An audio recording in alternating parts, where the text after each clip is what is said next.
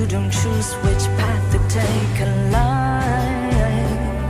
In life, I'm finally letting go of everything that still holds me. I'm against the odds, but I won't give up, 'cause it's my time to shine.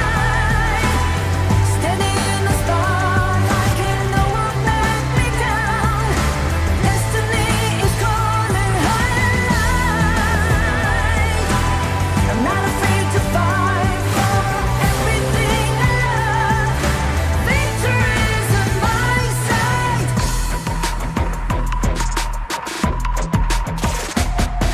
The more we lose, the more we gain. The more that nothing stays the same. In time, in time. Letting go. Everything that still holds us. 'Cause it's our time to shine. Standing in the spotlight, can't no one back us down. Destiny is calling high and light. We're not afraid to fight for everything we love. Victory is in our sight. It's our time to shine high and light.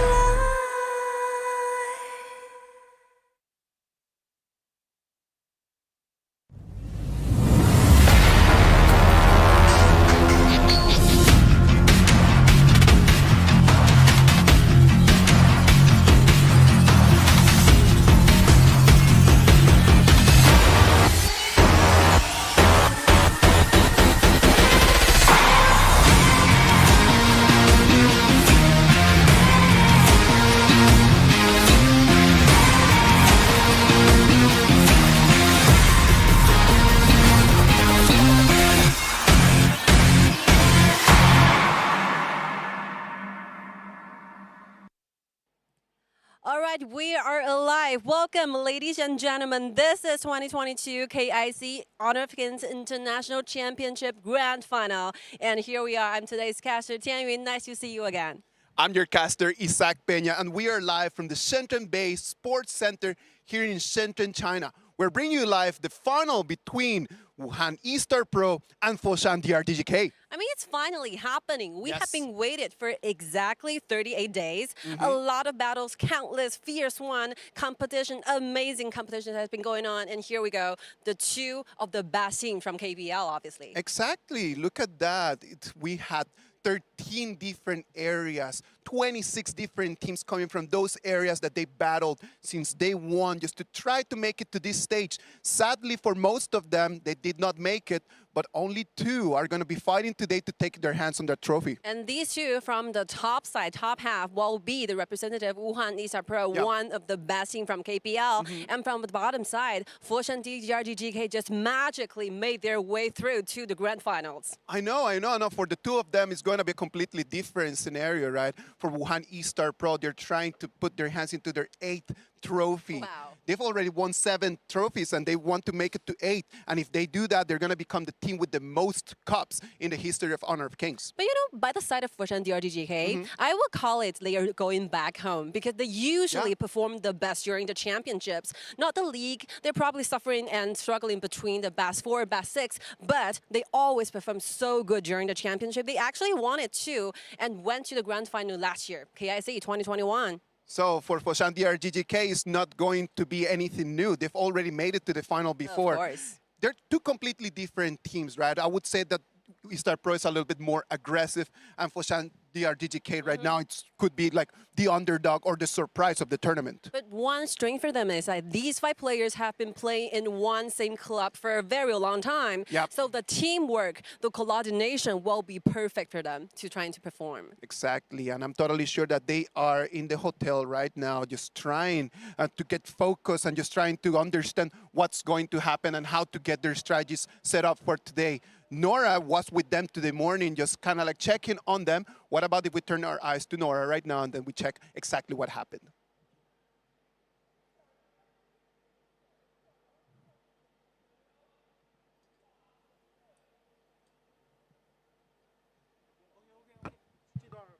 Hi everyone, I'm Nora. 2022 Honor of Kings International Championship. Finally, the grand final going to be held tonight. And that's going to be Wuhan.eStarPro play against Foshan.DRG.GK. I'm just being so excited to witness who's going to be the champion for tonight for 2022 Honor of Kings International Championship. And now we're arriving at the hotel and let's have a look how the preparations going on from the two teams. Alright, first we're going to have a look at Foshan.DRG.GK's restroom, and actually, like, I'm just being so excited to see them or like have a face-to-face interview, right? Because actually we always like have those interviews online, so it's gonna be my first time to see like these players. 上次你说到这个 number 2，你就来到了这个总决赛，这一次目标 again, what's your goal? Champion, yeah. 你是特意去学了一下这个单词吗？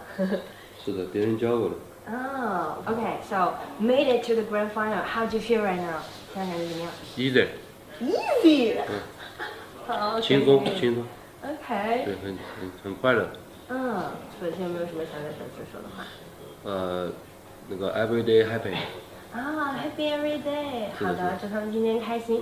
希望你们压力不要太大，就是好好打好自己的东西，然后加油，本说。好的。来，就是看一下整个MENA赛前的一个准备状态。So how do you feel right now? How do you feel right now? 紧张吗？现在什么心情？感觉 Very happy 啊。？Very happy. Okay. So what about 花海？How do you feel right now?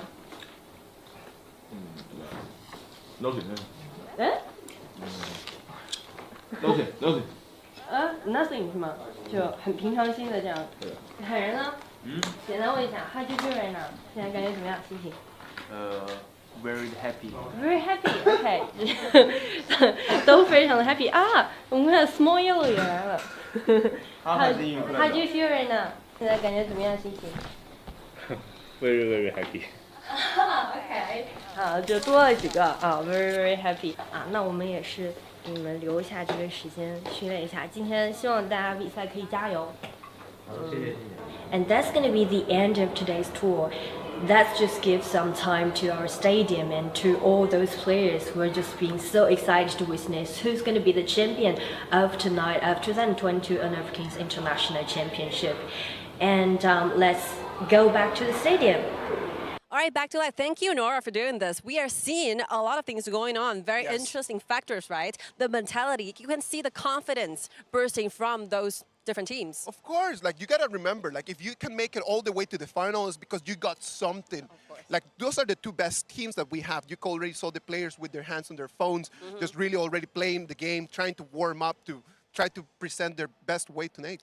I mean, we are not talking and trying to compete who will be the better performer or the better player. They have already showed their limitations in all the performances just now happened. But like it's the day competing about your own confidence, competing who have the stable mentality it is to cover for the entire finals. We're always talking in the matter of finals that you need to be able to get that sense of urgency, but at the same time you need to be able to calm down and you just go with the wave, right? Like you need to be able to ride the wave of that stress because that puts you on your toes. That's super hard, like this challenge.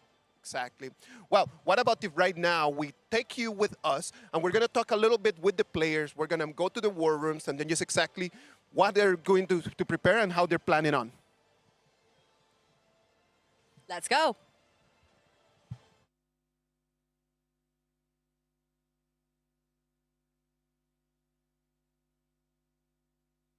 All right, guys, so we are here getting ready to go and talk a little bit about Wuhan.eStarPro. Wuhan.eStarPro, 12 finals, 7 trophies. If they are to win today, they're going to take their 8th cup and they're going to become the team with the most trophies in the history of our Honor of Kings competitions. Talking a little bit about Wuhan.eStarPro, they're a very aggressive team. They know what they're doing. They're very able just to start snowballing small advantages in the early stages of the game and they just snowball them into huge leads in the late stages. At the same time, they've got the top players in most of the positions in every single place in our competition. At the same time that they've got great coaches, they've got the coach with the highest winning rate in the whole history of our game as well. What about we talk a little bit with the players just to know how they're feeling and how they're preparing for right now? Hey boys, how you doing? Nice seeing you, nice seeing you. All right, so let's talk a little bit about tonight. What are you thinking? Is it going to be a tough match? Is it going to be one more day at work? What are your thoughts about it? 今天觉得就比赛会就特别的难，还是你会觉得就还是正常就过来操作就可以了？就打好我们自己的吧，发挥出应该有的实力就行了。As long as we are going to be performing as our usual level, we should be fine. We should be fine. 今天最必须要注意的点是什么？你认为就今天必须要注意的，从最开始第一场比赛最要注意的是什么？还是最注意的是我们自己的细节吧，就把我们打好自己的东西就行了。What should be the biggest thing that we need to be careful about since minute one of the game? And it's going to be mostly just our details, right? Like how we can just try to excel at our own game. Now, there's a lot of people watching this abroad, new people that they're new to the game. What is the main thing that you like about this game and why did you decide to become a professional player? 现在国外的有很多新的粉丝，就是一直都在看我们的直播，就是通过今年的世冠，他们就开始了解我们的这个游戏《王者荣耀》。是你们最喜欢的《王者荣耀》哪个细节？而为什么你们会选择就变成一个职业的运动员呢？主要是这种职业的电竞精神，我觉得能感动很多人。This whole spirit of esports is what makes people just to fall in love with our game. At the end of the day, that's the one thing that everyone wants to be is completely just in love with the game. It's just that feeling of that esports spirit. Well, 最喜欢的英雄就过来推荐给每个人，就过来推荐一个英雄，然后就推荐为什么就你们觉得就这个英雄是最帅的。Each of us is going to be introducing one hero just for everyone that is watching at home right now. And then you guys are going to explain a little bit of why you think that that's the best hero that this game has. 最喜欢孙尚香吧，因为能切 C。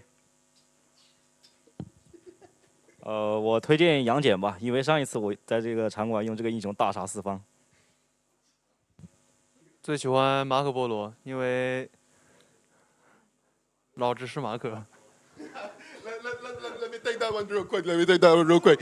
Okay, so we've got Lady Sun, Yang Jie, and we have Marco Polo, and mostly because all these heroes can carry, right? What about you, my guy? 关羽吧，因为这个英雄机制比较霸道。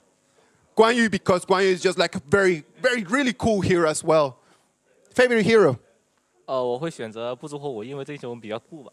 My Shiranui, because it's a really cool hero as well, and it can deal a lot of damage, right? What about you? Favorite hero? 我会选择蓝莲王吧，那个阳光男孩的不二之选，游走位的，就是很适合游走位。Oh, nice. Prince of Lanling for the supports. And what about you guys? 我的话推荐的话就是蓝吧，因为这个英雄的话收割能力比较强，然后跑得也特别快。Yeah, favorite for Huahao is going to be Lam, one of our top junglers and one of our top assassins. Well, boys, thank you very much for everything that you guys have done for us in this KIC 2022. I'm part of the fans, hoping that you guys are going to have a great performance today. Really looking forward to see if you can become the team with the most trophies. 8 would be amazing, all right? Thank you very much, everyone, and I'm going to just let you guys have a rest. Have a good game. See you.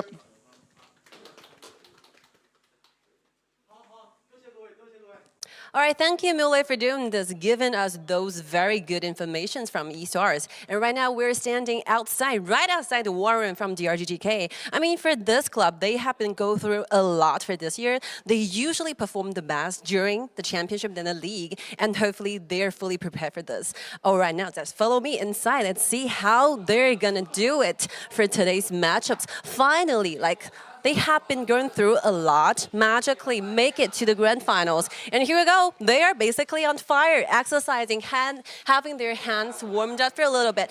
And here we go. The very first member, we're going to do a little bit interview.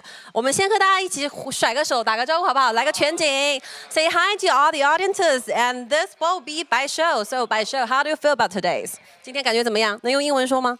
Very easy. Very easy. What's your goal? Like grand finals. 今天的总决赛啊，目标是什么？目标是菜品，我的菜品。World champion it is. I love this kind of confidence. And moving directly to 梦兰. What's 梦兰 doing? 梦兰你在干什么？我在玩游戏。梦兰现在紧张吗？ Play. 不紧张。不紧张。哎 ，repeat after me. I'm very relaxed. 学一下。啊 I feel relaxed. I feel relaxed. Oh, very nice English. Looking forward to see your performances. 加油加油！来下一个英文的那个小测验，来到清风，来清风跟我们先打个招呼。Hello. Hello， 清风。清风这次总决赛马上啊，这个要兑现了，包括要去挑战这么强大的对手，此刻是什么想法呢？打算表现的如何？表现的 good 就可以了。So my own goal, my all purpose is performed good during the plays. And the next one, the support. 阿改，我们做过非常非常多的，哎，让我坐下好，可以，让个位置。我们做过非常多的采访啊，就是这一次总决赛的心情跟平常在别的比赛有不一样的感觉吗？ Very good, very good. You're there simply just copying answers from each other. Like they have been going through a lot of very serious tournaments, so while they have some different feelings. 这一次感觉备战如何？有多少信心？8. 8. Oh, like 8 score. That's very high. 80% of the confidence they are going to be the winner. 来，最后我们主角来鹏鹏了。那鹏鹏呢，跟花海也是多年的老朋友了啊。这个总决赛挑战好朋友是什么感觉？ Happy. Like they have, like Peng Peng personally have a very deep bond with Huahai. They're very good friends, very good buddies. So how do you feel about finally challenging your best buddies? Except for happy, 除了开心，今天有没有什么 flag 想立一下？有没有什么单杀的宣言？正常no. 正常打 play safe, play nice. And lastly, we're moving towards our main coach. Wow, you're like share with us, like how do you feel? 你感觉怎么样？还行。就是这次备战总决赛大概做了多久的功课？从打完上一场就开始做了。So I was asking how long have been preparing for this grand final, and ever since they won the last fight, he has started to do the homework. So very heavy load of homework here. And here we go. I think our time is about to finish because they are all ready to go up to the stages. So last but not least, best information. Good luck, boys. 加油，加油，加油，加油，加油，加油 ！Good luck. See you on stage. Bye bye. Bye bye bye bye bye. Let's wait the battle to begin. Really special fan. Which is your favorite team? eStarPro. And is it like your first time to be in a fly arena? Yes, this is my first time to be here to watch such a huge ceremony, and I'm really a big fan of Huahai. Actually, I'm come from Australia. I just graduated from the University of Sydney this year, and I would like to support my favorite player here. So I just came here. So actually, like you fly all the way along from Australia to Shenzhen, just want to support your favorite team from eStarPro. Yes. Yes. Right. So, is there any words you want to give to your favorite team or to Huahai? I just want to say a really simple sentence to Huahai. You are the best jungle ever, and I will support you forever. Yeah, Huahai, fighting.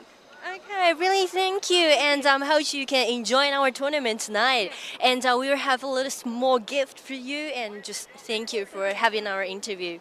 Thank you.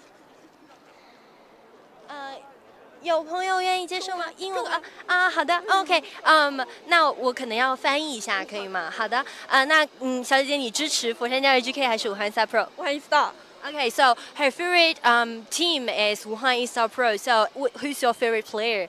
谁是你最喜欢的选手？一真。那有没有什么想对一真说的话在赛前？希望导播能多给一真一些 MVP， 然后希望他好好加油，然后不留遗憾。So her favorite player is Yizhen, and she just hope that she can saw that Yizhen can have a lot of MVPs and hope like see him can have a lot of highlights for tonight. 那最后的话，对于武汉1StarPro 有没有什么想说的话？希望他们可以金婚五人组能继续拿更多的冠军。Okay. So she want to say something to Wuhan.eStarPro is that she hope that Wuhan.eStarPro can have a lot more champions and saw them to see them that have a lot of highlights. Thank you for having us at the interview. We're gonna have a little present for you. 谢谢，有吗？小姐姐是中文采访还是英文采访？好的，那我可能需要一些时间翻译一下。好的，那想先问一下，你是支持武汉 1StarPro 还是Foshan.DRG.GK？ 支持 1StarPro。OK。那你是第一次来到这个线下吗？看线下比赛？是的，是第一次来线下。Okay, so it's her first time to be in an offline arena. 那你现在感觉怎么样？现在感觉很兴奋，很激动。So it's really excited to be here for her like first time to witness an offline arena. 那你在赛前有没有什么想对武汉 1StarPro 说的话？我希望武汉 1StarPro 可以发挥出自己的实力吧，努力的向冠军冲击。然后小青龙妈妈爱你，可以拿下她的属于你的第2个 FMVP 吗？好的。So actually, like she hoped that Wuhan1StarPro can have the champion and perform their best, and also she hoped the mid laner from Wuhan 1StarPro, which is Qingrong, can have the chance to have the second FMVP, and we are really excited to witness if that can happen or not. 感谢你接受我们的采访，我们有一份小礼物送给你，谢谢，希望你享受今天晚上的比赛。Okay, so 小姐姐你是都可以。英文和中文都行。好，那想先问一下，你是1STAR的粉丝还是 GK？ 好。 So my favorite team is Foshan.DRG.GK. Yeah, and my favorite player? Yes, my favorite player is Peng and Bai Shou. Yes, I just want they can do the best, and whenever they do, their fans always love them. That's so sweet. And is it like your first time to be here in like the studio or in? This studio is the first time, but I watched the earliest event in Longhua. Yeah. All right. So did you saw that night like Foshan.DRG.GK play against Weibo? Are you there? Yes, I'm there. Very excited. Yes, and they very like do the best and calm down and just 推塔怎么说 like take down more towers. Okay, so I really hope that you can enjoy our tournament tonight, and thank you for having our interview, and we're gonna have a small present for you. Thank you. Okay. 中文英文可以吗？中文。好的。没关系，没关系。So actually, like our first question is that is it your first time to be in a stadium to watch a tournament? 这是你第一次来線下觀賽嗎？ Yes, it's my first time, and I'm very excited to be here. My favorite team is Foshan.DRG.GK, and I very like Qingfeng, Baishou, Molan, Peng Peng, and Agai. Like each one of them. Yes, and I think it's time for them to have the champion. It's their time to shine. Okay, so is there anything you want to say to them, like before our tournament just kick off? Anything.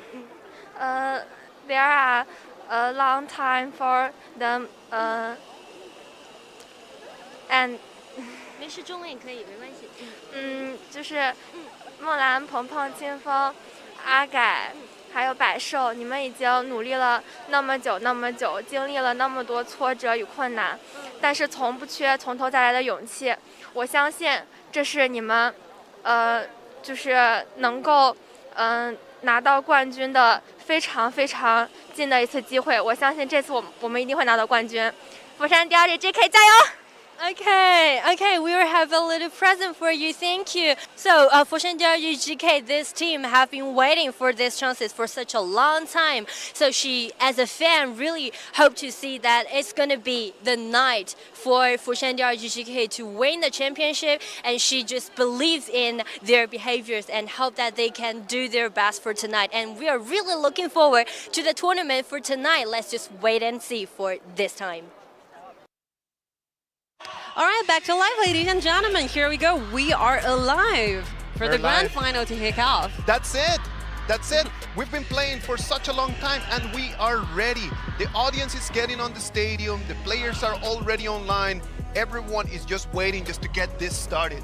I mean, from the mentality from both teams, I'm pretty satisfying. You know, they're all okay. They're very relaxed, ready for the battle. But, you know, when it comes to detailed like statistics from both teams, they varied a lot. And when it comes to like earlier, like former experiences, like at E-Star, all the members, they have a lot of times. They have been winning through to a lot of grand finals. Adding together, it will be like 20th or 30th something. I do believe that it's going to be difficult for Foshan.DRG.GK in terms of that, right? Like the 5 players in here, this is going to be only their second final. Of course. It's going to be just the second time that they're going to be here on this gigantic platform, and it's going to be for a lot of them the first time that they're going to be in front of such a big audience. Audiences will be a huge stress, you know, because we have been shooting or having those battles, competitions without any audience sitting down below. So once you hear the scream, once you hear this kind of voices, it's a completely different thing. Completely overwhelming.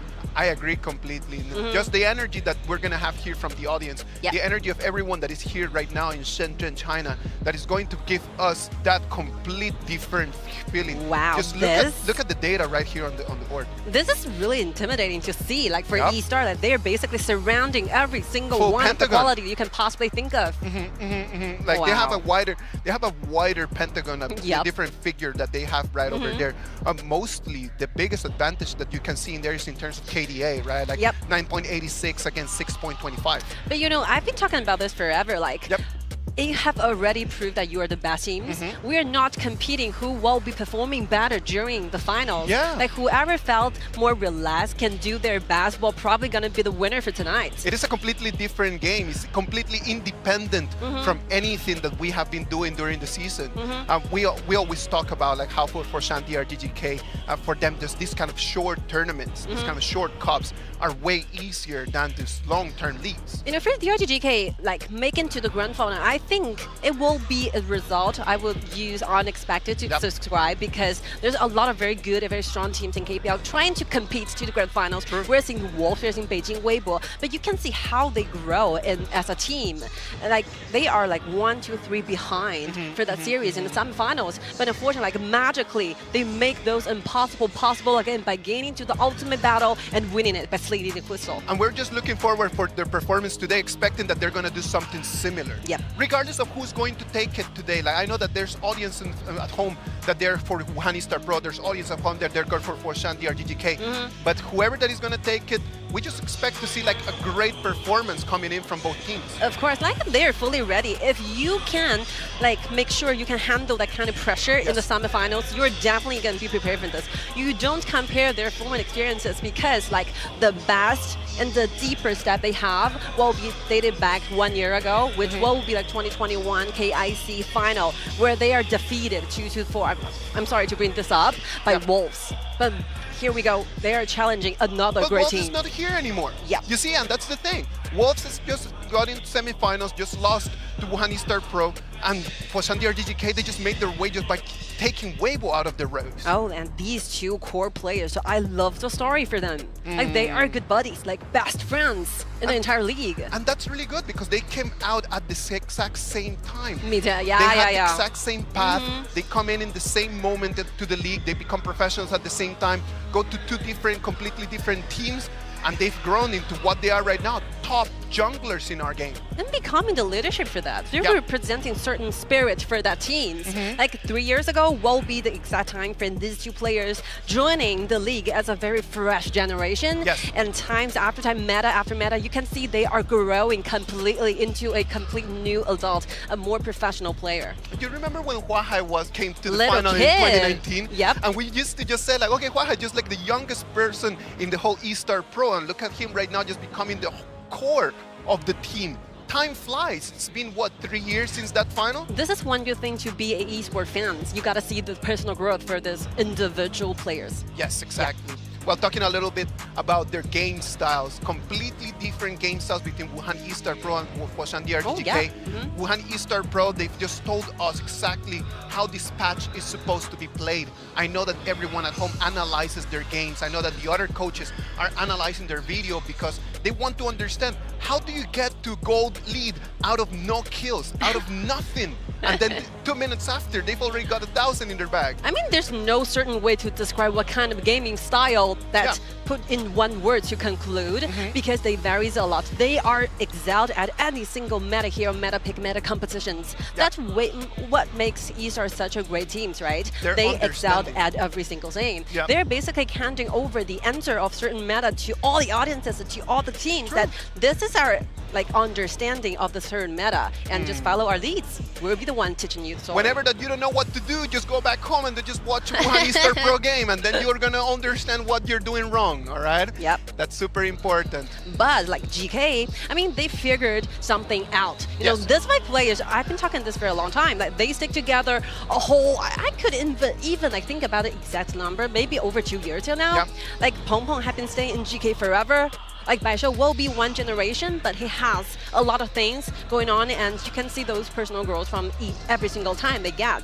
And I have to sometimes like asking how they're feeling about this. Like Baishou personally answered me like, I'm gaining nothing by being nervous. I'm just gonna enjoy the whole thing. There's nothing that you can gain from that. Yep. Believe me, those nerves, that stress that they're feeling right now, they just need to transform it into gasoline. That energy that they're gonna need if they want to build a wall to stop these 5 players from Wuhan.eStarPro from coming in and take their crystal. And if they want to become a tank and actually push forward to take the victory, to take that W, they're gonna have to come up with some crazy strats. I mean, personal limitations are there, lying there, waiting to be exceeded, right? So you make your own steps. Like by so far, getting to the grand final will be Foshan.DRG.GK's best records, and today will be their opportunity trying to renew the record by becoming the champion. They have to.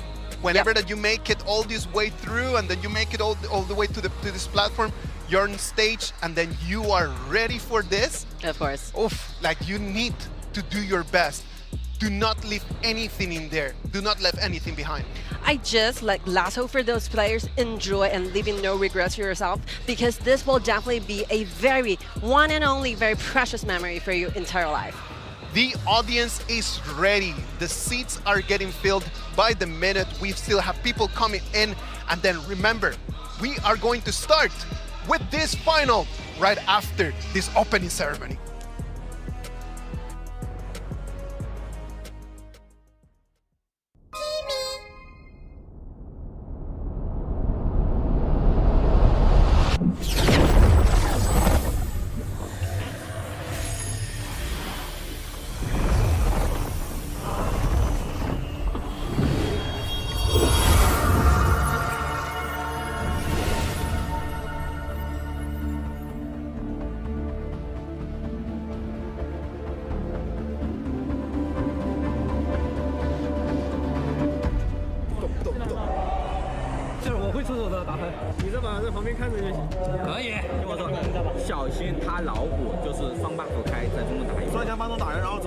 红脸背背头，然后我难看也无所谓的，然后你返回去还好反一点。我这把带输出名话，一击就进，进去当枪当，快来吧 ！OK， 来，3、2、1，加油！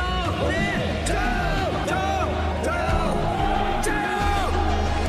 好，吕国没了，吕国没了，兄弟们，丢了！厉害！进了！1刀10秒，哇操！3！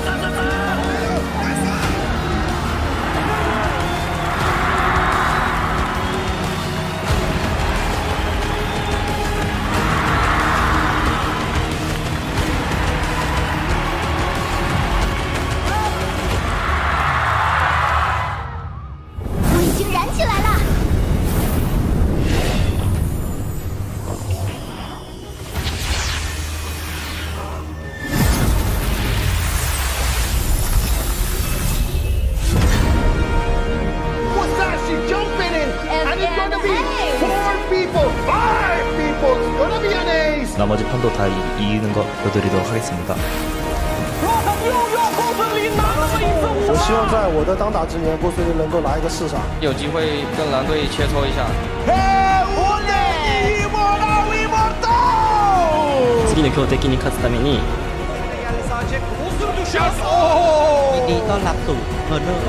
Bienvenidos a Honor of Kings. Marhaban Honor of Kings.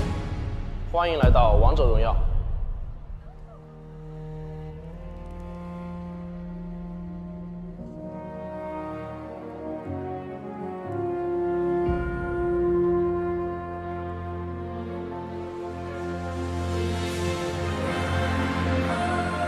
挥一刀，3个，天下无双啊！来，慢慢打教练。中座你接过来，快点，都是，开始。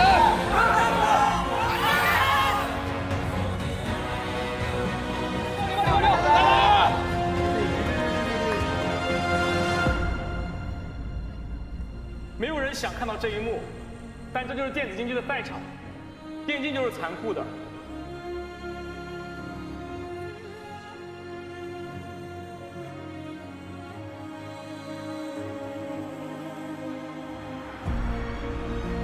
他们经历过很多次失败，但是不希望这些失败是击溃他们的最后一次重击。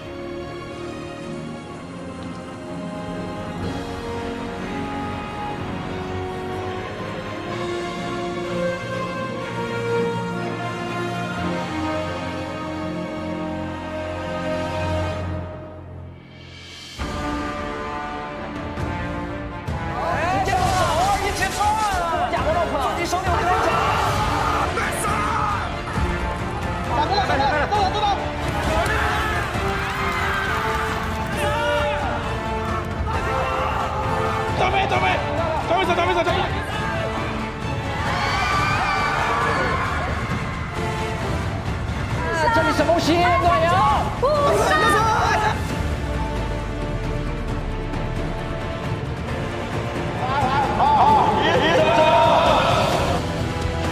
联盟打起了5个人了！要不要这样？让我们恭喜Wuhan.eStarPro！不能走进去了，差2下。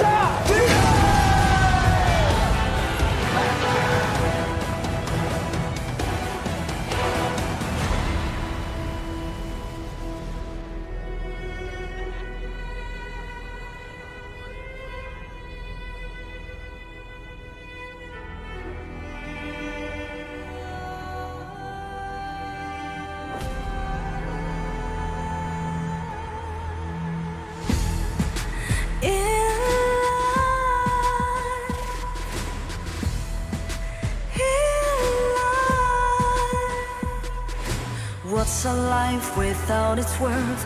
Compromising with what hurts inside. When you let fear decide your fate, you don't choose which path to take in life. I'm finally letting go of everything that still holds me. I'm against all odds, but I won't give up, 'cause it's my time to shine. Standing in the spotlight, can no one back me down? Destiny is calling highlight. I'm not afraid to fight for everything I love. Victory is on my side.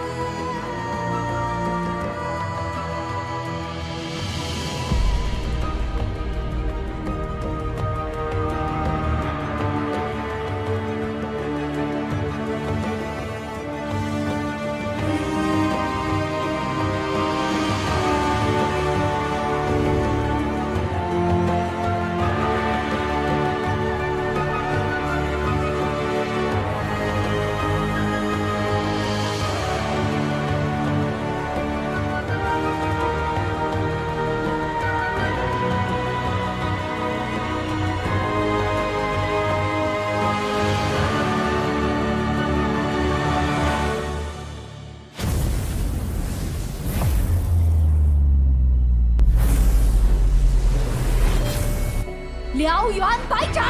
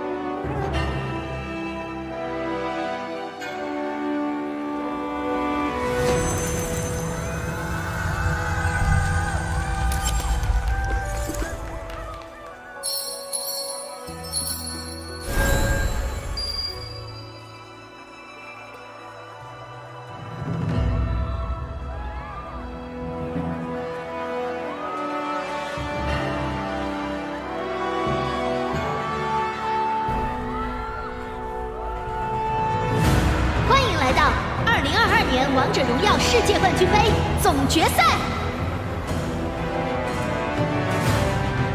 有请第一支进入总决赛的队伍——武汉 eStarPro。对抗路坦然，势如破竹，长驱直入，别还在往前顶！这个坦然一夫当关，万夫莫开，达到第2个大招。兄弟们，天下无敌！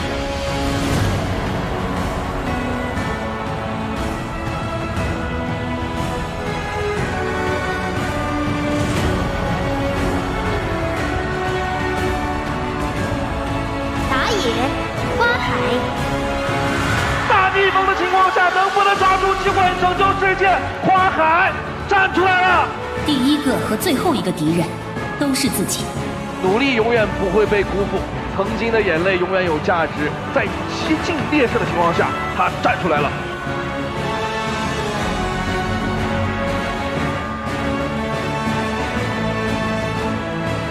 中路，青荣。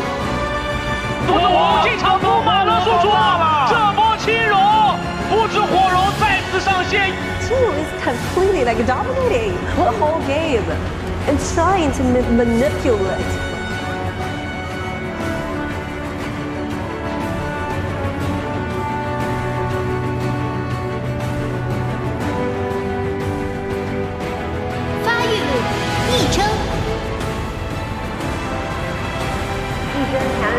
Trying to manage more death. A little more death while by Ethan more time. Oh, you guys are so finally there. 破釜沉舟，然后置之死地而后生。与其修正过失，不如避免犯错。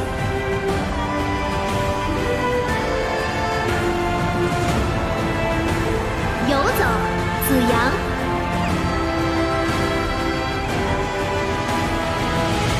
进化图塔上，化解塔上，我子阳要做辅助界的操作天花板。纯爷们儿就该这么玩。Xiao the one that's gonna fall.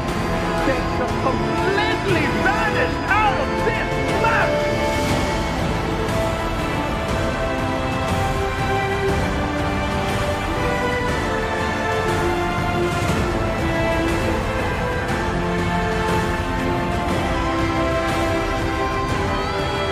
有请他们的对手，佛山 DRG.GK。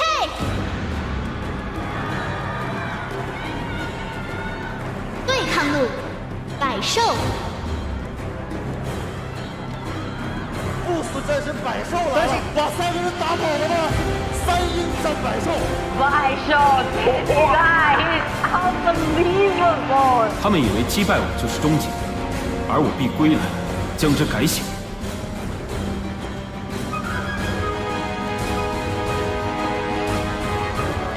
打野，鹏鹏。这就是游猎于光明、潜藏于黑暗的蓝，力挽狂澜，真真正正当得起野合之名，是真真正正的于方寸之间闪转腾挪，力挽狂澜。目标只剩一个。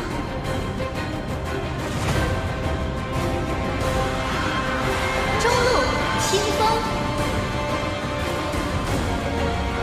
清风的中路堪称是 GK 的定海神针。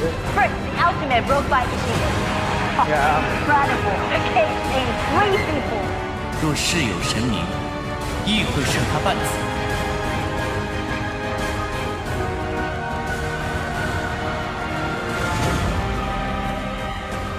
发育路梦兰，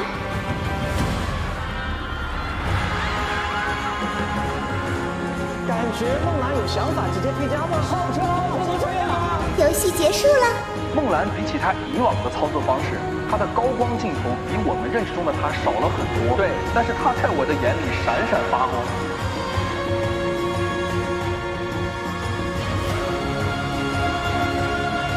游走阿改，阿改这名选手只要玩到比较能出节奏的游走的时候，会给到对手极大的一个压迫感。越老越妖啊，打得越久越厉害。听恒星的哀嚎，他在进行最后的烛火。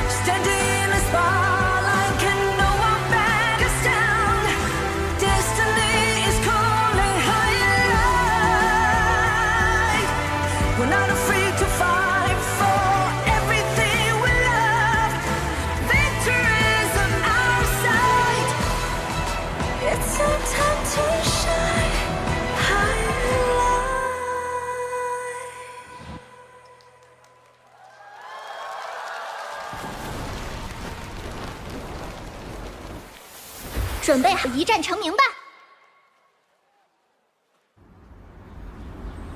莫言语，且看那翩翩少年郎，架四海，御八荒，天高海阔凭一跃，追风逐日赛凤凰。恭喜 MENA！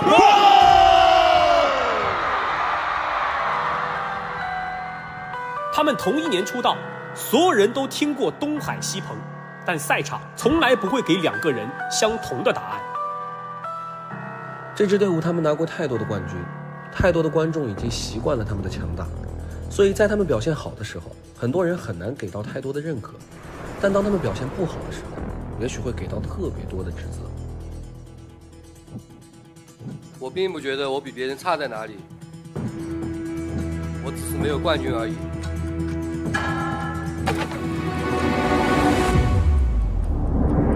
有人捧神杀神，有人落井下石，但让他们失望的是，现在这支E-Star就是无可争议的大魔王。花海还在训，第3领导把魔拳带到人气中20的还在打，最后3杀关键现胜，花海。他们是你能在这个联赛里面看到平均年龄最大、首发阵容最久的5个人，这不是热爱，这又是什么呢？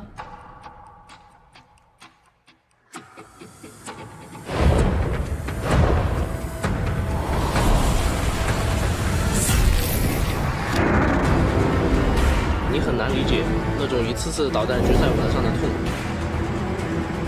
有评论说，这几年来，eStar 是笼罩在所有队伍上空的乌云，现在只待你们拨云见日。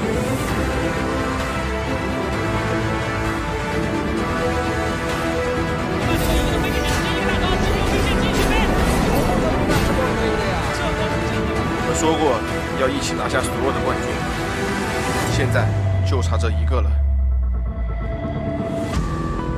我右选手踢2个，青柔这不是光1打2还能杀一个，个人能力。青柔还在追，逼出了妖刀的进化，再一个上子，火龙输出了，这波青柔不知火龙再次上线，一波融化。看比赛这么多年了，让人印象深刻的辅助也就他们2个人。能留住吗？英雄赶忙留住啊！回来，要回来，留住了，能来抓进去了。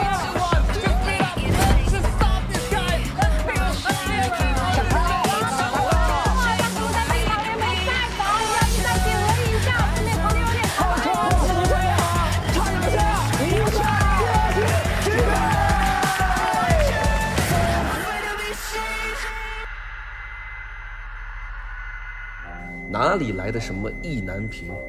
都这个时候了，你只能抛开一切，不管是荣誉满身，还是求之不得。我只是你们生活的碎片，在eStar，我才是完整的自己。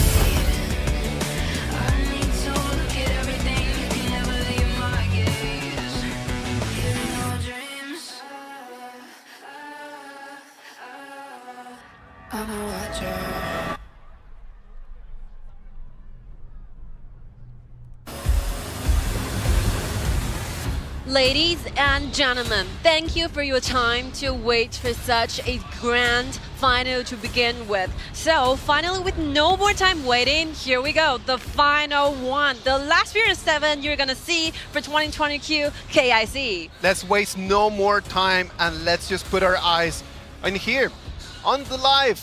We are ready for this. You can already see the players. Look at him. He's already just moving his hands. He wants not only to put those hands on the mobile, he wants to put those hands on the trophy as well. I mean, this is their fixed goal. I mean, there's only one more trophy missing for this 5 players standing side by side for eStar. Will be the KIC champion. They have hold the trophy together. We have 6 big and huge tournaments in the year of 2021 to 2022. Yep. And adding up together, it will be counting down to 6 grand finals. And eStarPro is there every single time. Every single time. Wow. eStarPro just makes it to the final. That tells you already something about what kind of a player they have, about what kind of a team they are. Not only the players, the coaches, the team, when you see them, when you walk into their war room, when you walk in a room, when there's the 5 of them all together, the ambience is different. And you can feel it. This is like a hometown for Huahai because he will be the winner. He is the winner for the very first KIC dated back in the year of 2019. The only one person on stage that has won the trophy. Wow, only one. Only one out of those 10 players that they're going to be performing today, the only one that knows already what it is to be the KIC champion, Huahai. But they're competitive today. Like, take a deeper look, Foshan.DRG.GK.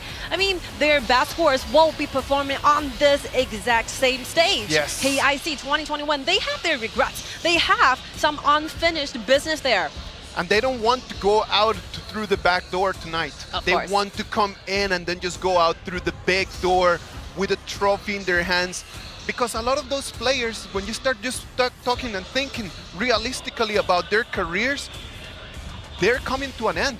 Yep. I'm so sorry to put it out there. Like, for a lot of them, this might be one of their last opportunities that they have to come up and just finish with a trophy. You know, I love that sentence that Baisho was telling us during the interview and during the video. He like, I don't think I am like weaker or lesser than any is existing like player at this current meta, at this current league. I'm just missing one more trophy, and this will be it. He's just missing the trophy, and sometimes when you start thinking about history, history is always going to remember those people who won the trophies. The history always remembers the winners, the victors. Sadly, no one keeps their eyes too long time on second places. No runner-up is going to come here and is going to make a name just for being the second place. If you want to write your name in the books of history of Honor of Kings, you must come up today and really do your best and come out with 4 victories out of our BO7. I mean, I'm sad to say this, but winner will always be remembered. Even though you struggled a lot, you have overcome every single challenge and make it to the grand final. But if the result is simply a second prize, I'm sorry. After tonight, no one's going to remember this.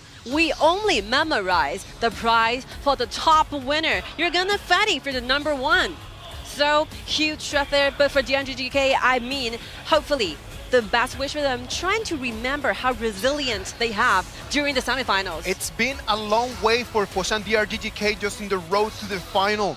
They started in the KPL regional qualifiers round 1, winning 4-2 against Wondro TTG.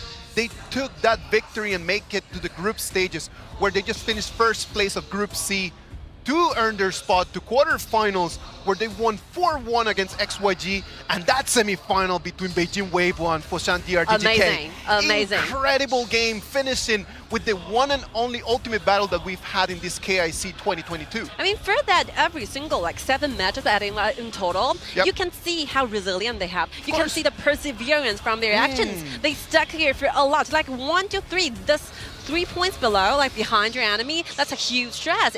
That's very best thing to know, that they have the ability to overcome that kind of stress. Composure. Yes. Composure. Whenever that you are behind, you just need to remember the one and only thing that you can do in here is just to take your faith in your hands and try just to be the master of your victory. Try to be the master of your faith, and then just drive it all the way until the top.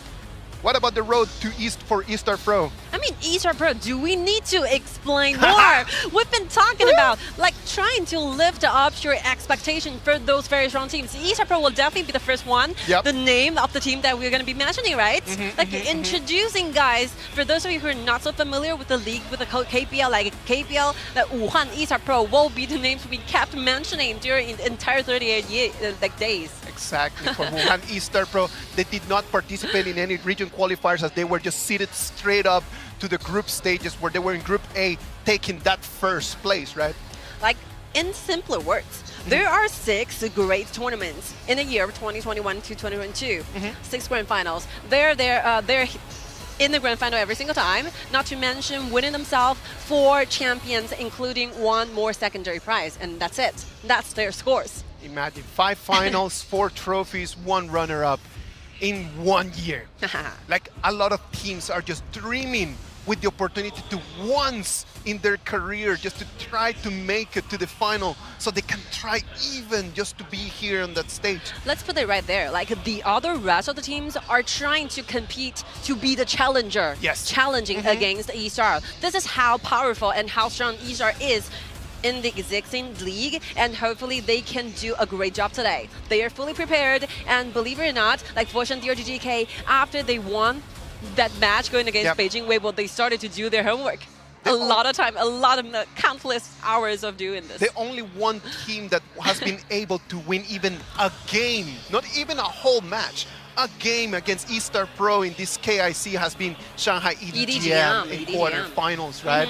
The only one team, they come to semifinals, take Chongqing Wolves 4-0 and send them back home in what everyone was expecting was going to become the final.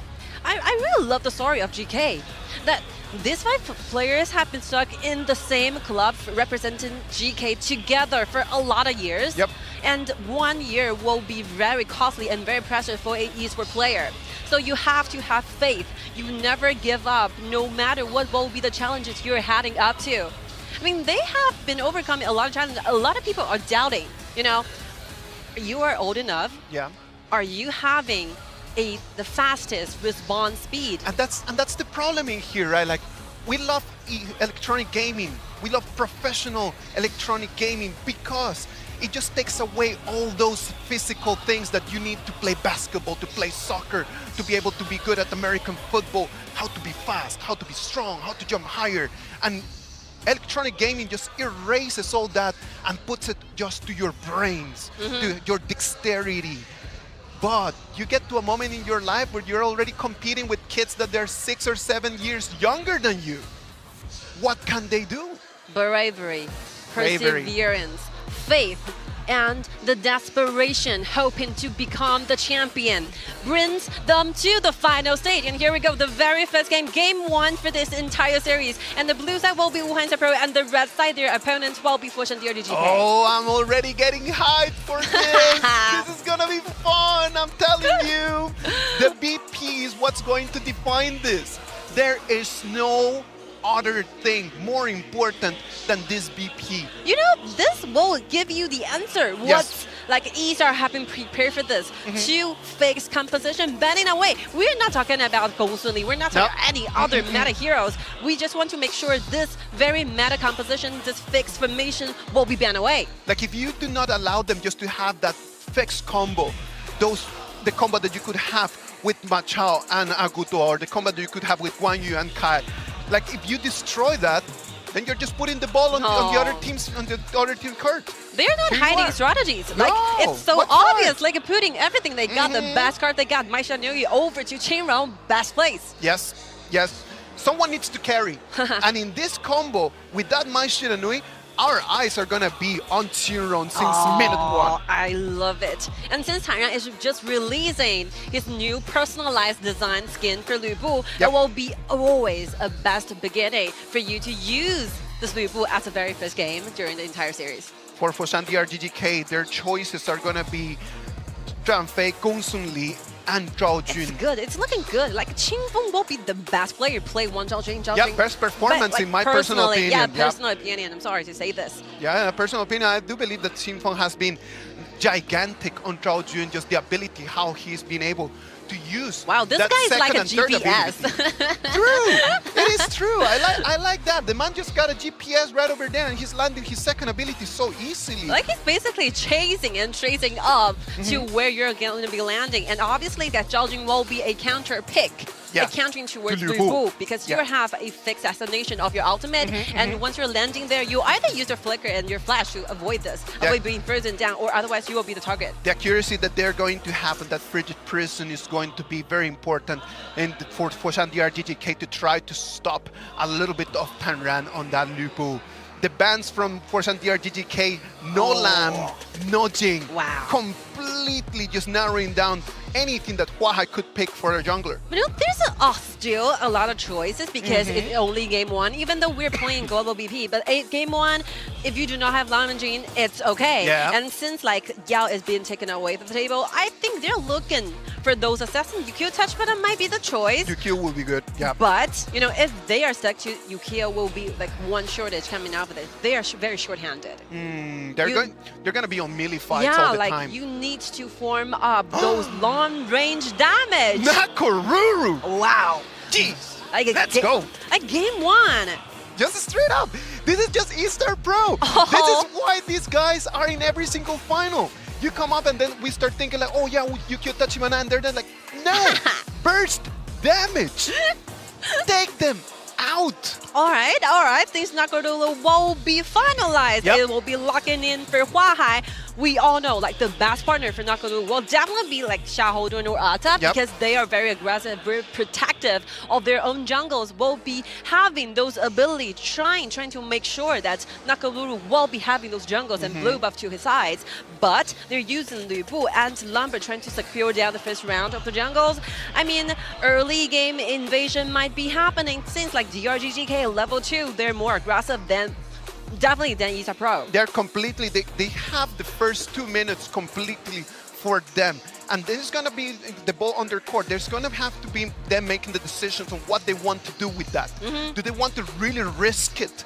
You do not want to be losing fights. You don't want to be given an advantage in the first 2 minutes of the game. So, what are you going to do? I mean, fairly speaking, if they are determined to do the invasion, trying to steal those blue away, if you fail to do so, I have to assure you guys, if you put some shortage, put it in front of Wuhan.eStarPro, they'll just give it and translate and transfer it to their own strength.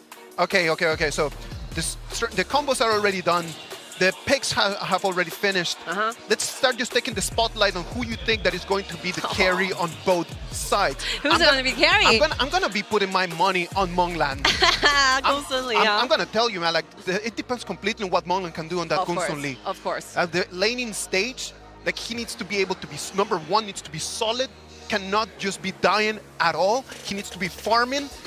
And if he can just get the turret and get out of there before DRG, that's gonna allow them just to take control of the mid lane. I mean, the picking of Gongsun Lee just tell you the information that they have faith in Monglan. Yes. They're picking this kind of very upper limit, like hero to Monglan to play, trying to be exiled at one point, which will be the laning phases. So we all know, like, Gongsun Lee will not be a good answer when it comes to late game teamfights, because he's very vulnerable and very difficult to find a proper place to do the damage in late game. So probably early game and mid game is what the Foshan.DRG.GK is looking for right now. Game one. Game one. They just need to go for it. They need to go for it. They do not want to push it to the late game, because if you push it to the late game, Hua Hai's damage, and Taran's damage, of course, Xinron's damage, E-Tron's damage. Come on, man. Like, do not push it. Do not push it. This is going to have to be Wuhan.eStarPro trying to be really stable at the beginning and trying to make it all the way after 16 minutes. Can Foshan.DRG.GK try to seal the deal before that? That will remain as a mystery before everything happens. So let the battle begin. The game one within the whole entire series. Let's hear the crowds.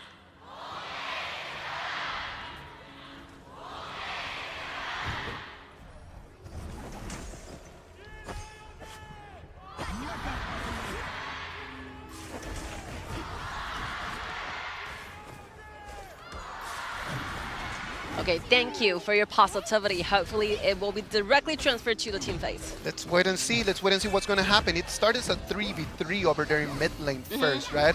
And right now Monglan is already on level 2, and he knows that he needs to get out of there now. Yeah, this will be the definite answer. You wanted to put Gongsun Lee in the mid, firstly trying to secure down the priority of the wave, and then move back to the bottom, trying to make those very efficient rotations. Oh, look at that. And it's going to be Team Phone sharing both waves with Monglan.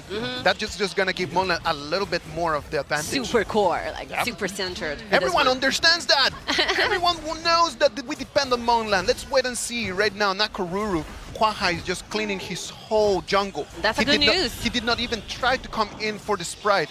And right now, Xinron jumps in just to try to check on the red. They come in, and it could be the first fight. Papa is taking extremely low. He's trying to run for his life. It comes in. The prison is going to freeze 2 people, but the damage does not follow. It's going to be first blood for Wuhan.eStarPro. I love the entire rotation. You can see like Xinron is basically chasing after where Monglan is going, trying to get the vision of where Foshan.DRG.GK is going, though centered. And they have that exact information so that they can make the invasion into the red. And like I see, the red is in Yang right now. It took Pompon so long time to get that red done. I mean, for Xiao, like before he reaches to level 4, getting the ultimate hit will be extremely weak. This will be the one chance that eStar holds in trying to make it to gaining themselves the very first blood.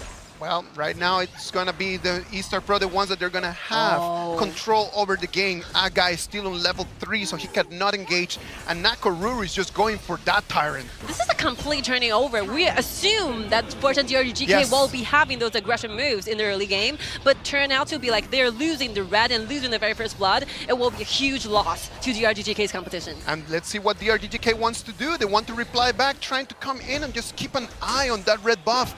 But they do not have the damage right now. Trying to force Aga to use his ulti, but he just jumps out of the fight. I mean, everything is looking good from the side of eStarPro, and DRG.GK is trying so closely to chase up to the pace. Like, they don't want to go like any step behind their enemies. And right now that eStarPro has eyes on the times for that red buff coming up, that's going to be the next Q. 2-1 red buff spawns, and right now eStarPro is already online. Xiang is basically standing there, getting the vision, waiting for the red buff to spawn. And since like Maishanu is stuck in the mid, trying to wait for the wave to come, so they decided just to retrieve back to their own territory. Yeah, they have to retreat. They came in and they used their ability to get the fire out. The Hua Hai comes in. The Fallen God is going to fall as well. Baisho is being taken to half of his HP. He's receiving damage from both Hua Hai and Taran, but he needs to run away. Oh, nice diving in, though. You can see even though like TianYun and Huahai both use the ultimate, but it's efficient. They're making that Baishou go back to the base and they're gaining 2 flashes. Yes. Like forcing out from DRG.GK's members. So right now that Baishou and Xingfeng won't have the flash, they're going to become extremely vulnerable for the next 1.5 minutes that they might still have on cooldown. I mean, it's a huge disaster for Zhaojun because without a dash, like Zhaojun will be making rotations very, very cautiously. Rotation to bottom. Look at that. It's going to be 4 against 2. Agai still has his ult. Look at that. What we just mentioned. Huahai going crazy. Comes in and gets rid of Xingfeng. The Wild Blood comes in, pushes back. The Fallen God's going to follow, but Pompon is going to rotate out of that. I mean, every single member from eStar is trying their best to protect each other. You can see even though Knuckle will be brought very, very low, but use ultimate of TianYun trying to protect and trying to find a way to Huahai to go and back. And you just mentioned it, Xingfeng without the flash is just going to be an easy target. Look at that, Zero comes in, fall in, 1 and 2. Nothing that Xingfeng could have done. You know, a good result will always be the consequences of a very perfect teamwork. Yes. So like you just have it. You just believe that with these ID written down there like Qingrong, you just believe that this Maishunu you can make everything happen. Anything could be right now. Look at that. The red is still half of its HP. Papa taking extremely low. Zero is going to take 1 more kill. TianYun is just caught in between, taking damage 360 degrees. Nothing is going to be lethal. Wow, like DRG.GK really needs to make better moves, better decisions. He wants more! Huahai comes in and takes Molan away. Now he's going to have to pay for his life because Baishou wants to take revenge. He's not going down! He runs away! He's not going down! I mean, Huahai is basically on fire today. It's only game 1. This is the kind of game that we were expecting, ladies and gentlemen. This is amazing Honor of Kings. Look at that. Pampo comes in, tries to take on Yitrong, but Yitrong is just going to have to run away. Like beautiful. This will be the highest level of the competitions. This is what we're expecting to see the grand final teamwork. It so is eStarPro just showing us how this is supposed to be played. Like so decisive. Look at that. I thought that Huahai was just going to fall in there. Look at that. He's just been surrounded by 3 people and he's still able to run out of that. That second ability from Nakulu just managed to gain back a little bit HP. Look at that. TianYun jumps in, but it's going to be wide as Baishou is going to have to ult his way out of it. The mid lane turret for Foshan.DRG.GK is going to fall, and that opens the doors for eStarPro to come into the jungle. Not to mention that how well this player from eStar is doing, but they're avoiding to do the laning against DRG.GK's most advantaged line, winning lanes. They're avoiding to do the laning against Molan, so there's nothing that Molan can do. Farming up, they cannot just losing the gold instead of trying to chase up your enemies. With no laning, then Molan is still not online. He only got Doomsday right now. He needs at least 1 more item to try to have a little bit of an advantage. This decision from DRG.GK, this response is good. If they're continuing invading your red, just making sure that you can be outnumbering them, bring every single member you can have for this minor skirmish happen down in the jungle, trying to protect your own resources together. Trying to protect the resources. They were able to take that red buff, but it's going to be for Pompon. It's not going to be for Molan, as right now it's 7 minutes of the game. I mean, the only thing that DRG.GK will trying to do is trying to buy themselves more time. That will be the only purpose for DRG.GK to gain more possibility of winning the game 1. Yeah, but the more time that they spend, the stronger and stronger that eStarPro composition starts getting. eStar is literally giving them no options. Nope. There's no option for you. The only thing you can do is trying to slow down the pace for a little bit. They want to get this done. Shadow Ripper is going to be the next item for Yitrong. And he's going to be, look at that!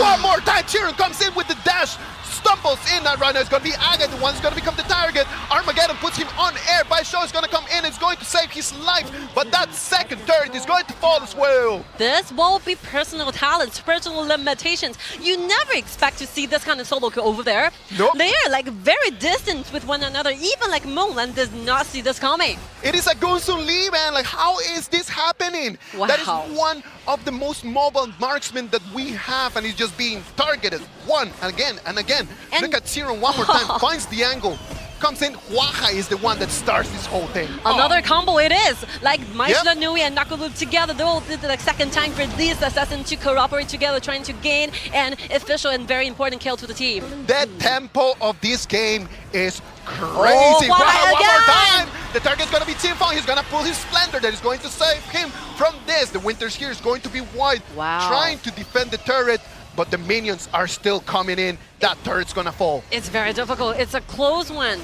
They're still waiting for Agai to accumulate the anger so that Zhang Fei will be having those ultimate very important to fight back during the team fights. Nothing that DRG.GK can do right now. Take a look at the goal differences here. Wow. Like 9 minutes, 5-0. Like 4,000 goal leading in favor of only one team, which will be eStarPro. Everything is looking blue in the map. eStarPro has full control of the game. Already with 4,500 gold advantage. This is looking bad for DRG.GK. Extremely 9 minutes and 25 seconds. Let's see what's going to be eStarPro's move. They have to try their best. There's no room for mistakes at this point for GK. I mean, they're clearly, like, eStar can make those very, like, risky actions. They can take those prices cost when you're trying to gain more. But DRG.GK, they have no room to make any single type of mistakes right now. 16 seconds for the Shadow Tyrant and for the Shadow Overlord just to come in online. That might be the next target for Wuhan.eStarPro. It's like this, like start from the second, Qingfeng needs to stay safe, needs to stay alive. Like Zhao Jun's ultimate will be the only thing and only strength and method trying to buy DRG.GK more time into the late game. That's the only option that they have in order to protect their high ground. That's the reason why he made a Splendor as a very first full item for Zhao Jun. Splendor was the reason why he did not die on that top lane scrimmage. Because eStarPro had their eyes onto him. Look at this speed that they take that Shadow Tyrant. That's going to be the first one of the night. Wow, 10 minutes, nearly 11 minutes. And Huahai have already gained nearly 10,000 gold. It is gigantic. He is a complete assassin right now in this moment. Look at them. They're going to go for double dragon advantage. They're going for right now the Shadow Overlord. And the stats, you can see like 804 will be the gold per minute for Huahai throughout the entire tournament. Every single matchup adding together the average value and data for this. The average value that man knows how to create some gold how advantage. To be rich. Like he knows how to start snowballing things. TianYun trying to protect the one in mid lane. Everyone from Foshan.DRG.GK, they know that they need to hold to those precious turrets.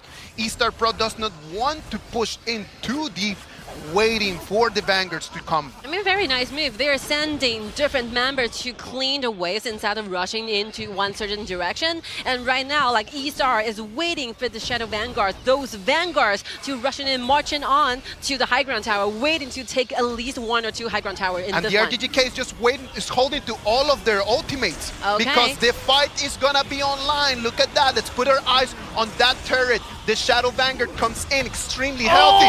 Lu jumps in with the Fallen God. The damage is coming in from every single one person. Aga is going to fall. TianYun is going to follow him as well. Frozen this one is good. Huahai trying to reply back. Taking damage from the turret. He's gonna fall, but takes a double kill before it's falling down. Like Mulan will be the only one remaining there, and Lumber use whatever he can do, trying to bring Ejin safely back to his sides. A lot of things are going on. It's a slaughter and a massacre down there, but eStar is still winning the team fights. But I think DRG.GK has done a great job fighting back, waiting for the right moment. Since Mulan's still alive, it's very dangerous. It's so close. He thought that he could just take Ethan on a 1v1, but he did not that Xiao was waiting over there in the bush. Those combos, those ultimate combos. Like that's the thing, like TianYun falls extremely quickly, and that is the reason why it's difficult for eStarPro to take on the turret. If they're planning to do this, like Nakoruru and Maishanui together should be diving in at the same second. So this will be one little minor mistake from eStar's invention. It's like TianYun diving in, but Huahai is still a little far behind. This might be the question, but the second diving in for Huahai, that's amazing. TianYun just jumps in a little bit too deep. I believe that it was a little bit too deep, so the damage could not follow right after him. It's well, good. This is gonna buy Foshan.DRG.GK some time at least. Good news, definitely good news. But one more thing missing from DRG.GK, the team fights, like Zhao Jun put the ultimate between the two high ground towers. So they are lacking those damages, the AoE damage, trying to slow down the pace a little bit. So they are waiting, just waiting for the next round of the team fights. Next round, look at that, it's only 14 minutes in the game. And this has been so much action. This is just only game 1. It's on. But I think that good defensive strategies are pulling out there because DRG.GK is trying to make sure that 3 high ground towers still remain alive at a certain point. They're not facing the super soldiers. The wave pressure still remain the same for both teams. That's a good news for DRG.GK. If you're losing initially in game 1 or in the very first minute, it will be always bad for you, like to hear this kind of information in the late game. And right now it's going to be the Shadow Tyrant that is going to go for Wuhan.eStarPro, and there's already a countdown of 10 seconds down for that Shadow Overlord to be online. All right. I think the pace is just slowing down for a little bit. Yeah. Since the Latin fight from eStar initiated is not that good. They need to wait for this. Yes. This is the cue. The cue is just to use the Vanguards to come in. They know that if the turrets don't fall, without the Vanguards, for Wuhan.eStarPro is going to be difficult to make their way to the crystal. Oh, and then you can see those warriors, Tyran and Nakalu, together at the same time have developed an item called Pure Sky, which means that they will be having more time to shield those damage from GK, manage to take and finish off the kill during the team fights. Pure Sky, I believe, is one of the most popular, best item. Most of popular items in this whole patch. Yes. Right? Like most of the people are just deciding just to go for Pure Sky as the option when you get over here already to 15 minutes. Like half damaging, half tankiness, I think it's okay. Yeah. It's a great item to bot. Great soldiers. Great value for the price. All right. Since all the flicker, all the flashes, and ultimates will be ready, eStar is waiting for the right moment. Teamfo one more time is going to have to pull his Splendor to survive, but that turret on bottom lane is going to fall. Look at that. But by Xiao, wow, that was close.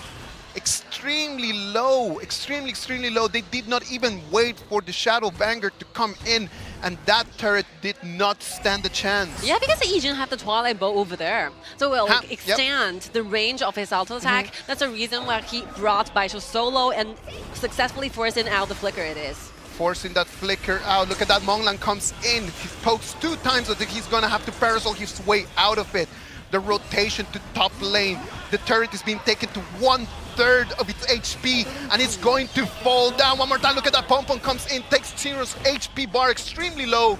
Now the Vanguard's going to be the goal. All right, this will be it. Like eStar's purpose of doing, having this Overlord, having those Vanguards is that they're aiming for the high ground towers, and in return they get to making that the top lane and the bottom lane, they have those wave advantages when it comes to management of the wave. And right now, Yijin again using the Twilight Bow to gain as much as damage as possible. And that's it for right now. We're going to come down to one more time. It's going to be 1.5 minutes of just eStarPro coming in and then just taking resources. They know that for the next 90 seconds, their goal is just going to be to go to the jungle, get their hands on whatever gold that they can get, wait for the Overlord, wait for the Tyrant, and then just make that last push. This timing is very important for DRG.GK. You have to manage the wave, you have to rush outside. You don't want to stay forever on your high ground tower waiting for your enemy to hit back.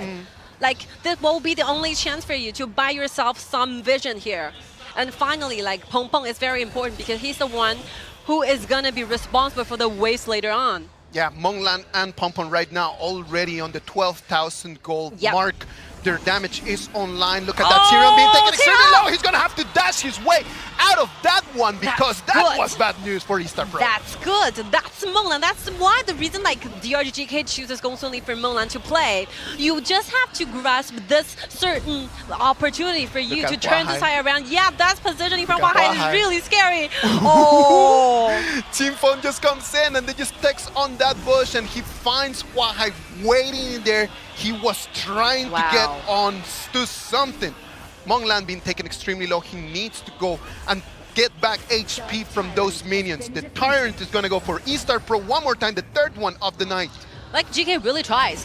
Like, they're not showing being afraid of what's going to happen. Nope. They're accepting the challenge from eStar. They're losing a lot of stuff, a lot of like resources from their own initially. But if you take a look at the time, 18 minutes, they're waiting for the 20 minutes. As long as we can see those Tempest Dragon, everything will be brought to 50-50. Again, as long as they out. can survive the next wave of Vanguards, because that Overlord seems to be uncontested. This will be the hardest one. For Wuhan.eStarPro. If they can survive this wave, they're going to make it all the way to the other side. Of course. And then whatever that's going to happen is a 50-50 when the Tempest Dragon is out there. I mean, the next round of the Dragons will be the hardest part, hardest time for DRG.GK. If they manage to take that challenge, they will be stolen to 10 to fight for the Tempest Dragon. Monglan one more time comes in and they just keeps poking and poking and poking, right? But that Lupo does not have that many defensive items, and he is not a tank, but he's a full-on warrior. Wow, eStar is sending the Shadow Dragon in the mid lane. Shadow Vanguard coming in one more time. Ultimate is pulling out by Daldrin, trying to secure down to clean waves. The Winters here is going to take that Vanguard, and they're going to survive that first wave. All right, all right. I think they're handling it quite smoothly from GK. Yep, they're finding the moment, they're finding the time, and right now they just need to try to do something. Try their very best to survive this next wave of dragons. Push it all the way to 20 minutes, 25 seconds away from the Tempest Dragon. It's okay, like competitiveness is what we're expecting from the Grand Finals. You definitely need to see the Tempest Dragon. I hate to say this. It sounds unfair to eStar, but it's happening, like magical happening. Like DRG.GK is playing so passively, start the very first minute and a second, but they managed to do this. Now they're fully stacked. They avoid getting in touch and diving into the Tempest Dragons right now. Final showdown. The showdown is here, ladies and gentlemen. Look at that. Everyone, we've already finished. Look at that Tyrant extremely low. Taking him, being poked down. He's going to have to TP his way back to the Fountain. I mean, Monglan is super core in this match, game 1. This is it. Like, you're only gonna have that Gonsunli once tonight, and this is your chance to shine. It is time for him to stand up tall and carry the team to the other side. That Tempest Dragon is going to be the key. I mean, he's the only one who can probably save the entire world for GK. Right now, the only member alive. Oh, Pompom comes in and he's gonna be put on air by the Armageddon. Pompom is going to be taken extremely low. He can run away. Look at that Tyrant. He's being taken from both sides. But Tiron, look at Tiron. Tiron tried to take a Monglan. He's not gonna be able to do it. The Splender's gonna save his life. Turn your eyes on Huahai right now one more time. Sage Sentry is available, and right now one more kill to Nakaru. The only 2 members is alive with Qingfeng and Monglan. Will they make it? Will they finally clean away for their team? It will be game 1. Look at that, right now Qingfeng and Monglan, the only hope. The minions are in.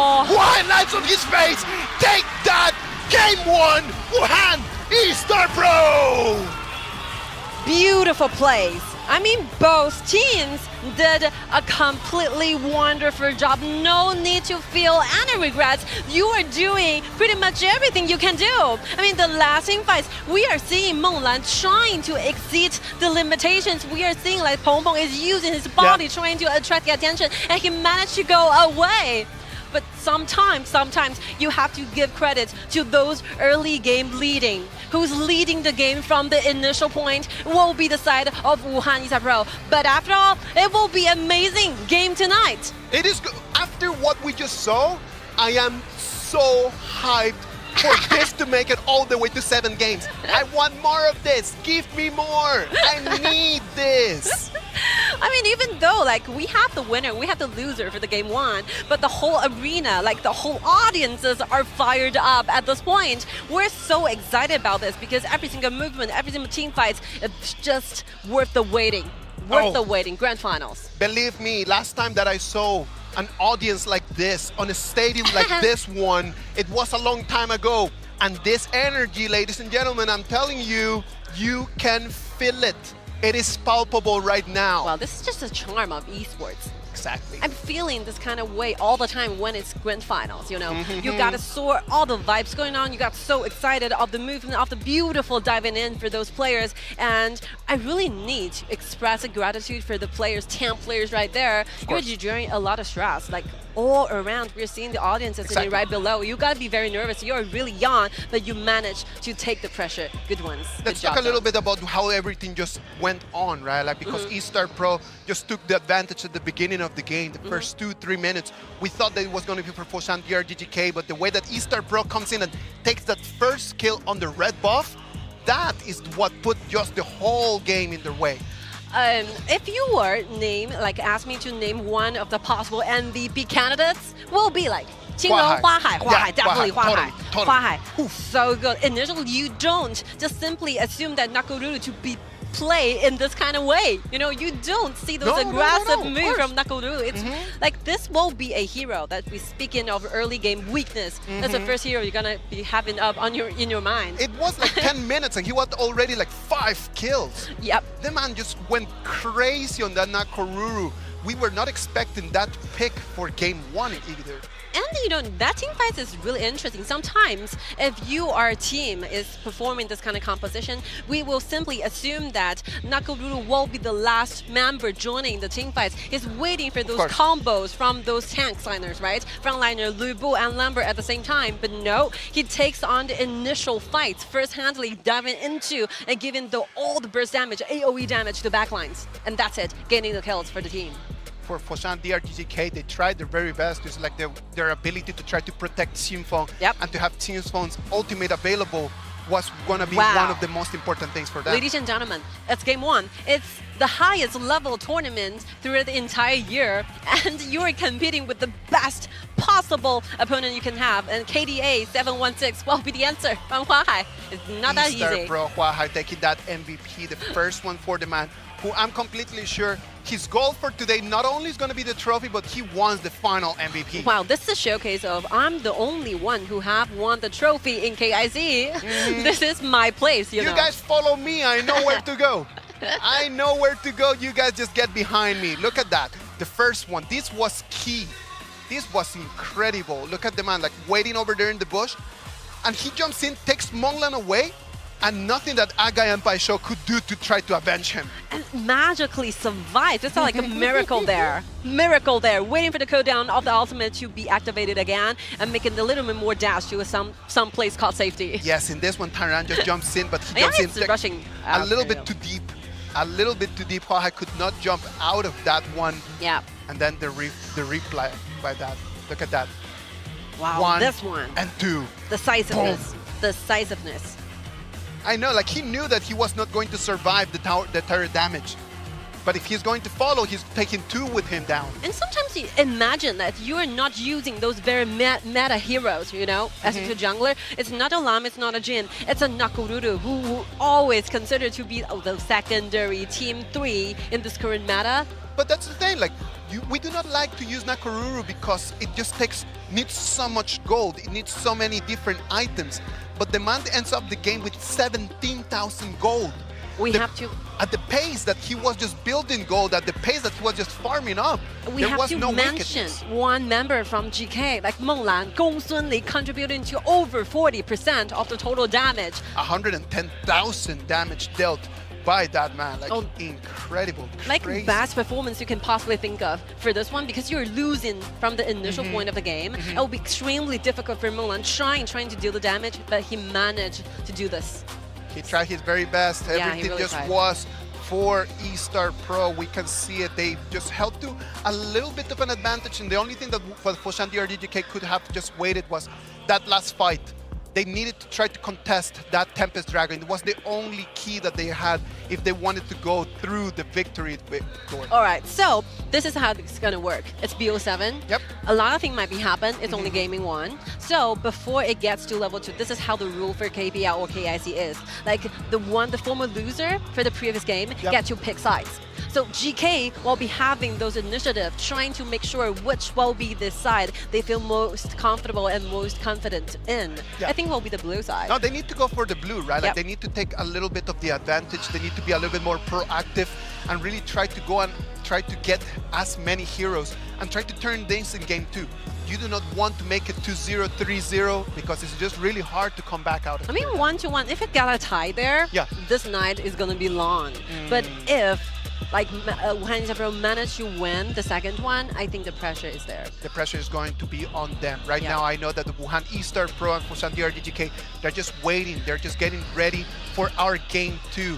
I know everyone at home wants to keep watching these amazing performances, the same as us. But first, we're going to go for a little break, and we're going to be back with you in a minute.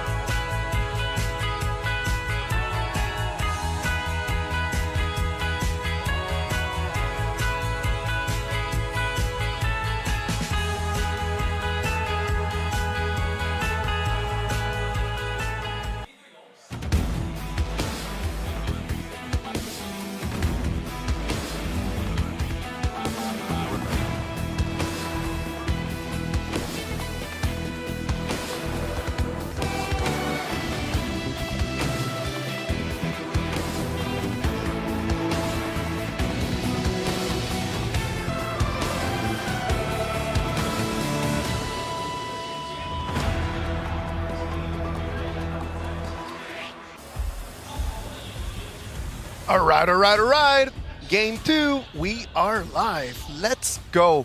Game 1, eStarPro coming in, taking the first dub for Foshan.DRG.GK. Right now, they need to come in and try to do something completely different. They played really well during game 1, but playing well is not gonna cut it out. Oh, you know, from my perspective, I think even though like GK got defeated in the very first game, but they show those kind of potentials. Yes. That they can be a good challenger against eStar. They have those potential and ability to win, and the second one will be extremely important. We talk about how you're going to be having those ties favoring your side. If you're running up like 2 points behind your enemy, it's going to be like huge stress. So right now they're switching to the blue side while eStar will be remaining on the red side. So the blue side means that they can take those initiative when it comes to doing the first round of the bans here and got to pick the very first hero out. So they have already used up a lot of heroes, including like for the side of eStar, like Maishin and New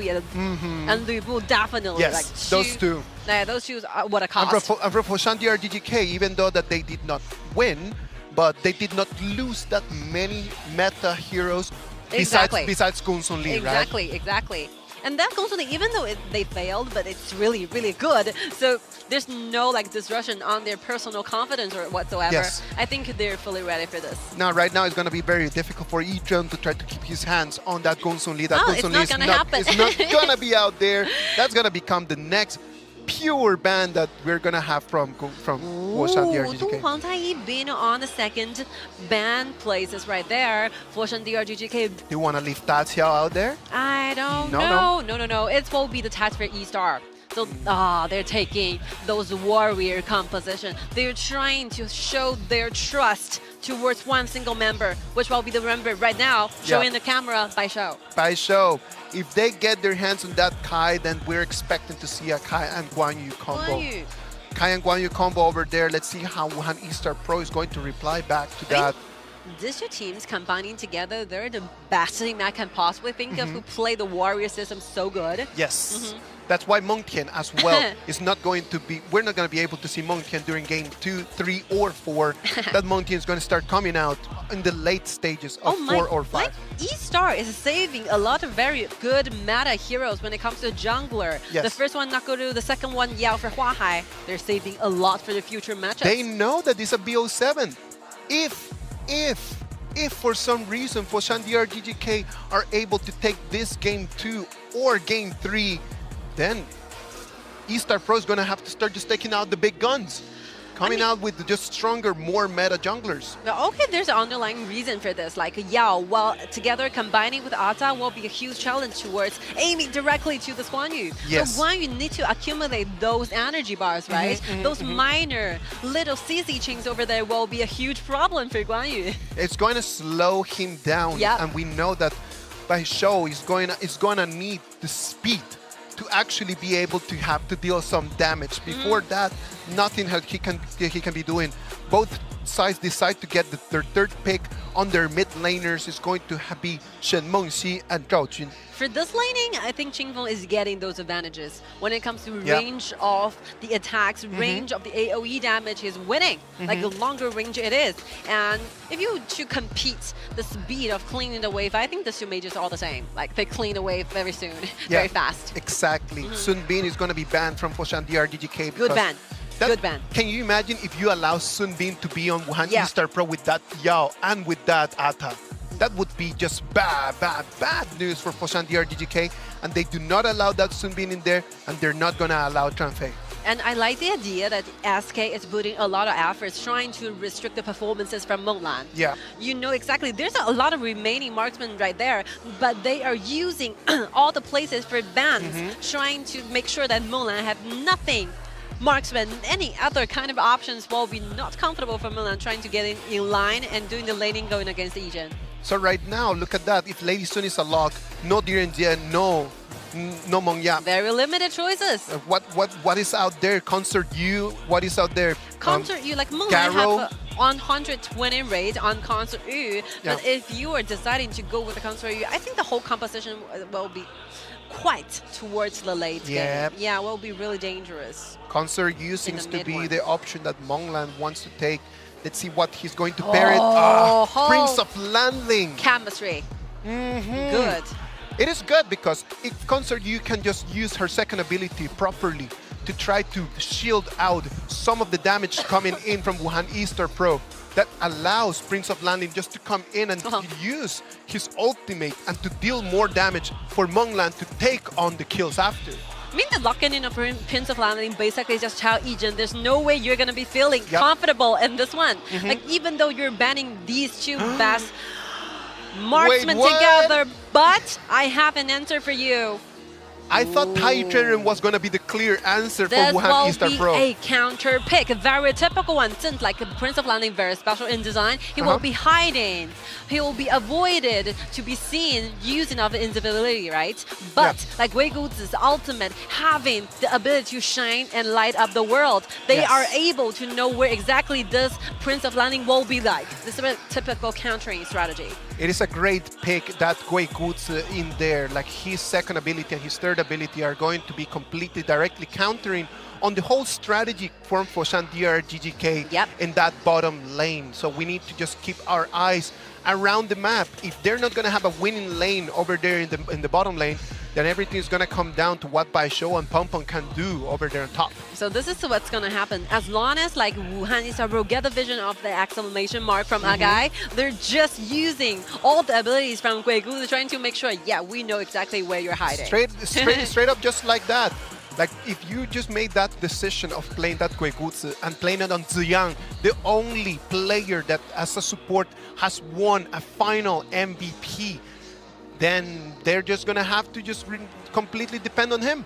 And like you said, the DRG.GK is changing the strategy, changing the gaming strategy. The last one, the game one, they have two smites, two very aggressive early game, like tank frontliners trying to do the invasion. But since that failed, we are directly changing to a completely different strategies. We're trying to make sure the laning will be what really matters for this particular one. We're definitely going to be winning, getting those advantages during the laning phases. And wow, GK need to grasp this kind of opportunity to their side. GK needs to do something right now. They do not want to go all the way to a 2-0. A 2-0 would be very bad for their goal of trying to put their hands on that trophy that is standing right over there on stage. Exactly. Oh, they are just becoming better and better every single time. We saw their places. And now, if you take a deep look, rewind for a little bit, you can see those performances from GK. You got no surprise why they will be becoming the best two. Standing up and sitting down in the stage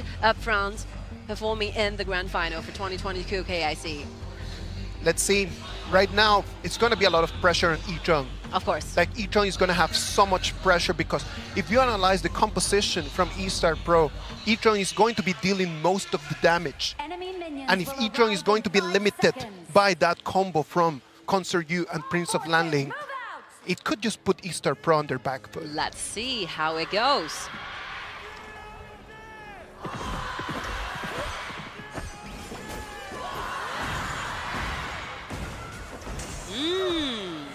Straight in there, just sending Ziyang back right over there. Just he could not contest anything in here. Wow, this is really a competition fighting over for vision. Like all the minor ability from those heroes will be able to light up the world for DRG.GK. They're using the first one and the ultimate from Shen Mengxi from the Kitty Bomb, but you're gaining them solve those visions they need. Yeah, of course, like imagine all the damage that was dealt over there in the mid lane. Oh, this one is Yang was just sucking in all of that. He was sent all the way back to the fountain after that. Look where TianYun is. 1 versus 2, gaining the river sprite to his side. Good ones. And the bottom laner, 2 marksmen, head-to-head. Like, Menglan needs to take that laning stage to him. Like, he cannot let that one go. Look at the rotations over there. Agai just knows that he just needs to give the vision. His only job right now is going to be to give the vision at the beginning. The damage is not going to be something that he needs to be thinking about. He just needs to be there to just provide some psychological pressure. Oh, little skirmish happened down there, chipping away those HP from these 2 warriors standing side by side together, sharing the same gold and same waves. But nothing's gonna happen as long as we can like keep track of where these two supports are, where they're going to go. What will be the next like destination? So where the team fight's about to happen.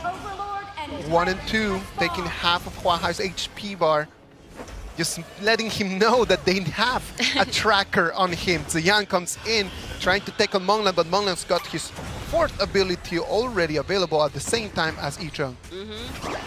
Huge stress during the laning, but Monglan managed to handle it quite smoothly. They have eyes on the blue. Hua Hai does not have he doesn't use his might, just decides just to come in and take it slowly. You know, every single pace is happening like silently. Even though we're not seeing the first blood, but they're trying to get to level 4 with the supports, and it's happening. Yeah, and right now, like almost everyone has made it all the way to level 4. So right now, like the beginning of this game has been completely different to what we had on game 1. Look at that, being frozen down. He still has his ult available. Look at that, comes in, TianYun being taken to half of each HP. Pum comes in, and it's going to be Guy, the one that is going to follow now. And Ziyan takes on 2 people. Hua Hai wants to join in the party. He is coming in late, but now the target's going to be that blue buff. It's just beautiful combos. They are displaying all the possible way to combo using the CCs, right? Like together, Tyrant's ultimate, including TianYun's ultimate, managed to trick one person down, and then you're seeing those combos from Ziyan together with TianYun again. That's something that's a hard work, the showcase of their result, being teammates all together. A lot of combo, beautiful movements are happening just now. Beautiful movements from both sides, we could say. Right now, the Tyrant is going to be taken to half of his HP. Monglan needs to ult his way out of there. Being completely targeted. It really requires a lot of time trying to be this experienced, because like Monglan, the ultimate from Council Yu will manage to gain this hero 1 minor second of the Purify effect. And that's what exactly happened. Like Monglan using the ultimate to escape away from the second ability from Guiguzi. Look at that, the DRG.GK, they have their eyes over here on this blue buff. Ziyan is going to be stopped way out of there. Like he was going to make his way through the rear, but he was just completely red lighted in there. Now this is too like dangerous, because you can see like from the mini map, Tyrant is really far from this. And DRG.GK is simply just waiting around for this Guiguzi to show up. This will be a huge turning point for DRG.GK, because once Guiguzi is going down, they earn themselves those breathing time, trying to buy more stuff, trying to buy more items. Look at that, and now just Agai, the one that comes in. Hua Hai comes in, he wants to take advantage of that. The Razor Cavalry pushes him back. He's going to run away with his life, because it was DRG.GK the ones that they wanted to counterattack. Well, look at those minor CC chains right there. Like Baishou is miserable. He's not having a great game right now. Like being tortured with those minor controls. It just takes so much out of him. Like psychologically, he knows that he wants to be part of the game, but he cannot. Like he tries to jump in, but he cannot do anything about it. Very sensitive. He knows that there's some rotations back then, so it will be not safe enough for just standing under your tower. You have to make sure that you will stay in the relatively safer spot. All right, look at that. Out of sight, just the rotation over there to mid lane. Right now, everything is looking like the point is going to be here, the bottom lane. Hua Hai comes in. He's going to take the solo against Monglan, but it's going to be Aga coming in from behind. Taking Hua Hai extremely low. Can he take back? It's going to be a 1-to-1 trade. Yizhen going further, trying to gain a kill to his side, but unfortunately the damage is not enough. Team Feng is going to reply back to that. It's going to be a 2-1 trade for DRG.GK. Looking good from GK. Like Monglan is on fire today. Like he can play like actively, he can play passively. He can try to make sure that he stays safe all the time. Three of them. Frozen prison. It comes in. Winter's scared. Invincible warrior still going to fall. Wow, like E's are finally fighting back, getting 1 more kill in return, making it 2-2. Making it 2-2. It was a long one. Yeah, it's a long one. It took them a little while. Look at that. Monglan uses his ability over there to shield the damage out, and then it was the cue for Hua Hai. He knew that he could come in and bring in the damage. Monglan did everything he can do. Did basically everything, single thing he can possibly do. Yes, of course. And then Xin Feng just being extremely brave. goes straight up into the Lady Sun's face and pokes him out of this. Oh, that's very dangerous for Kai. He's missing the spot here. No gold advantage for none of the two teams. We're a complete tie on 18,000, almost the 19,000 gold mark at 7 minutes of the game. Like, Pena is very difficult to play in this particular game because you are fixed with this kind of composition, which means that your soldier, your warriors, your top laner will not be responsible for the whole vision. Like, Pena needs to gain the vision by simply just standing and rushing back face to face to the bushes to find out whether there's going to be enemy, whether it's going to be an ambush there. Look at that by Very Xiao. risky. By Xiao just trying to take on the bottom lane turret at the same time that they just gave the one on top away. This whole game has just been a full mirror, right? Whatever that happens on top just ends up happening on bottom just straight right after we move. Everything's going to happen. Like, both teams are determined to take this very high risky compositions. Look at the supports, come on. TianYun with the flash comes in. Monlan is going to have to dash his way out of there. The kitty bombs come in, take Xiron to 1/3 of his HP, runs out after using his ult to clean the way. Yeah, but after like trading the flashes, eStar have to rush back because they have no vision on wherever like the Baisho is standing. So best move is to retreat back, and right now it will be DRG.GK Serum trying to invade more to eStar's jungles. They're going to take that turret over there in the middle.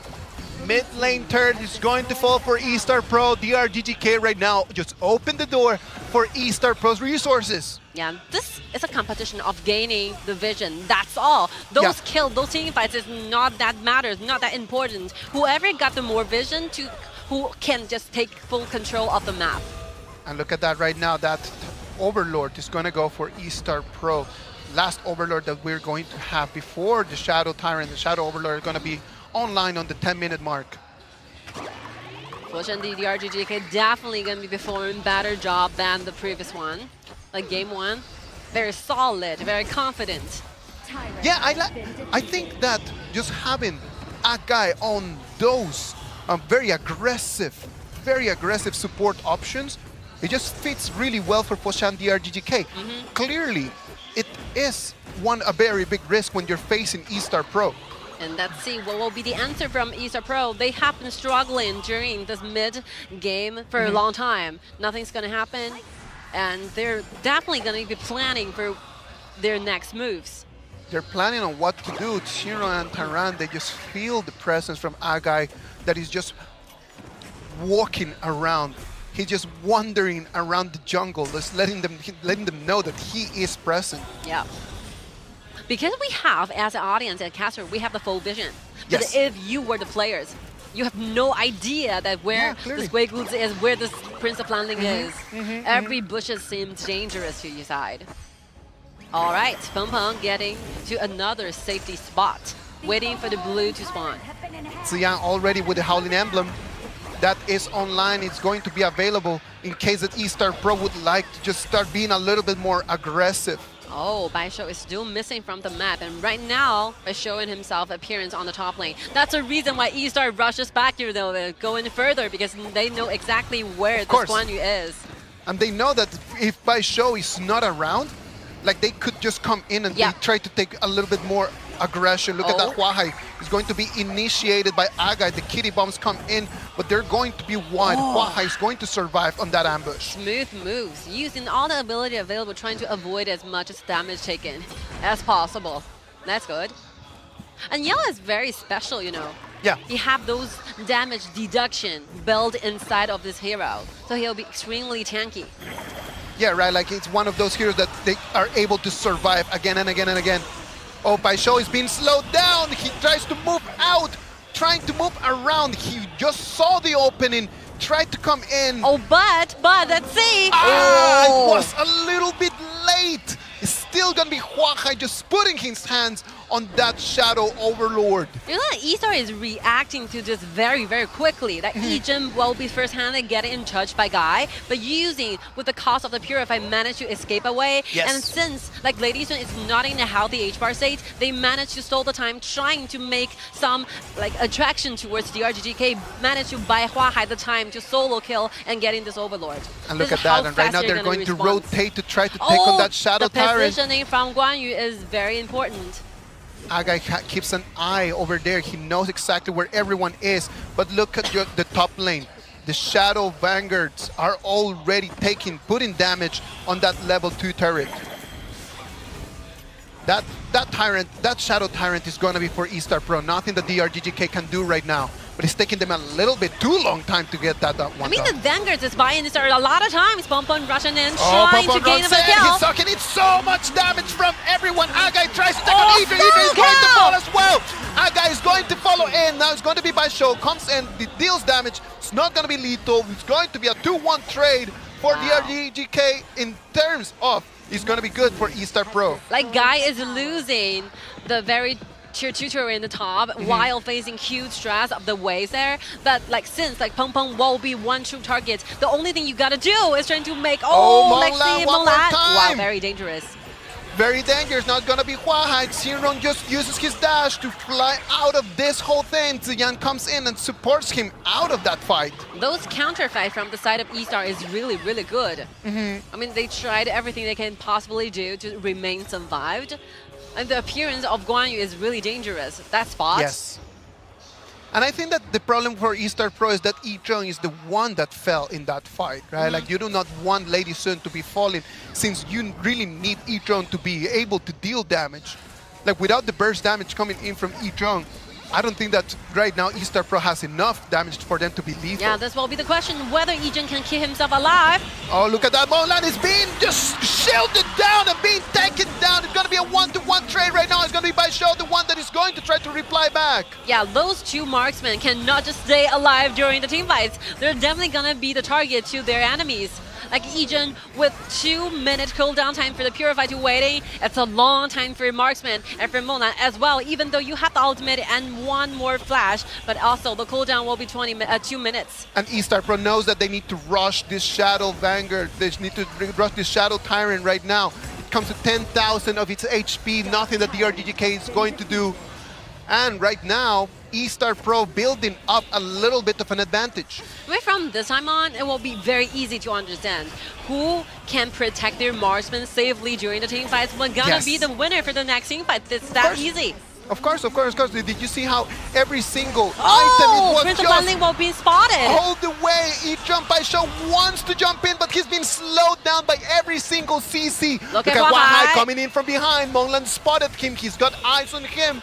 The ballista's already damaging the bottom lane turret. I think we're missing some information here. Maybe when we're looking at the replay, something happened. Gaining the vision, finally know exactly where Agai is, returning this, like making Agai the target of the first team fights. And once they have killed Agai, everything is going to be happening. That's the problem, is that they spotted Agai just too early. Initiation. And there's so many controls coming in from Wuhan.eStarPro, right? Like, they have the ability not only to slow you down, but just to stun you down to the ground.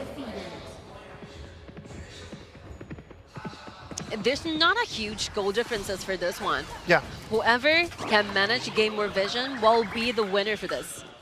So, eStar, even though they're facing those leads in towers, the dragons, the common objectives, but DRG.GK still have a lot of, it's even for me.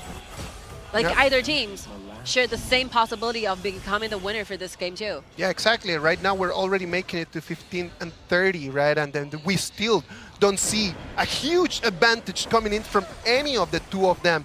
So the teams right now, they know that they just need to push it a little bit more, and probably we're going to be seeing the second Tempest Dragon over here in this game. I'm feeling the same way. Yeah, I'm feeling like that. Yeah, 16 minutes it is with the Dark Overlord. I mean, the Overlord really matters. Those Vanguards help eStar a lot. Trying to gain the vision where Guan Yu is, because you have to send somebody arranging, clean where it up. For DRG.GK, they do not have the ability to really protect their high ground as easily as for what they have right now for eStarPro. It is just a little bit harder for them. Look at Agai just waiting in the rear, trying to find an opening. He wants that. Monglan is being taken extremely low. He's been launched. Godlike for Xinrong that is going to go, and he's going to fall as well. Look at that. Xiang is the one that is going to be targeted out by Xiao. He is right now on the run. The dragons are already spotting into mid lane and top lane. I think Baishou can go back safely, but they're facing the fact that 3 vanguards are rushing to their high ground towers, so the remaining squad have to rush back, trying to protect their own high ground towers. They need to protect those. They cannot fall, and it's going to be a trade because eStarPro is going to take the bottom lane 1. Yeah, 2 members is not enough since Baishou has just been on spot yet. First ability trying to steal those HP away, but you can see those items built from eStar. Sakabisco, I'm so sorry to see this pink shield, which means that the magic damage from GK will be highly deducted in the future matchups. And that's the problem. Look at that. Monglan comes in, he tries in to clean, but it's not enough. Look at that. He's just being targeted by every single person. In the moment that Agai jumps in from the back, there's nothing that he could have done to stop this. Yep.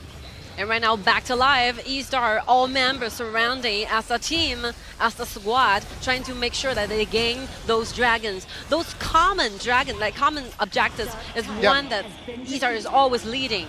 Not to mention number 1, number 2, both teams, they're the master of the dragons. And look at this, DRG.GK Monglan just with 13,000 gold, but on the other side, Yicheng already making it closely to the 15,000 mark.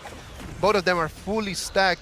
And as you mentioned, the Suck of Cloak coming in from eStarPro, just like the item that Yicheng and the item that Tanran are going to be choosing. It's not like Shenmengxi's damage is that fatal, but they have to remain in a healthy state so that the team fights can last longer. And the more time they got, the more spaces and more damage they're going to be contributing to the entire team fight. Guy's being spotted. Xiao brings him back. He's going to fall. Huahai's going to take that kill. The kitty bombs come in. Baishou trying to find the angle. He's going to be slowed down. Xiang is going to take him one more time. It's going to be one more time. eStarPro, the ones that they're going to bring in the super minions. Monglan stay alive, trying to clean away for the team.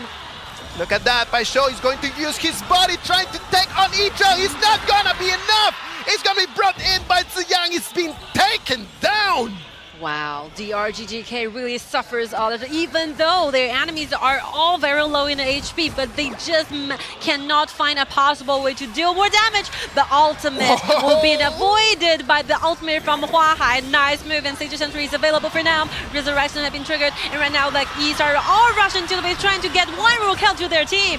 Aga is going to join the party right now. He's gonna be the last hope that they have, but he's gonna be surrounded by 3 people. Monglan comes back with his half of HP. Can he clean this? It's gonna be 1 against 3. He's trying his best. It's not gonna be enough. Takes 2 kills, but it's gonna be eStarPro taking the victory. 2-0, ladies and gentlemen. 2-0, a complete leading in the very first 2 games till now.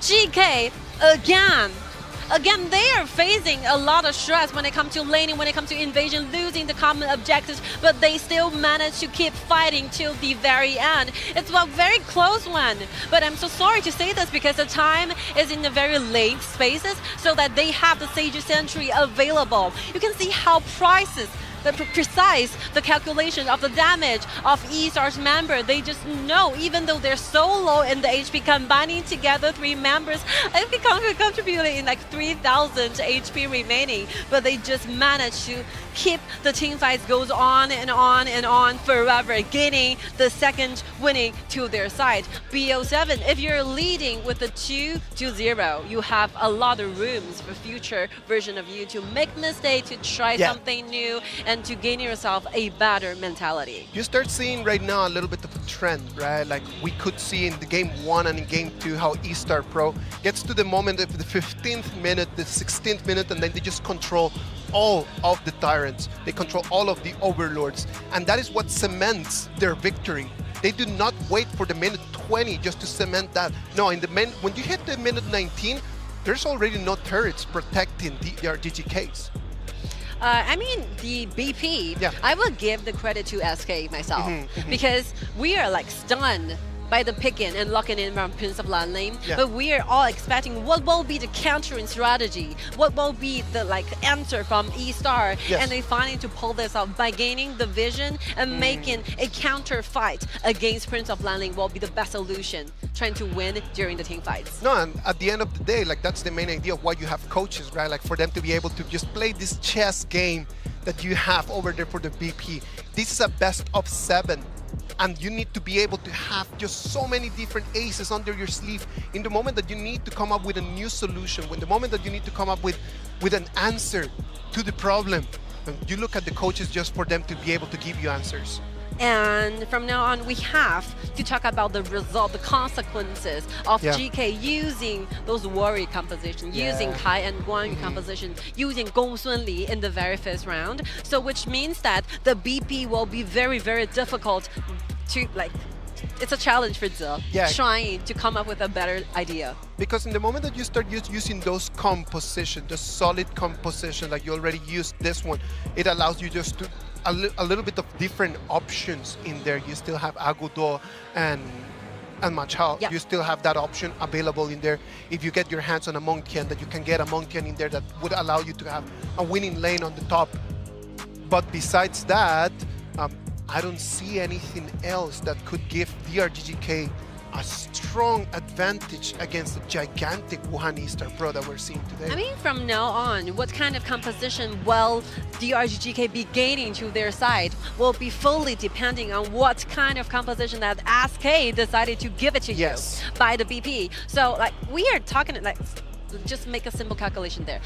Counting down those meta heroes, Luban parents are all available for both teams, right? And right now, only Kai and Guanyu is available for Isai to pick, and they have those Jin, Lan, Luna, Agudo available for entire bank. The remaining heroes, they have a lot of options. It just makes me feel like Wuhan.eStarPro just took 2 victories and they did not actually spend on any very, very valuable options of heroes. Like they just really got 2 victories out of just put some heroes that they're not T0, probably T1, T2 heroes all together, and they still were able just to take the W. So. And not to mention the supports, the available support remaining one, Zhang Fei, Dong Huangtai are all available for Ziyang to play. And Ziyang, it's so good at a lot of hidden hero pools, and he have a very deep hero pools. Ziyang was critical for Wuhan.eStarPro to take this victory. I'm totally sure that Ziyang, just in the way that he just played this Guigutsu, solved the challenge of having Agai playing on Prince of Lanling. We thought that that could have been the little bit of an opening for Foshan.DRG.GK just to take the victory, but he was unable to. Finally, it's happening. So a lot of fans from East are actually hoping that Yijin's survival, Yijin's contribution to the entire team will be appreciated. Of course, it is always appreciated, but the problem is that when you're playing in a team where you have 5 people that they're all carries, it's difficult just to choose one MVP, right? And for Etron, sadly for him, it's not all the time that he's able to just to take this one. You're feeling happy and sad at the same time because your teammates are the best ones. Of course. Look at that. Now, this is the one that we did not get to see, right? Because we were on the replay. Yep. Agai comes in with the damage, but then Etron is being able to stumble his way out of that, always being able to survive and dealing the damage. I mean, there's a 5, adding together 10 heroes for this game, and the 2 marksmen will be the most difficult to play. You know, because every single damage, every single ability from your opponents is aiming directly to you. So you really have to play safe, play nice, given those damage needed for your team, but as well keep yourself safe enough so that you will be not targeted down. I think that in this one match, in this last fight that we just saw over there, Agai jumps into the mix a little bit too late. He jumps in right after the moment that Menglan was already taken out of the fight. If you could have just jumped in a little bit earlier, putting pressure on Etron from behind, Menglan could have found a little bit of a better angle probably. But since every single ability and AoE damages came in directly to you, so will be a very hard task to Menglan trying to stay safe during the team fights. And once that East are getting idea that they're not directly going for the marksman in their first-handed, they're trying to figure out where Guy is. So they are changing during the game. Initially, they're trying to pick up those very good ones during the in the jungles, where they're using Ziyang to go initiation, trying to engage and trying to go directly for Menglan. But it failed for several times. Didn't work, so they changed the whole strategy by changing the targets, make it a shift to Guy. and that's succeeding. For Foshan.DRG.GK, they had this advantage that they built in between minute 8 to minute 10. Yep. They were just unable just to hold to it for too long time. Then after that, like everything just turns up for eStarPro in the way that we have seen it happening in this KIC 2022. Like we've seen just eStarPro, just after you give them a little bit of an advantage, they just don't let it go. Yep. They just hold to it with their lives. And it was difficult for Foshan.DRG.GK just to try to turn things around at the end. Yeah, it's very difficult for them trying to pull off a great work during the grand finals. But like game 1, game 2, a lot of frustrations are coming out from the results because they could have won. That's the thing that you're lacking from. Just trying to find a better way to make the advantages converting to actually winning. That's very important. Try to turn those into victories. You need to stop this eStarPro from making it this to 3-0. Right now, we know that the coaches are talking to the players. Let's have a little break, and we'll be back with Game 3.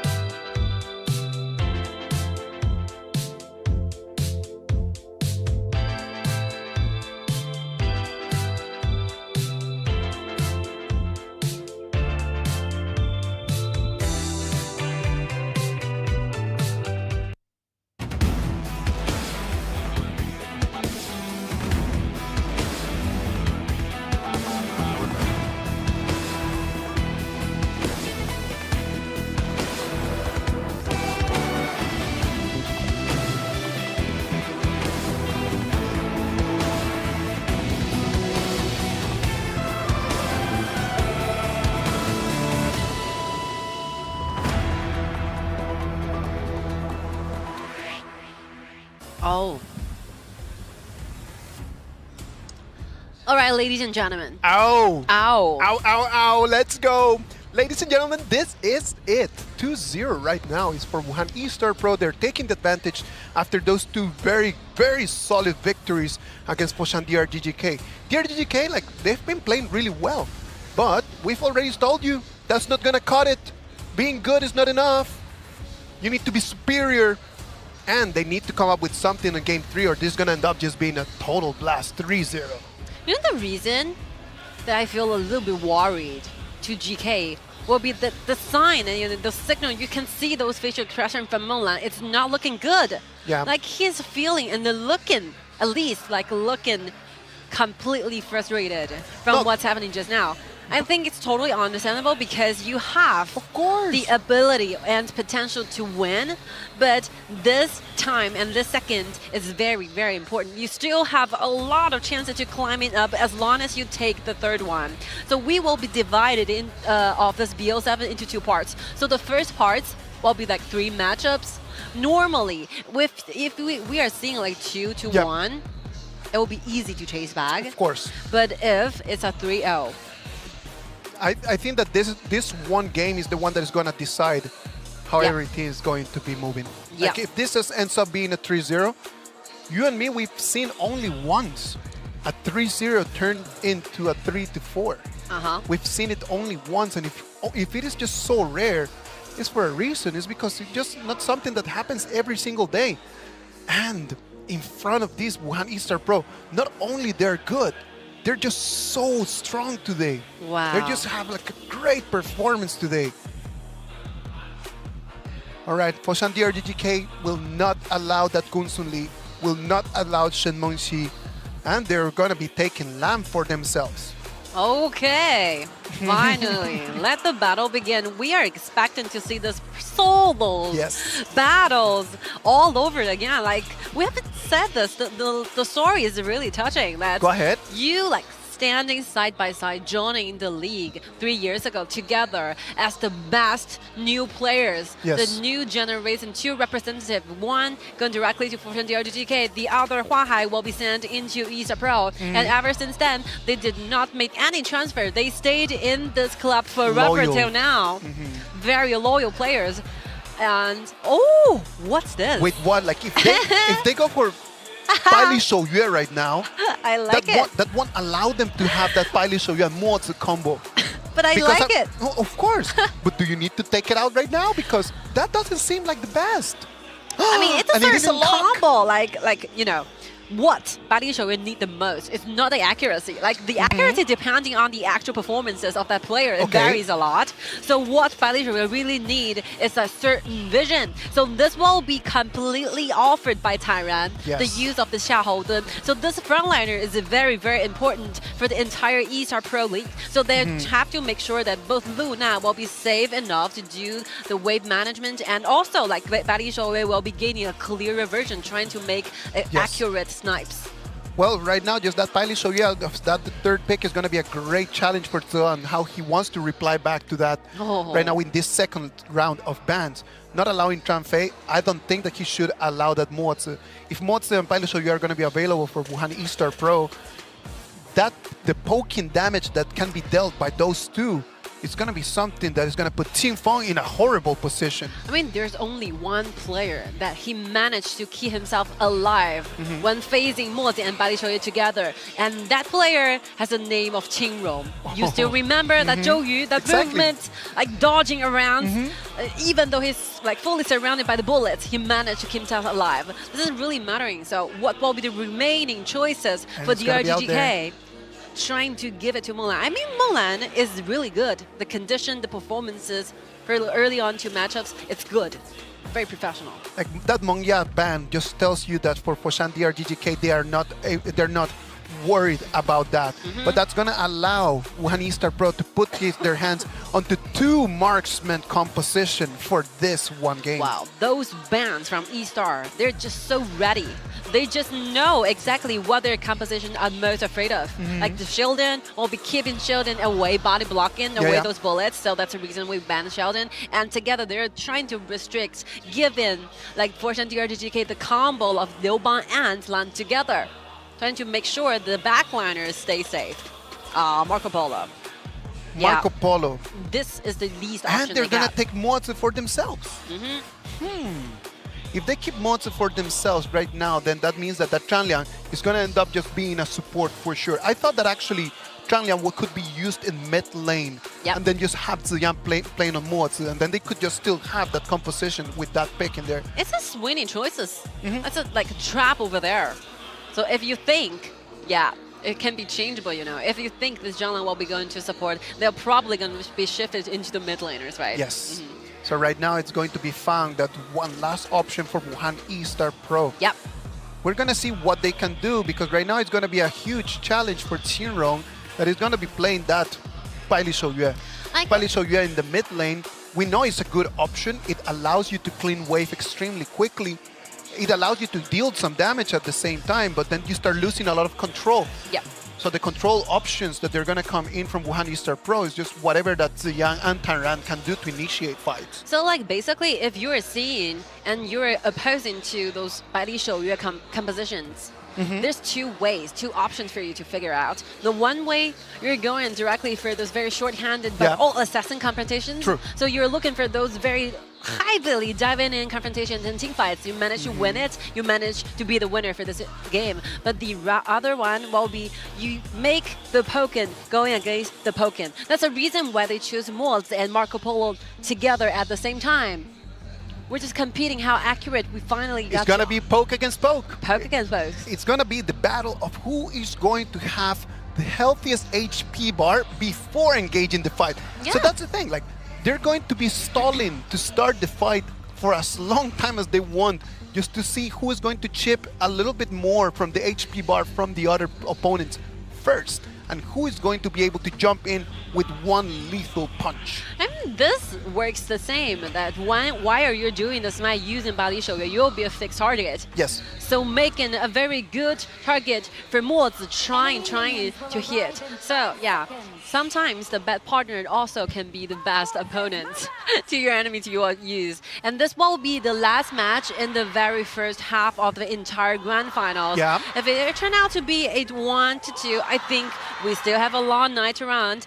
But if eStar manage to take one more victories, I think Foshan.DRG.GK is not looking so good. It's gonna be a huge mountain for Foshan.DRG.GK just to try to climb up out of that. DRG.GK is gonna be taking the blue side, Wuhan.eStarPro is gonna be taking the red. Let's see what's gonna happen, ladies and gentlemen. This is game 3 of our grand final of the KIC 2022. Bottom lane. Whoa, that was what close. Happened just right there? Like Marco Polo doing the laning, going against a level 2 Ichan, level 2 Fawn. Ichan just went back home with 1% of his HP bar. You did not expect that from a Marco Polo in such an early moment of the game. So Mulan is gaining himself the advantages of the waves here, but he's cost a Purify. Evens up. Oh, I'm taking that one. I'm taking that one every single time. He still has a little bit more time before Luna is going to try to go back to bottom lane and trying to put him against the wall. So it stays safe for both junglers to get to level 4, gaining the ultimate without their own jungles being invaded. Look at that.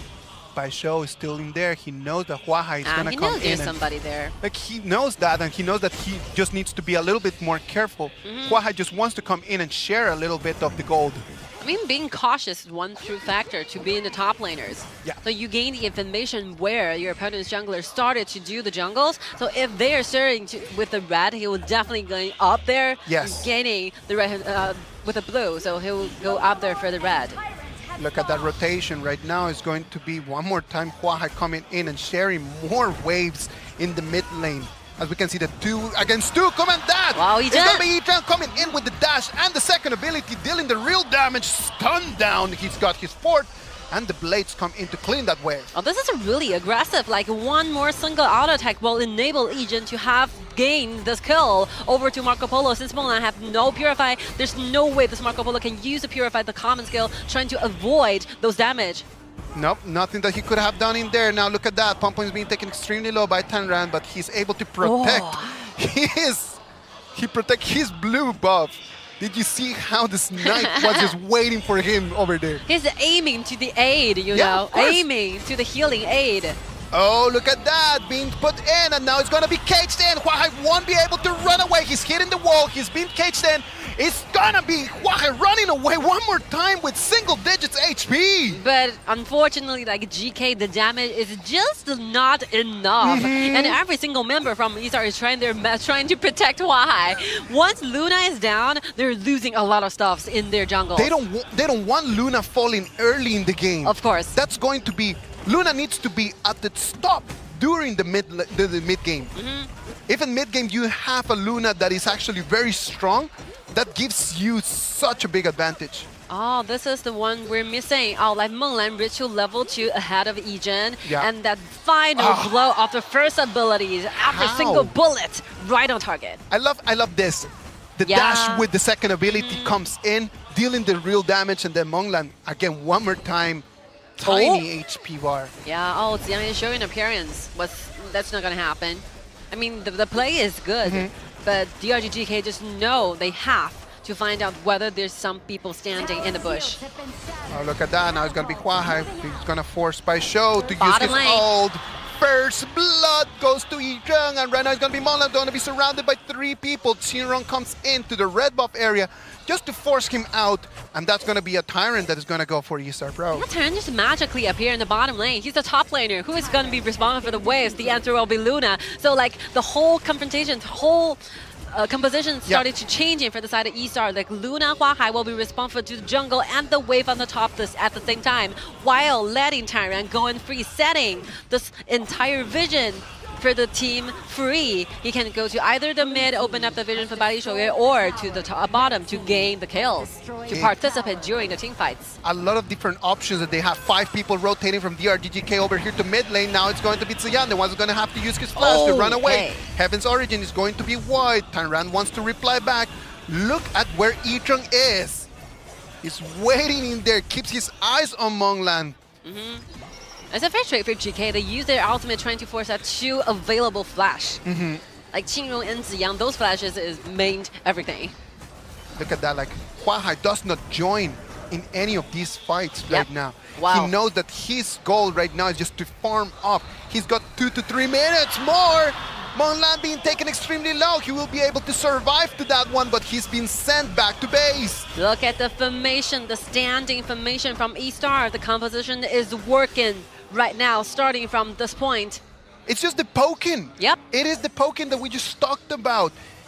When you do not have half of your HP, you do not want to engage anymore. They send Menglan. They do not even have to kill him. Look at that. It's going to be a 1v1. It's going to be a solo. Xiao going to jump in. TianYun comes in. It's going to be taken down. Pom-pom pace with his life. It's like, bro, we talk about this. It's a solo, but you ask your buddy to come up front. Not cool. You do not do that kind of stuff. Gentleman's code. You can see how quickly those rotations and reinforcement is being made from the side of eStarPro. They just magically appear in any places in the map. They're gonna be there. But I look at Pompon, like comes in, like in this moment he still has his ultimate. And he just waits for too long time. He thought that he was gonna be a 1-to-1. You should always be expecting someone waiting for you in the bush. I think Huahai pretty much have covered all the thing he has to do in the early and the mid game, which means that he will be fully decked out and have a lot of leading personal gold earned by this Luna. And once the Luna started to participate during the team fights, the damage and those minor controls will be detrimental for DRG.GK's backlines. And that's the problem, right? Like, because Luna needs to have that level advantage, needs to have golden item advantage. And right now everything is going very well, like just according to the script. Now Xiao is going to be taken in. He's going to have to flash away. Comes back and replies back with an ultimate, but he's going to fall one more time. Perfect control coming in from Agai. Pompon comes in. Monlan being taken extremely low. They clean the wave, but that mid lane turret is going to fall. Oh, but the waves are quite clean. Qingfeng will be the next target using the flash to dodge for a little bit. Wow, managed to buy himself a lot of times. Managed just to buy himself a little time. It was a good use of the flash, but surrounded by 3 people, nothing that he could have done. Now Huahai wants to contest this blue buff. He's been taken extremely low. It's gonna run away! Magically finds a way out. One more time! Huahai, born with the destiny inside. It's like it's very impossible to kill this player. Oh, the Blade Storm comes in. He's going to find Agai. He's going to deal so much damage. Baisho is going to be sent on air. He's going to be sent back home while at the same time he's going to fall. I mean, those calculations of the damage is going to be taken and those cooldown waiting for the right ability to be activated again. Like Huahai is performing so professionally in this entire, like adding up 3 matchups in total. The timing, look at that. Pompon comes in. He's going to go back home with that extra blue buff. But nothing that right now Foshan.DRG.GK can do at this gigantic performance from Huahai. There's no other character that we could use to say it's just gigantic. 8 minutes, 48 seconds, and right now, eStar will still be the one leading the game. Qingfeng disappears from the map. Pompon's gonna come in, he's going to find only Tyran. Tyran is being taken extremely low. And now the Blade Storm is going to push them back. Etern is gonna focus on the turret, on the mid lane one more time, taking them, poking one more time. Huahai comes in, his goal is going to take by show. He sends him back to base, and slowly but steadily, eStarPro is just one more time making a way to the crystal. We have been talking about this forever, like you do not want to give Huahai those very important 10 minutes to farm up. This Luna in the mid game will be a nightmare towards your backline. There's no way you can do. With this kind of composition, there's no possible way for DRG.GK finally trying to develop a way to protect the backlines, because you're going for this Pokken against Pokken. So there's no frontliner, there's no tank trying to protect Monlan, Marco Polo, and Qingfeng at the same time. There's nothing that they can do, and right now just Etern is taking full control of both the red and the blue buff. And if you are competing, how fast that these 2 assassin and jungler are buying those items, like Huahai is completely winning going against Pompon. Yeah, sadly for Pompon, like he is not being able to just pair up to the pace that Huahai is just showing us right now.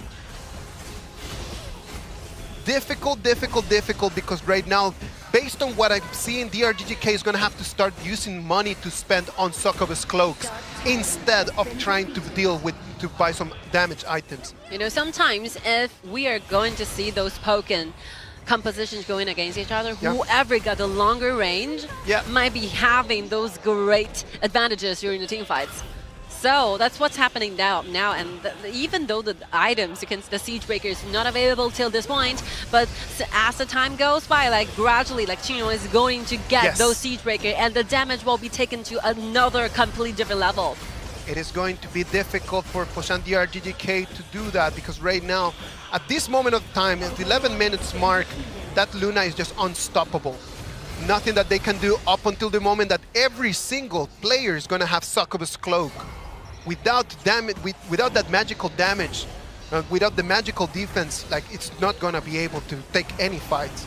Look at that, Baisho takes on Etern, tries to bring him back, but now he's going to be the target. Bullseye! The Blade Storm comes in, he's going to disappear.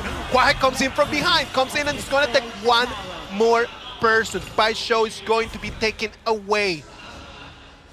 That team fight, that kind of coordination from eStarPro. Like these 5 players are united in the same channel all the time. Every single ability will be followed by the rest of the teams, and right now they're waiting for the Vanguards marching in onto the high ground towers, enable them to have more advantage when it comes to the waves. 2 Vanguards going in. Shadow Vanguards comes in, and right now TianYun got full visibility. Let's see how accurate his snipes are going to be. Nothing that Pompon can do. Now it's going to be the turret taken to half of its HP, and eStarPro are right now on the rush back. just trying to steal those HP away from eStar, managed to keep them away from their own territory and high ground towers. But it's just like nothing that can be done right now. It's already 4,000 gold advantage. Yeah. You can see already Marco Polo with Sokob's Cloak. Sokob's Cloak for Marco Polo and for Paixão. The only two people that might have an option of fighting back against Huahai. Like hopeless. But it's a huge might again.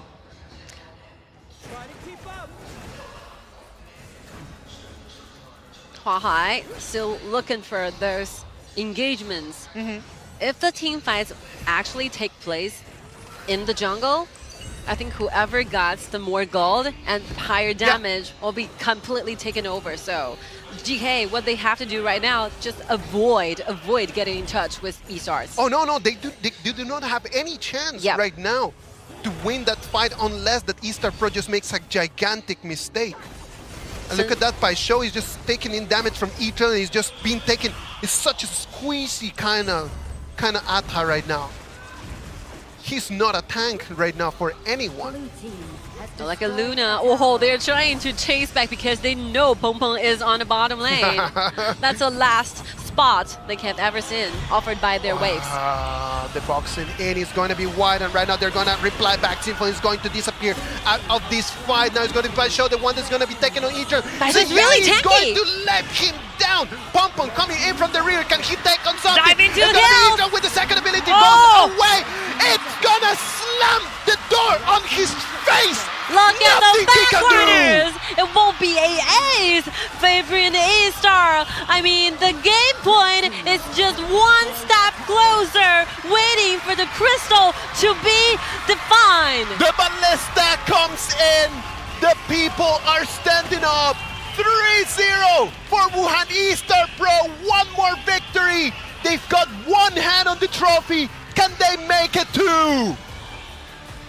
They are just 1 point away from the final glory. Among 38 days of the waiting, of the hard working, of overcoming those challenges, of gaining those very good victorious team fights against a lot of challengers. And right now eStar is looking so good. Only one more point will be needed for them to become the final world champion. I am so sorry to say this, but I do not see a way for Foshan.DRG.GK right now just to turn things around. After this performance from Wuhan.eStarPro, like we gotta be realistic. Like this completely two different levels. We know that Foshan.DRG.GK, they're strong, and that's why they're in the finals. But I'm so sorry, the way the Wuhan.eStarPro is playing right now, it's a BO7. There's a lot of heroes that they have been already used and put out there on the table, and there's still a lot of options for Wuhan.eStarPro, that T0 heroes that they can still use. I mean, there's a lot of heroes in this meta, of course, and a lot of composition remaining for the two teams. But the most thing that we feel the most worry about is that the mentality is obviously going down from the side of DRG.GK. Of course. I mean, there's a lot of team fights they actually started, but unable to finish it. So during this kind of very important, very key point, you do not want to make those mistakes. Any kind of bad decisioning will be resulting in a way that you're probably gonna be regretting for your entire life. I would love just to be able to go back and just see that last fight one more time. Yep. Because the way that they tried just to take Etron out of it at the end, like the moment that Peng Peng comes in, jumps in from the rear, takes on 3 people. If he would have been able to take the 3 of them out, yes, like it would have been a good decision, a good move. But it was just completely the door just slammed on his face. Nothing that he could have done in there. I mean, I think like Huahai is literally writing the legend here. Yes. Like this is very magical when you have a phrase like, if you give this man 10 minutes, he will be winning a world to you. And he is actually making this happen. You don't want to give those very peaceful farming upstate for Huahai. As long as you can see the gold is getting built up for a little bit, like gradually, step by step, you just know, you just have the idea that eStar and Huahai is gonna do this. They're gonna be the winner. who would you give the MVP on this one? Because I've got my money on Ying. Like Ying just was so dominant in the laning stages. In the laning stages, like Ying was completely dominant in there, and then he took control of the whole resources. And his performance in that last fight against Pom Pom, I think that the man stood up very, very, very tall. Like huge respect should be paid for Ying, you know, because he's suffering a lot on the bottom lane doing the laning, but MVP will be awarded to Huahai again. Because those farming up, those diving in, those like killings he got. Just his presence in that moment, right? Like in the moment that you are facing an opponent that you know that he's in his top performance, like he's in a pristine stage.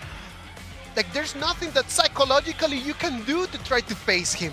4 kills, 4 assists, dies no times. You know, this is a jungler meta. Yep. So if you are leading your personal goal, you're definitely going to be bringing a lot of advantages to your entire teams, right?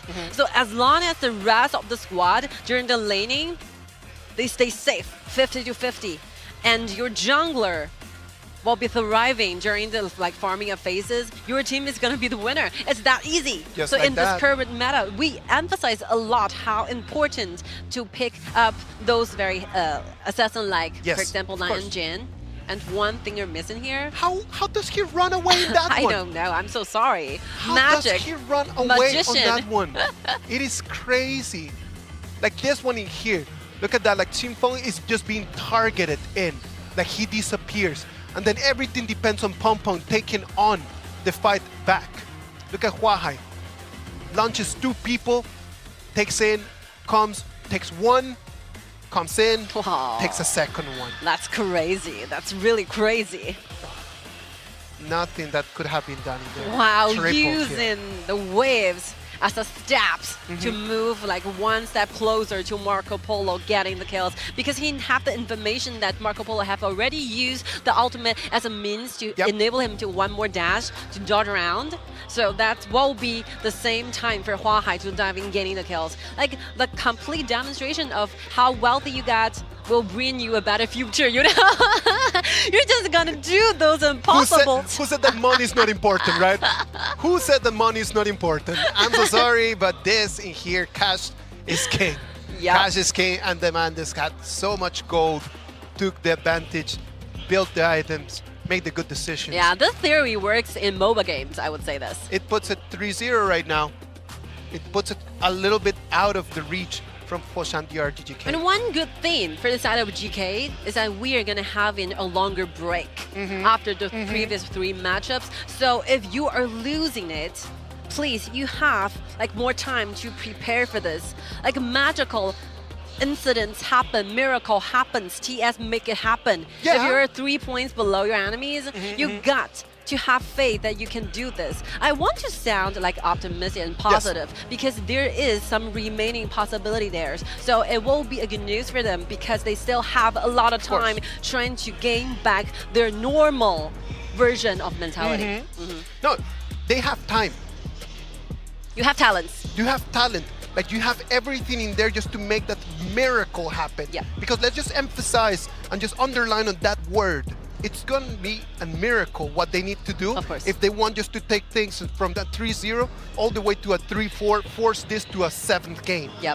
But, you know, that's the charm of esports. Sometimes the thing you couldn't have the bravery to like possibly think of might happen eventually. So let's give the time, very precious time, leaving the room to the players to make the best of them. And at the same time, we're going to give you guys some time for you to enjoy this halftime show, have a little break, go and get something to snack on, and then we're going to get back after that with Game 4 of this 2022 KIC final.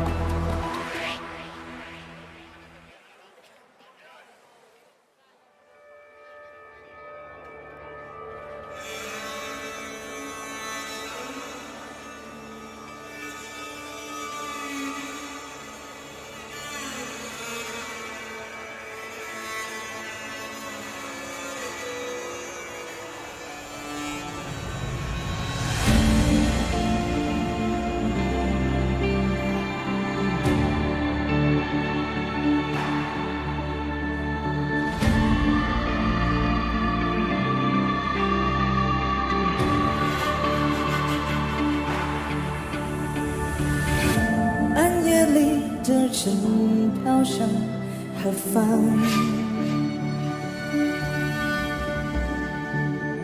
飓风刮过无助的脸庞，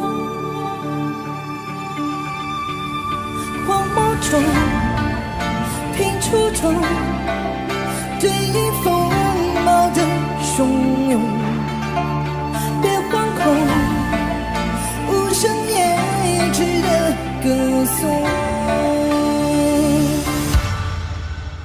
狂风扬起尘沙，执念追杀尘滩，玄武城防对峙黑暗，掀起绯红闪蓝，温柔披在身上就能传递滚烫，击碎夜里的迷乱。炽烈的光，我不彷徨，心火虽然已能点燃沙场。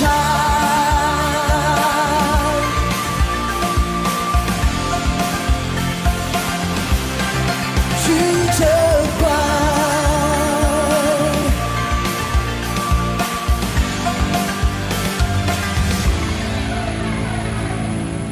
我只身穿过汹涌山浪，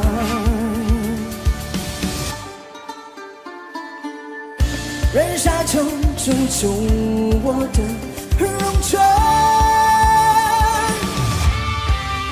绝不会就奉陪身披晨曦的温热，叙事着不顾路途的艰涩。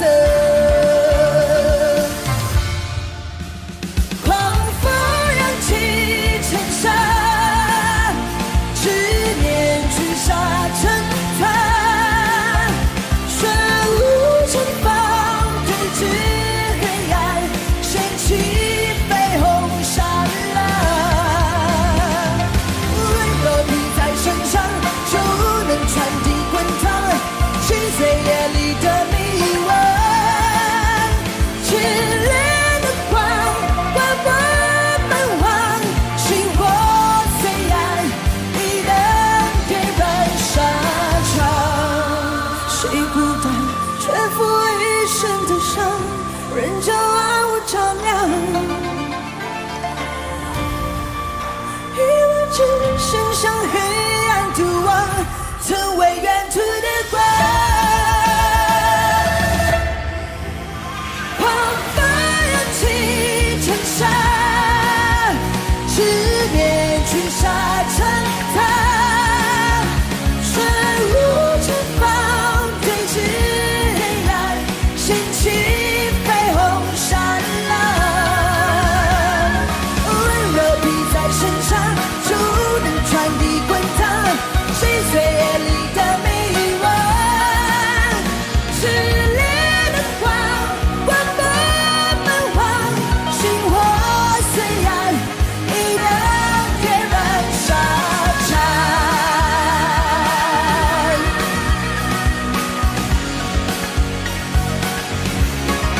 举着光。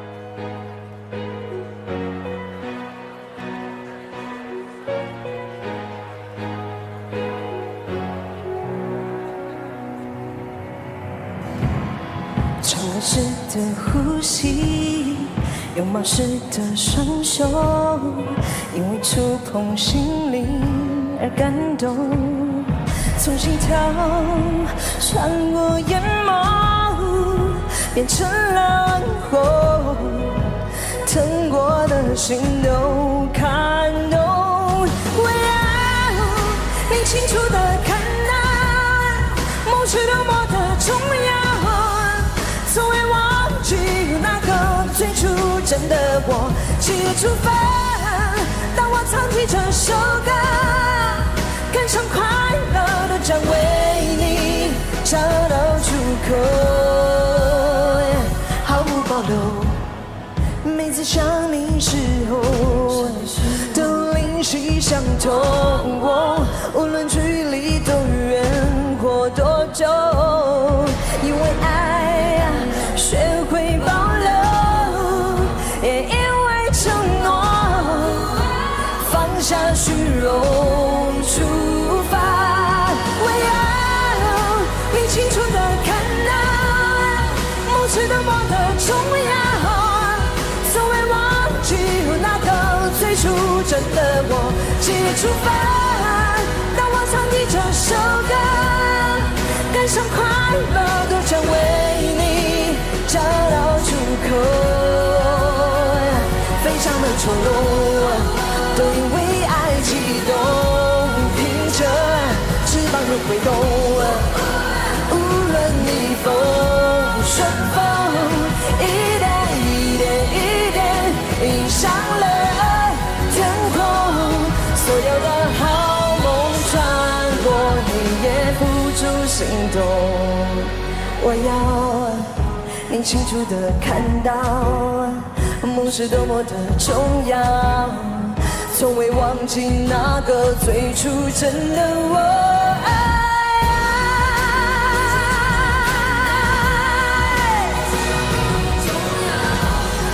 从未忘记那个最初真的我，记忆出发，赶上快乐都将为你找到出口，我毫不保留。Alright，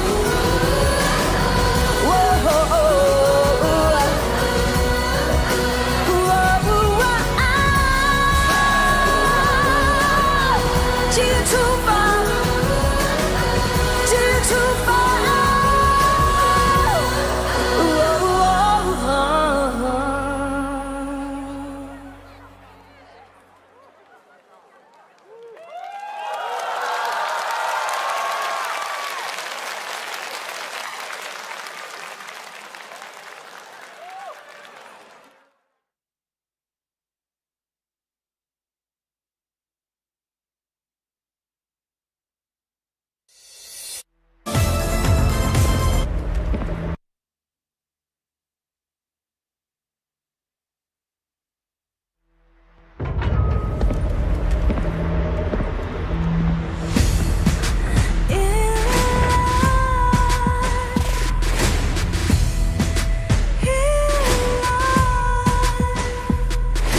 What's a life without its words? Compromising with what hurts inside. When you let fear decide your fate, you don't choose which path to take in life. I'm finally letting go of everything that still holds me. I'm against the odds, but I won't give up, 'cause it's my time to shine. Standing in the spotlight, can no one let me down. Destiny is calling high. I'm not afraid to fight for everything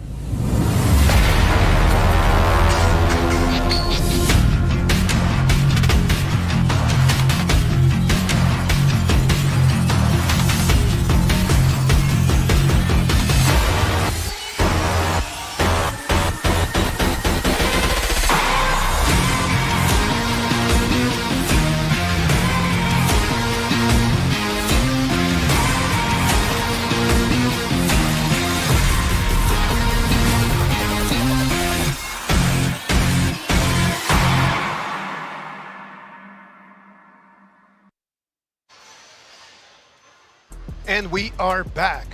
That was a really nice halftime show. I enjoyed it. I always enjoy that about the finals, right? Like you need to come in and not only about the game, like you need to enjoy the performances from the singers. And GK, I've been following her since she came out. Nailed it. I've been following her since she came out. Yeah, of like, course. it's been already years of that. Hopefully, the TianYun players can enjoy this moment because they are definitely gonna feeling completely different, like extremely different emotions right now. It is a different game when you are in a final, when you're in a stadium. We have 6,000 people right over here on the stadium. Like it is important for players just to be able to take on that stress and try to just kind of like digest it and enjoy it. Enjoy the moment. Like keep up with the motivations. So whoever's gonna be the final winning the whole trophy back, like 2022 KIC champion, you're gonna be rewarded of $3.5 million US awards. That's a big bag. I'm so sorry just to put it out there, but that's a huge bag, $3.5 million US dollars. And for the team that is going to be taking the trophy today, not only the bragging rights that they're going to have as the champions of KIC 2022, right? Of course. But the money that is going to come in with, that's something that everybody wants.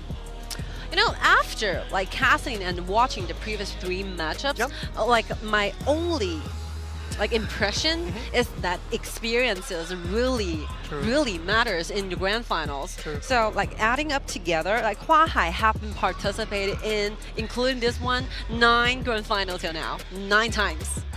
Nine times. It's like, how do you do that? I don't know. It's like 9 finals for one person. Like if you add all of Foshan.DRG.GK's people's attendance in finals all together, you don't even make half of all the finals that Huahai has been on his own. And not to mention that Yizhen, Xingrong, Ziyan together, like each player 7 times, including this one. This will be the 8th grand final he went in. Exactly, and I know that the last one is going to be TianYun, right? The youngest generation. Of course, TianYun, like, sadly for him, only 5 finals. But when you put that in perspective, the man has participated in 5 tournaments. Since he's become a pro, every single time that he's participated in either a cup or a league, he makes it to the final. And he's won 4 of those and has only run once in 2nd place. I mean, his least records, like the worst performance he had, will be awarded him with a 2nd prize in the grand finals. Guess what that feels like? There's people that they would love just to be able to make it to one final. Magical, like the mentality from TianYun was born in it. You are born with this kind of very calm mentality. You cannot just get to this kind of status by like practicing or something. It's born inside you. It's in his DNA. Yeah, in his DNA. He's got human instinct. Like he is built for this kind of games. I'm totally sure that for him, like not making it to the final is actually gonna be a completely different feeling. Of course.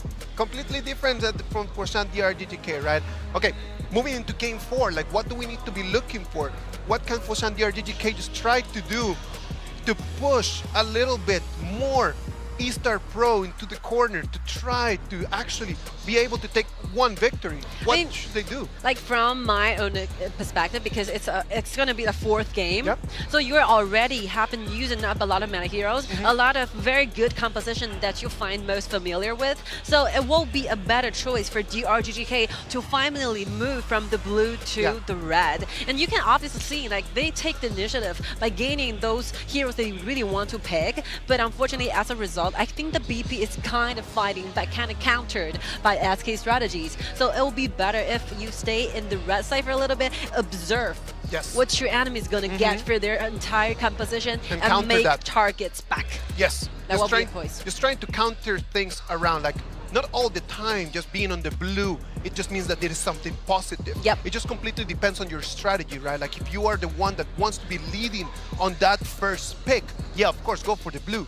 But sometimes, like if you're being on the blue 3 times and it's not working your way, like maybe you can just need to change that. Maybe if they move to the red right now, they're going to be able just to counter something around. I was wondering if we are given the initiative, like the first move for the side of eStarPro, what will be their final pick? There's a lot of good cards remaining down there. Like Mai Shenhui has been used, but they still have Zhou Yuan, Chen Mengxi, right, up under their hands. And not to mention TianYun, those warriors like Guan Yu and Ma Chao Xiao all available, not to include those marksmen. At Yizhen, Marco Polo, Gong Sun Li has not been used yet.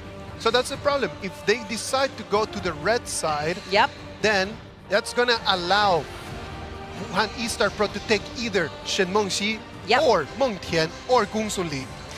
And that would even put the option of that Xiao in there for them. Of course, I'm sorry to say this, but you only have 2 bans available in the first round. So you only got to ban 2 heroes that you do not want to give it to Wuhan.eStarPro in this particular match. But they don't want to give them anything. That's the thing. There's no way out. There's no way back. You are 3 points and 3.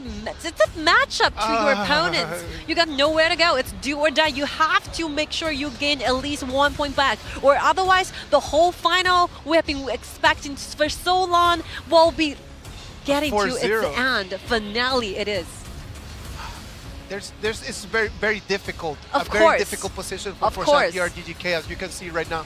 Already on the screen, the heroes that they've already played, they've already made so many difficult picks, right?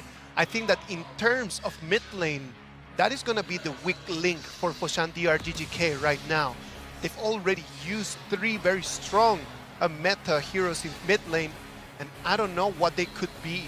What could be their option for this next one? Zhou Yu and Mai Nui, they have either of these options because they only use Zhao Jun, Shen Mengxi, and Yixing in the very previous one. So maybe Mai Nui might be the answer. And also they have Lu Bu available for Bai Shou to play. So if you adding these 2 combos up, it look nice, right? Yes, of course. So there are options in there. But then in the moment that eStarPro start taking and countering those options, they've got, if you have 2 options of heroes, I have 5 options to counter you. And there's no way and no use of banning those junglers. Yeah. There's so many choices. So you might as well just ban those targeted places. For example, marksman or like top laner. Shen Mengxi. Shen Mengxi and Gong Sun Li, they're not going to be available for Wuhan.eStarPro. All right. Foshan.DRG.GK already played both of them. Wow. It is that. Wow. That's gonna be their option for Game 4. They're gonna go all in, and they're gonna have Bai Shou just to take control of this whole thing. It's gonna be Agutu and Ma Chao. I mean, they have a lot of options. They have Zhou Yu, they have Lu Ban available, they have Mai Nui, but instead they choose to believe on Bai Shou. Suoha, man. Wow. They're just going Suoha. That's just going all in. It's gonna be that. Mai Nui, Ma Chao, and Agutuo. That combo in there, it's gonna be amazing for Huahai. Is it gonna be a Chang'e? Of course it's gonna be a Chang'e. We are a lot of counters. Oh, okay. Yixing is also available, trying to, do better things during the team fight. But Chang'e is also there. No, of course. But at the end of the day, if you get to just box them in with the Heaven's Origin, regardless of whatever that Pong Pong is gonna try to do on that Agutuo, that's just going to leave Huahai doors open just to keep just piling up his passive with so many different units. I'm a little bit hesitant on this whole Foshan.DRG.GK first 3 picks. There's no rationality speaking up at this point. It's about mutual trust. It's about team spirit. We can accept the truth that we might be going still to another second round, second place, but we have to make sure everyone of us trust each other enough so that we are bringing not a very theoretically the best cards, but it will be the composition that we feel the most confident about. It is tough, man. I really want Foshan.DRG.GK just to be able to take the victory in this one, so we can have more games. That's my only interest today, to be able to see more games. I don't want this night to end so early with a 4-0. So believe me, I am gonna say it as a professional. I really want us to go more, to go longer. But this composition from Foshan.DRG.GK, it's putting so much pressure on Bai Shou. No pressure. He's gonna have to stand up as the tallest man in this whole stadium if they want to win this one. Remember what he said during the video? Yeah. I don't feel lesser than any other top laners. Like confidence is what really matters. Like I love the talent competition, like not like you. Of course. Because you can see the like team spirit up there. Okay. We are already facing the fact that we're like 0 and it's already our enemy's gaming point. So you might as well just go for it, like setting free. You do not consider we have like two more rounds, 3 more rounds to go if they gain a point. Soha, man. Soha, man. All in. All in. All just in. Pushing all the chips to the center of the table and saying, it's it. It is everything or nothing. Foshan.DRG.GK with that composition is just telling us that they're willing to make this their last standing. I mean, being an esports player, like being a fighter, like getting defeated is a normal thing. Yeah. No, it happens every single time. So it shows that even though we're gonna like standing side by side, facing this, using this very highly risky composition, but we decided to be standing up front together, accepting this truth together, and trying to form up with a composition that we all decided together. Like this will be the team. That's why these 5 players have been playing in the same team forever. Like we almost thought we reached the kind of sort of limitation for this. Because you have been like working together for a long time, over 3 years, 2 years. And yet the best score you got will be the second prize. A lot of people are doubting about this. Like whether you have like gone through, there's no break out there. Like you have already reached your limitations. Right now they are given the answers. Even though they're losing it or otherwise, they're doing it together. Together. One for all. That's it. Everyone is going to be putting their eyeballs towards Foshan.DRG.GK. They're going to be coming in on the blue side. They're going to try. They're going to try to move into the game 5. They need to win this game 4. They want their Cinderella story just to keep moving forward. They want the story to keep going. They don't want to close the book of this KIC 2022 with a 4-0 defeat. Let's wait and see what DRG.GK can do. And as for eStar, I'm sorry to say this, one more game will enable them to be the final champions. We have been excited to see this result for a long time, and will it be the final one? Oh, look at that. TianYun take it extremely low. Is he going to be first blood? The flash comes in. He's going to flash away as a reply. And the turret system is going to save him one more time. A bottom lane, those solo fights, those laning are really aggressive as well. Like ladies went nowhere to fight back going against solo, doing the laning with Yizhen, with Mengya. Our guy is extremely deep. He needs to get out of there because Huahai already has a target on his back. He's gonna pay with his life. Just stepping in there too deep, too early. Look at TianYun having those target on this blue, waiting for the teammate to arrive at the right moment. And here we go, another blue getting to the side of eStar 8. Like Huahai is looking for more. They're going for the kill as well. Pompa's being taken extremely low. Huahai's going to take the kill. Now Xiao has his second ability available, trying to get them out of that. By Xiao coming in, keeps poking, cannot get the kill. With this kind of opening, I'm sorry to say this, but the truth lies down there. Like eStar is a huge more step closer to bringing out the final trophy. It's like a wonderful beginning that you can possibly think of among all the opening possible ways. Yitran is on his back heel. Team Phone comes in, but the dash is the not flicker, going to be enough. There is no flash. The distance is not enough.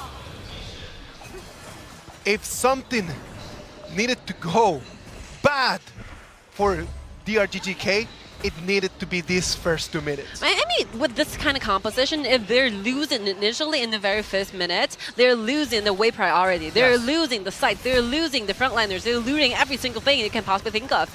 Like Foshan.DRG.GK, and just imagine, like Lam going against Agudo, where every single blue buff and red buff will belong to the side of Lam. Just imagine what kind of a monster like Huahai is evolving towards. 3-0 already for Wuhan.eStarPro. They want to make this a 4th one and send everyone back home early. Look at that, Aga comes in, but it's gonna be Yitran dealing so much damage. He's got a great angle. And at the same time, he's got Xiao's speed boost coming in as well. intimidating. The Heaven's Origin is going to lock in 3 people. TianYun comes in with the Rage Slam. Xiao is going to run away, but now it's going to be TianYun, the one who's going to fall. Oh, this one is good. It's going to evaporate at the same time that Aga comes into the rescue. Oh, Qingfeng basically saving the whole world with the ultimate together with Aga, making it happen, fighting back in their own territory, gaining the 2 more kills to the side of DRG.GK. That was the one thing that they needed. They needed to turn things around quickly, and now Monglan wants to come in, puts a bomb, takes a target, and now Qingfeng still comes in. Does he have a flash available? Yes, he does. But Etron just spotted him out as he was on his way. And since the Purify is available, there's no way that this kill is going to be happening. All right, see the replay. How that DRG.GK beautifully fight back within this one single team fight. The ultimate from Ying is really, really good, surrounding like 3 members together. But the diving from Maishanui just keeps those enemies away. Yes, exactly. Like I do believe, like in the moment that Xiao was able to box in 3 people, I thought that it was just gonna be more kills for Huahai. How did everyone just got out of that without even getting 1 kill?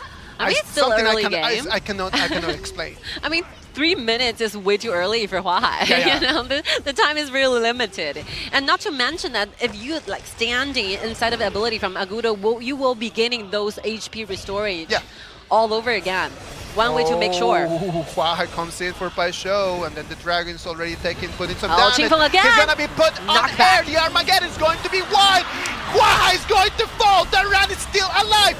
He's boxing in Xiao. Xiao wants to reply back. Ethan turns around, and he's now putting the target on Aga. Yixing is trying to slow down Aga. Aga is trying his best to save Xiao because Xiao is taking the tower damage, right? Of course. Too much of the tower damage. They're getting too overly excited because they have gaining the kill over Huahai. They want to make more things happen.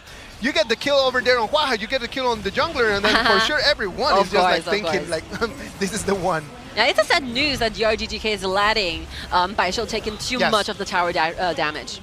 Yep, they need Xiao to have gold. They need Xiao to have damage because he's going to be on the spotlight the whole game. Menglan, 3.4, while like Yijin, 3.7. Hundreds differences of personal gold. All right, Agai already standing over there on the blue buff area. He's got vision of Huahai, who's already level 9. The Armageddon is going to launch him on air. Huahai is going to reply back to that. Monglan and Pompon come in, and they have their eyes on that blue buff. Qingfeng is being stopped here. Oh, Yicheng comes in with his ult. He's got a great angle. Pompon's being put on air, launched up, still down, sent back home. 1 more kill for eStarPro. I mean, I think this team fights favored like GK more because they brought like Huahai really low. But unfortunately, like Maishanui is kind of stopped, and right now they're looking for more diving into and taking the red to their side. Maishanui is standing by the side, but there's no way he can possibly find a way to break in through. Nothing that they could have done in there. Pompon, sadly for him, right now, he's just being taken down so easily. Nothing that the jungler from DRG.GK is being able to do to help his team in this whole situation. You know, this just displays how like powerful like eStar as a team is. They do not have only 1 core. Nope. If you target all of the talents, all of the ability to 1 single person, the rest of the squad will stand up. That's the same situation happened to a lot of teams. They're trying to figure out who will be the main core for eStar, and we still have not have the full idea of who's going to be the true core because every single player can be the core according to what kind of heroes they're going to be pairing themselves with. All right, that now the target is going to be that mid lane turret. Immobilized. TianYun is being taking so much damage from everywhere. Qingfeng is going to join the fight. They come in. TianYun is the only thing that they're going to be able to find. But GK, I think this mentality is good, even though they're like losing in a personal goal and something like that. But being positive to go to challenge, ask for more, like engaging all the time is looking good. They need to get rid of Yicheng. Of course. Early. It's just like the position that Yicheng is just finding right now, just the angle that he's using right now, it just allows him just to keep dealing so much damage. But like, Yijin is surprisingly rich. Yeah, of course. Nothing they have been able to do. The Heaven's Origin is going to come in. One more time, the Raging Slime. Huahai finds the angle. He gets on the red first. He's now trying to find on the backliners. He cannot get on anything. Xiao is the one that comes in from behind. It's not lethal. He's damaged. Huahai's taking extended low. Dodging He's a going to be lot popped of for activities. one more time. He comes out of that with single digits HP. Like Huahai have been dodging, avoiding thousands, hundreds of damage. Those fans from Qingfeng, those swords from Baishou. A lot of damage are being avoided simply by making those very smooth motivation. Let's see. Again, just watch where Huahai is initially finding a perfect place where every single one is being knocked up on air. It's not looking that good. And then he just takes the fight over there against Baishou, right? And then Baishou uses his spear trying to get on the man, but nothing. It's lethal. Nothing can just kill Huahai tonight. Well, this man is on fire. He is on fire. Dominating the entire game. This is team leader. That's... Wow. We said that he's the only one who knows what it is to win KIC, right? And right now he's just showing that he's up for the task right now. They have eyes on the red buff. Tanran comes in, the rotation to mid lane. The Dragons are gonna put pressure on that mid lane turret. Vanguards again. I think every single Vanguard and Overlord went to the side of E-Star. Yep, I have not seen... Well, no, I saw one or two going for DRG.GK, but nothing that is going to be critical, you know? Like nothing that it could be like, okay, yes, this is a moment for them to push. Just answer back after fights only. E-Star is gradually, like peacefully building up those gold leads against your enemies. And right now, gaining the common objectives, fighting for those dragons will be their next step. Trying to gain more stuff to their side. 10 minutes is cannon attack. And those dragons just went to the dark version, becoming more important and more powerful. Shadow Overlord and Shadow Tyrant are available right now. They could be the last ones that we see in this KIC 2022 if eStarPro are able to take the victory. Like Maishlinui, good moves. But DRG.GK does not have enough time to try to rush for this Overlord, so they have to make retrieve back. They must retreat right now. It comes in, the Righteous Lab following it by the flash. Everyone is on air. Look at Huahai trying to find the angle coming from the rear. Baishou keeps an eye on him. No one can get to Etron one more time, and the turret in mid lane is going to fall. Like 2 flashes is being used trying to force out one from Mulan.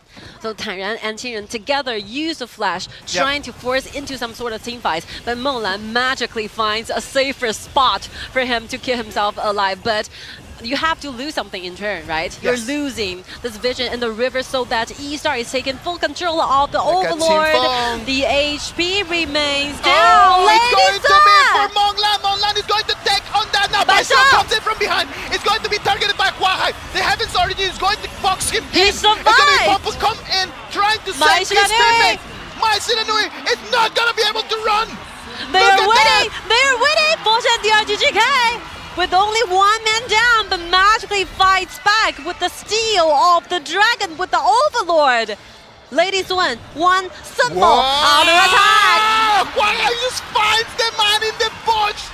Oh God! This boy can see everything in the map right now. He smells blood like a shark that is. Wow. After this night is gonna be more amazing and impressive than we anticipated before. It still holds a lot of possibility for Foshan.DRG.GK to turn the tide around. Look at the remaining HP of the Overlord. 853 or something like that. HP remaining by only one more single attack from Lady Sun. Managed safely, magically bring this entire game to a complete different ending, maybe. Wow. Like, did you see how Qingfeng, he had only one target? I saw everything. I saw everything. He had only one target, and his target was Etron. We said that Etron needed to be out of the formula, and that's exactly what Qingfeng went to do. One more time. Look at that. Silence down. Baishou cannot find the angle. Pompo is just taking damage from the turret. They have to push back. They want to pull in, but they do not have the surprise no more. You know, it's almost like it's an ultimate battle, you know. You're setting free. You're not worried about the wave. You're not worried about the towers. You just want to make sure you wall the one winning all the team fights. So excited. Super exciting action we have right now. Look at Huahai's position right now. He's going to be spotted by Baisho. It's going to be a 1-to-1 in there. Look at that. Baisho is forcing Huahai just to ult his way the damage out of is that. enough. Jumps in, but it's going to be Sun Bin, the one that with his second ability gets him out of the river. But Baisho, like, is literally saving the world. Like those solo fights he picked up, trying to steal those HP away from Huahai, making sure for the entire team that this jungler will not be healthy enough so that our backliner can step like closely to their sides a little bit. Look at that, Foshan.DRG.GK does not want to go quietly. They want to fight up until the last minute of this game 4. Well, this is the energy of the faith. You know, having the faith of believing each other, like mutual understanding and trust is lying down below. Heavily. Shadow Tyrant's going to be online one more time. Huahai is being spotted by Baisho once again. Baisho, he goes in from the rear, forcing eStarPro to leave this Dragon for a reset.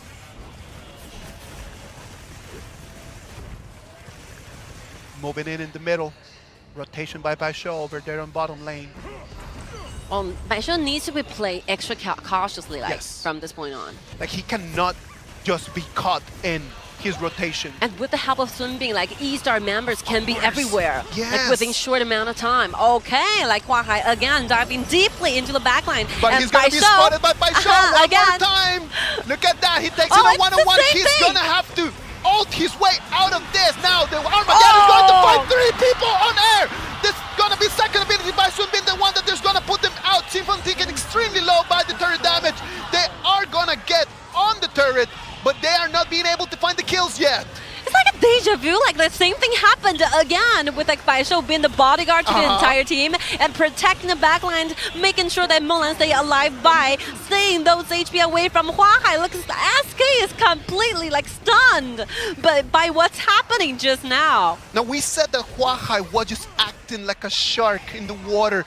He could smell blood everywhere, and Baisho knows that he needs to stop that man. Oh, those damage from like Ma Xiao is really, really high. Wow, look at how many people on air launch 4 on air in there. God. If it would have been for Sun Bin's second ability, that could have been a full-on ace. Like the result is going to be looking ugly for the side of eStar. But right now, they're still a little bit leading in the personal gold and the whole entire team. And since we all know the fact that Sun Bin is gonna be like getting stronger to the late game, so eStar, they still have a lot of opportunities. But one thing they have to make sure is gaining the river vision. It is, since both dragons is about to be spawned and the Overlord is standing up right there waiting for whoever got to win after the team fights and become the master of the dragon. All right, TianYun soaking in all the damage he needs. Let's wait and see on that. Baisho is going to clean the wave in mid, and Huahai is making his rotation to bottom lane. His target is going to be the bottom lane tier 2 turret, as DRG.GK takes on a little bit more vision on top. Overlord. Wow, DRG.GK. Like a thriving grasp the last chance of the hope to survive. Look, and they do not have even gold advantage. Look at that, Baisho has got no Sinfon, the one that is going to spot Huahai this time. Aga is being put on air. The Armageddon comes in. Tyrion's taken extremely low. They cannot find the angle. Sinfon and Baisho are coming in from behind. And they've got green light to come in and deal damage. Edrang is the next target. Baisho takes him in. Sinfon comes in. Gets one more kill. Resurrection. Stand up. Sit down. Takes 1. Takes 2. That's gonna be the end! That's gonna be the end for this match! Ziyan will be the only person alive now. Let's see whether they have enough wave on either lanes. But I'm sorry to say this because like eStar have taken all up, managed the wave, while Baisho together with Pum make it happen. The waves are rushing in, they're waiting for the wave to march on the high ground towers. 7 seconds the time of revival time, will this not be enough? It's not gonna be enough. No, it's not gonna happen. They'll take the turret and then they need to rotate for the dragon. Wow. They need to go right now for that Overlord. That needs to be the next target. DRG.GK right now, they're trying their very best just to hold to that cliff. They do not want to fall. This is really great. Let's see, like, Agai will be the first target, but unfortunately he remained himself alive and used ultimate with a flicker trying to initiate and followed immediately up by Pongpong's ultimate. Yes. And look at those, like, assassin machinery together with Baisho just diving directly into the backline and melt everything up. Oh, I just love that. Look at that. And Huahai stands up and he's not gonna fall quietly. He's gonna take at least one more person with him. Yep. And one more thing, you can see like how rational like eStar is. Once they have the idea we're not going good during the team fight, they send somebody back. Even though it's a Ziyang. If Ziyang died, I think that's it. Done. Like game 5. Let's move on, right? Like, so they need to understand that you cannot win every single fight. And whenever that you see that you're not winning that one, it's time for plan B. Okay, this Overlord is gonna go for DRG.GK. Well, this is the very first time like DRG.GK is leading the game. Even though it's their enemy's gaming point, match point, but they performed the best throughout the entire night. Do they want to challenge this one? Team Feng finds an angle, trying to come in. A guy comes in, but it's going to be Huahai, the one that is going to reply back. Look at that! He gets on the back laner. Baisho has eyes on him. He is the target right now. Tanran is going to be the one that is going to fall in. A guy keeps on, does not follow in. Wow, like make the best use of Sunbin's second ability enables eStar to be the final one standing in front of the Tempest Dragon, waiting for the Wood Dragon to be spawned because they have one more member than DRG.GK.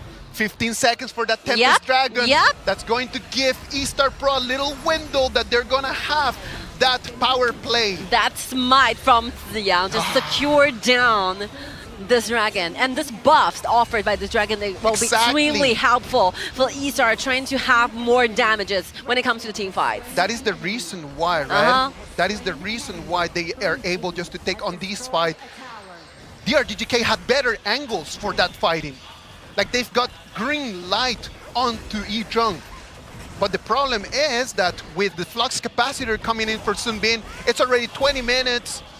The cooldown for that makes it almost inexistent. I mean, it's a very obvious weakness from having a Agudo in your whole composition. The smite works differently than the normal one. And not to mention the fact that eStar have 2 smites available. So when it comes to fighting for the dragons, the possibility of DRG.GK getting the dragon will be lower, way much lower than eStar's.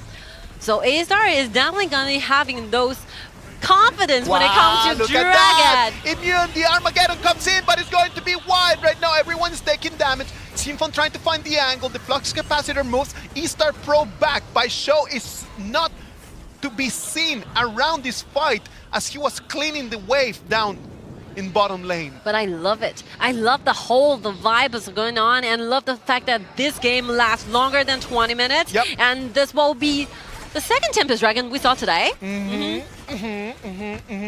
It is the second one. You're totally right on that. And look at that. They're forcing Huahai to get back out of there. Well, these two bodies taken together, they're the nightmare of the eStar backliners. They do not want that. Once you saw like these two characters sitting there side by side, it's very hard to get away. Okay, let's see what's going to happen right now. The Tempest Dragon is being taken to 50% of its HP. They are forcing somebody. Armageddon comes in, takes 2 people on air. Aga is going to disappear out of the fight. The dragon, Agudo! Baisho has been taken extremely low. He's going to resurrect. Can he get out of that one? No! It is going to survive, but it's going to explode by the first ability from Sunbin. They took the Tempest Dragon, but they lost 2 people on that fight. But look at the waves on the top lane. eStar members have to rush back because of the crystal, because the wave is getting themselves a lot of pressure. That's the one true advantage for DRG.GK, because they have already gained the high ground towers. So their waves is going to be stronger comparing for the eStar's ones. And let's see. That's the problem in there, look at that. Miners might enable Pongpong to secure down the Tempest Dragon, and the rest of the squad, they're trying everything they got to just escape away. Look at that, right now it's gonna be eStarPro, the ones that they're gonna come in for the turret. It's gonna be 35 more seconds that they're going to have that Tempest Dragon effect that is going to be dealing the lightning coming from the skies. like double defensive item for Yizhen. This this marksman will be extremely tanky to tackle down. And just put that on top of the second ability from Sun Bin. Of course. It's gonna be so hard. Like the only way that Yizhen is going to disappear is by burst damage coming in from Xinfeng. Of course, like look at that, he's being targeted, but he does not fall. Takes in so much damage. There's going to be the turret on the bottom lane, the one that's gonna fall. And that's gonna be the first time that we're gonna see only the crystal for eStarPro standing in there. No more turrets to protect nothing. It's gonna be 360-degree super minions coming in. 3 high ground tower taken to their pocket. Like DRG.GK is doing whatever they can do, trying to extend their advantages comparing to their opponent. And right now, Vanguards are rushing in. DRG.GK Qingfeng have the Splendor available. Oh, look at that. Guy comes in with double knockout. He's going to resurrect. Yizhen is going to disappear. Can someone finish him on a second time? It is going to be Qingfeng, the one that is going to take that kill. One more time, the dragons are coming in. Qingfeng's gonna fall. Tyran is being pushed back. Monglan is still alive. He's dealing damage. Clean it up. But Huahai comes in. The resurrection comes in one more time. One more comes kill. in, gets the kill, gets a second one. It's Pumper running away for his life. He's going to resurrect. Oh my God, 3-1. Comes in, the Armageddon. Pumper needs to get out of there. The super but look minions at are Super already on the Soldier, crystal. Super Minion are rushing in. Esports trying their best to defend their base. DRG.GK take the victory, ladies and gentlemen. The super minions wear the cape, and they are the heroes that are gonna force this to a game 5. This is the energy that we have been talking about. There's no limitations upon these 5 buddies standing side by side. They are making a lot of improvement, a lot of them one step further to their dreams. I mean, huge stress. Oh, like they have 0 on their like scoreboard. And their enemy, eStarPro, one of the best team from KPI, have 3. And they're willing to take the fights. They're willing to take the risks by gaining those kind of composition, by giving Baishou the Ma Chao. I was wondering who will be awarded with the MVP, but I think every single member performed the best.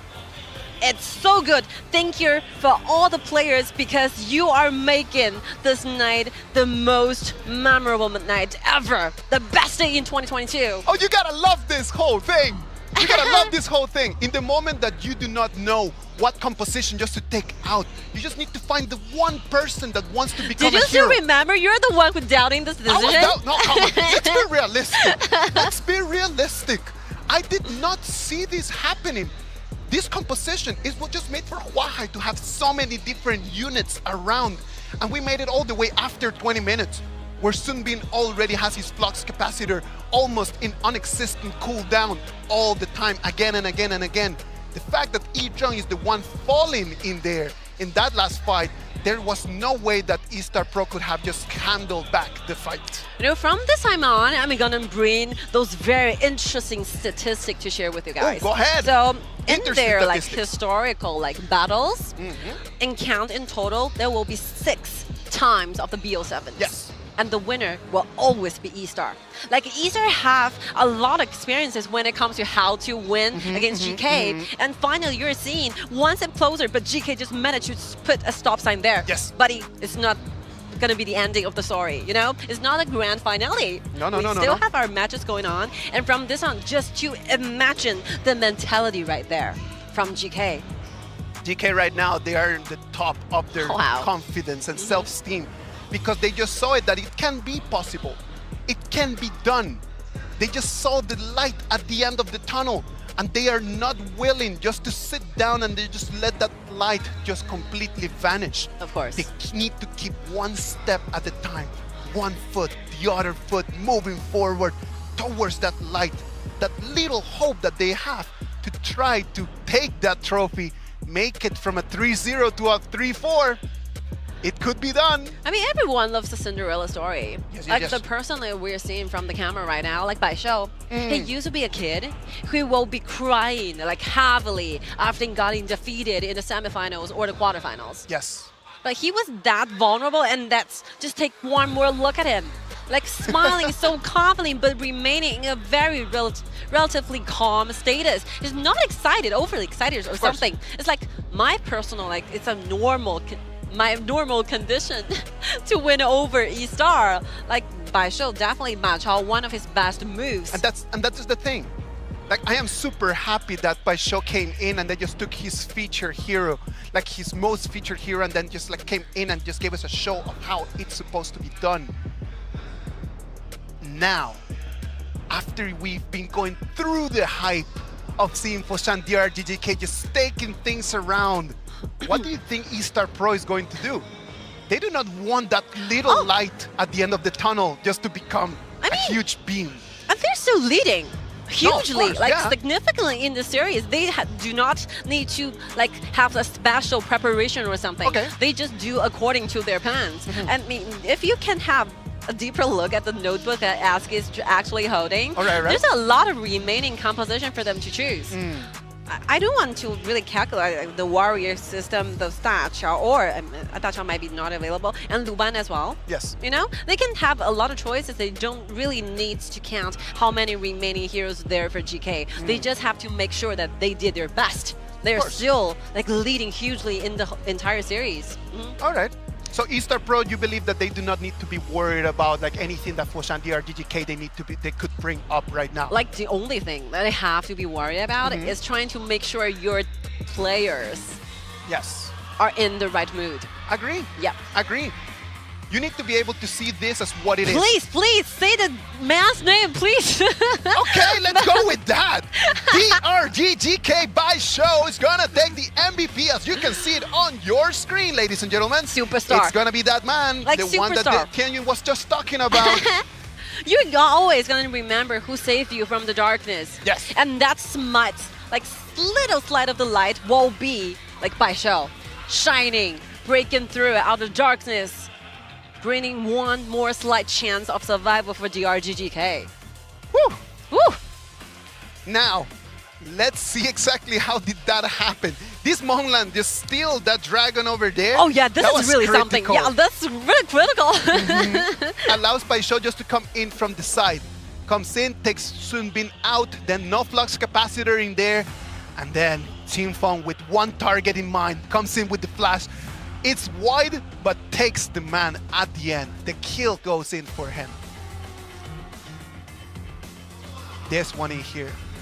This was bad news. Bad news. Our guy puts 3 people on air, and look at Baishou and Team Fong. Yeah, those positioning, right? They're just telling everyone, just stall, man. Just stall. Take a couple more hits. Just take a couple more hits, and then we'll come in and save you. Project melting down all the backlines. Yes. Mission accomplished. Mission accomplished. And you mentioned that how they just sent Ziyan just to leave the fight, right? Like I do believe that Ziyan could have stayed and used his flux capacitor, just trying to allow at least one more person to get out of there. But it would have been a gamble. Oh, like they're enjoying their game. I don't worry about their mentalities, right? Like after getting defeated, after the crystal getting like completely blocked away by the super soldiers like Hua Hai. Oh, I always like this kind of scene, you know, where they're shouting together. Let's go! I love that. Look at that, man. Wow. Reacting as what it is. This is just a very important victory. Whenever that you're in a BO7, the most important victory is always going to be the first one. Because that first victory is the one that gives you the confidence just to move forward, just to tell you like, you know, it can be done. Before getting that first W, it's really hard just to imagine that you can actually take the victory. I mean, the records are lying down there, waiting to be renewed or something. Yes. Like DRG.GK, the last time they went on the stage, like 2021 Grand Finals, they're like, the opponent will be Chongqing Wolves, and the score is ending up to be a 2-4. 2-4, yeah. And now they're facing the fact that 1-3. I don't know what's gonna be the final ending for this one, but I just hope that they can evolve. They're gonna be showing us different types of like gaming plays, of the mentality, and different changes about having one whole years about personal growth.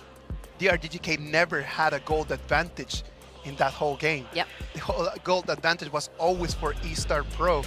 And that's something that you need to give them like a tap on the back, man. Like they just came in, they never had gold advantage, they never had level advantage. or item advantage, but at the end of the day, the fights are what counts, and they were able just to take that victory. I mean, from now on, like GK members, don't worry, take a short break, yes, because you're getting too excited for this. And just to make sure you have prepared enough, like psychologically and physically, for the future matchup, and because you magically bring another like slight of survival for yourselves. Well, let's wait and see what DRG.GK is going to show us, because we're moving into Game 5. Game 5, we're going to see a lot of heroes that they have been banned. It could be the moment for a Xiao to be out there. It would be a moment for a Tunghuan Tai to get out there. Monkey is another option that we might be able to see in this one. But all of that is going to happen in Game 5. And all of that is going to come in right after we have a short break for everyone just to go and get a sip of water and come back online.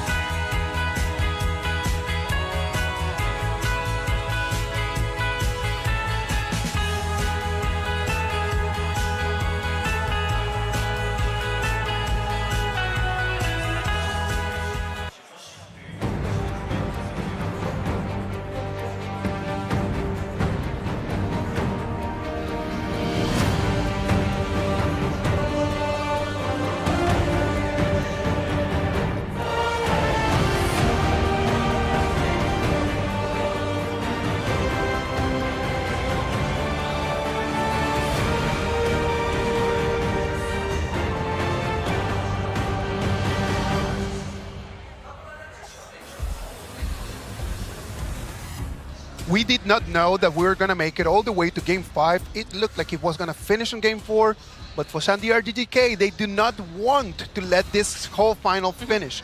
They want every single spectator that is here in this stadium to have their worth, their money worth in this whole activity.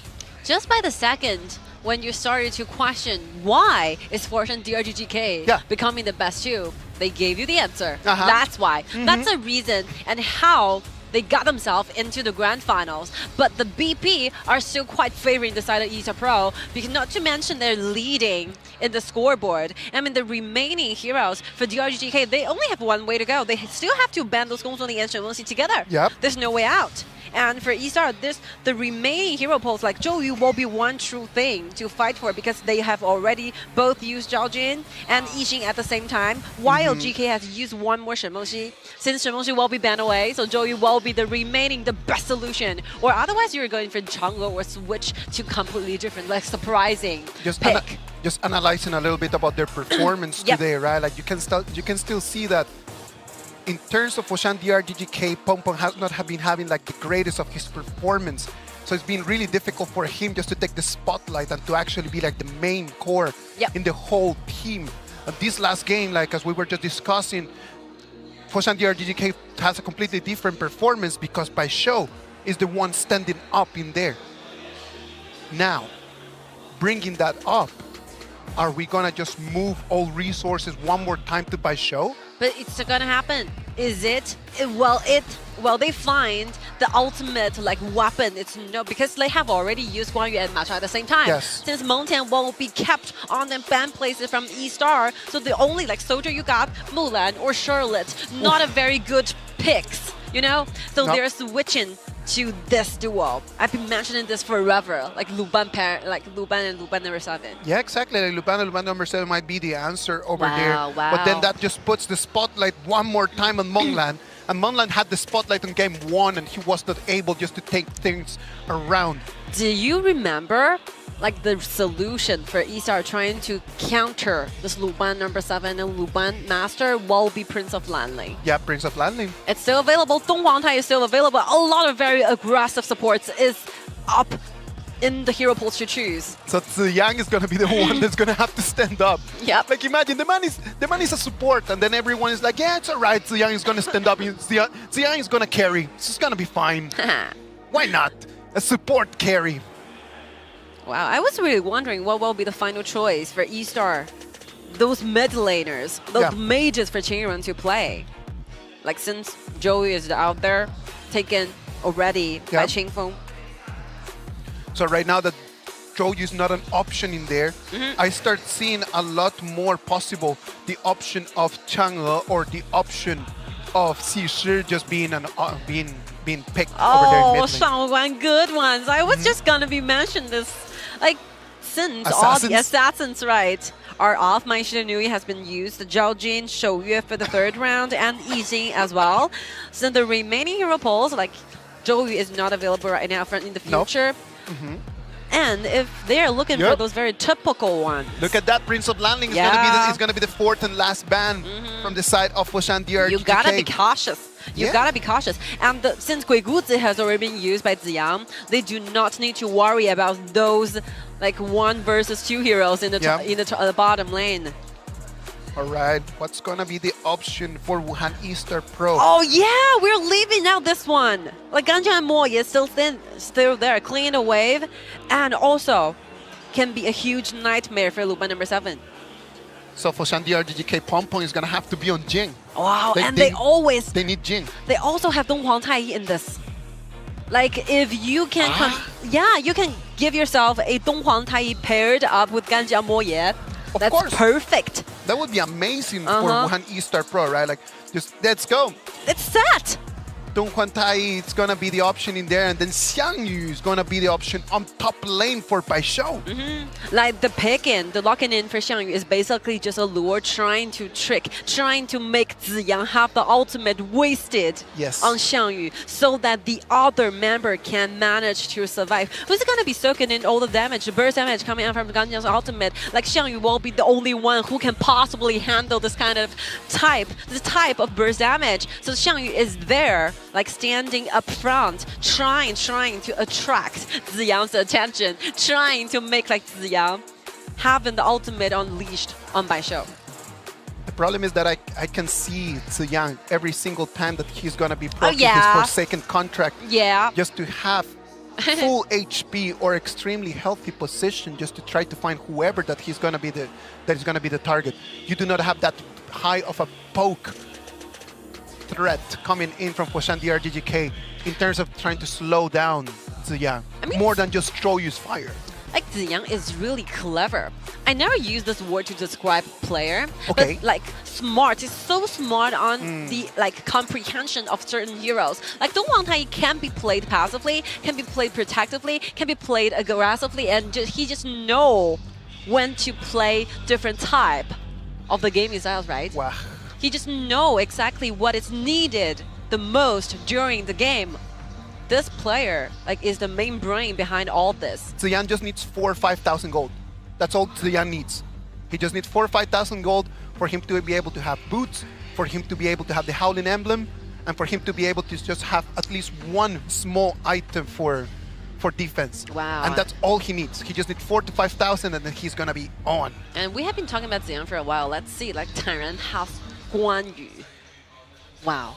Backline nightmare. Destroys every single backline. Well, like Foshan.DRG.GK form a safe enough compositions for Luban number 7 to stay alive all the time, deal the damage. That will be a question. That's gonna be the interrogative that we're going to jump in this whole game with. Is this going to be the last one, or are we gonna keep moving forward?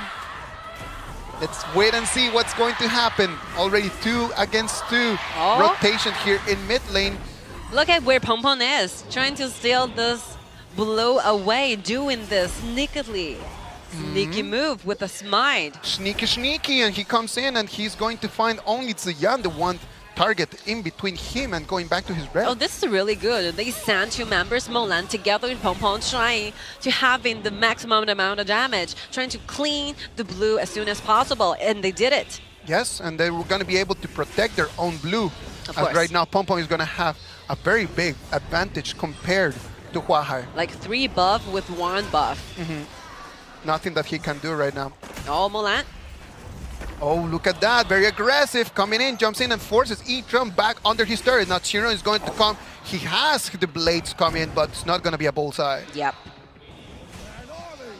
But the beginning of this match, I think it's looking good from the side of Baishou. From the side of GK, obviously. Like Baishou being the very tanky person, the only frontliner for DRG.GK. I mean, you do not have enough like hopes for Guy, so Guy is very busy.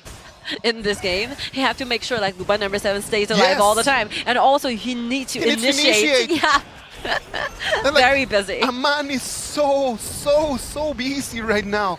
Like he needs to do everything, and he's the oldest in this whole field. Of course.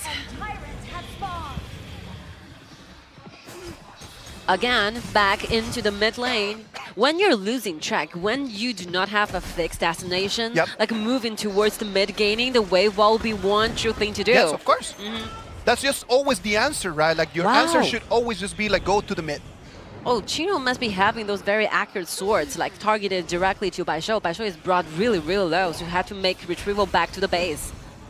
We're going to have to retrieve back, and right now it's going to be the rotation back to mid one more time as eStarPro were able to protect that blue buff for Huahai. This is very simple, like butterfly effect. It's since you are lacking one of the frontliners, so you have to make yourself back to the base, which means that you cannot just repeat to do the invasion again, trying to gain the blue from Huahai's side. So magically, that Huahai, this blue just went back to Huahai again. So that's gonna be the finish of the invasion from DRG.GK. They only got the very first round of the buffs. And starting from now on, like E-Star might be returning them this kind of favor by invading into their jungles. Wow, the look blue! at that! He uses his ult and takes the blue. Bad news for Pong. Amazing performance by TianYun. Oh, there's nothing bad done by Pong. It's like a matter of luck, a matter of predictions, you know? Of course, nothing that you can do. Like TianYun has no vision there. It's just a try, you know, matter of luck. And he goes in, and the damage that is being dealt by the ultimate from TianYun and Gajian and Moya. That could be the only thing that they could just find all the way until the back line of DRG.GK.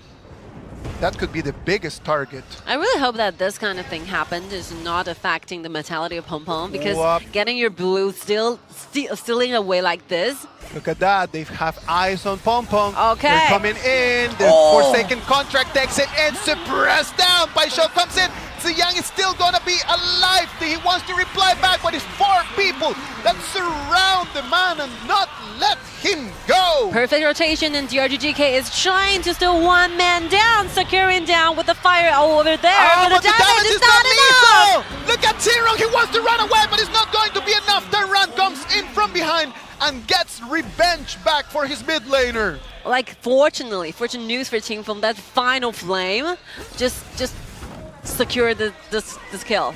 Yes. Or otherwise, this trade is so uneven. Sad for Pong in there, like they had, the whole eStarPro had eyes on him. They knew that he was an easy target in there, and then surrounded by 4 people. Like, E-Star has a difficult day for Pong. A very clear moves. It's of course like jungler meta. So as long as they have the laning advantages, they're going for you. They're going directly to trying to slow down the pace of Pong. Pong will always be the target. Pong always the target right over there, being slowed down. We know that Hua is not going to be the core of this whole eStarPro's composition. But at the same time, Pong is not being able just to have the level advantage that he needs. I mean, there's something that we kept forgetting, neglecting. Like, say the personal goal from Marco Polo. It's completely okay. Yep, of course. Look at that, coming in, putting a target on E-Trunk. Agai comes in, but it's late. There are 4 people, 5 people from DRG.GK, and their goal is going to be this turret. They wanted to take this turret so badly because they were rushing out to the top while TianYun gets the time to steal away this tier 1 turret in the bottom lane. That's a good thing about just having a Ganjen Moya in your composition, right? Like, it cleans waves so quickly. I mean, it's not a fair trade. Like, GK does not have the tier 1 on the top. No. They're just losing 1 tower. Yeah, that's bad news for them, right? Like, because at the same time, it just allows one more opening for Kuang to come in. And that's the main idea about just playing Kuang, just being able to find those openings. And the less turrets that you have, the harder it is going to be for Monglan to keep alive. Those turrets standing up, offering the vision to your side is very important, so that we kept talking about how important the tier 1 in the mid, because you have to make sure you have the tower to protect you enough that you can do the rotations as for mid laners, right? Another invasion here in the blue, while Hua uses Mai to control the blue and steal it away and the go like a Invincible wind. Warrior allows him just to come in, proc his ult, and be able just to run away, not only with the prize of the blue buff, but with his life as well. I mean, Foshan DRG.GK is really trying to stick together, trying to gain those towers, right? Like those bodyguards standing side by side, surrounding Monglan, trying to make sure this Luma number 7 is safe enough and can have those gold earned. Now TianYun is the one that's going to be the target over there on the bottom lane. 3 people rotation around him, as we can see. eStarPro right now already with a 1,600 gold advantage in 7 minutes and a half. But with the sprint available and the ultimate available at the same time, I think TianYun, Guanyu, is safe enough just standing like in front of the tower. It's okay. Look at that, Hua taking so much damage, has to proc his ult to be able to run away.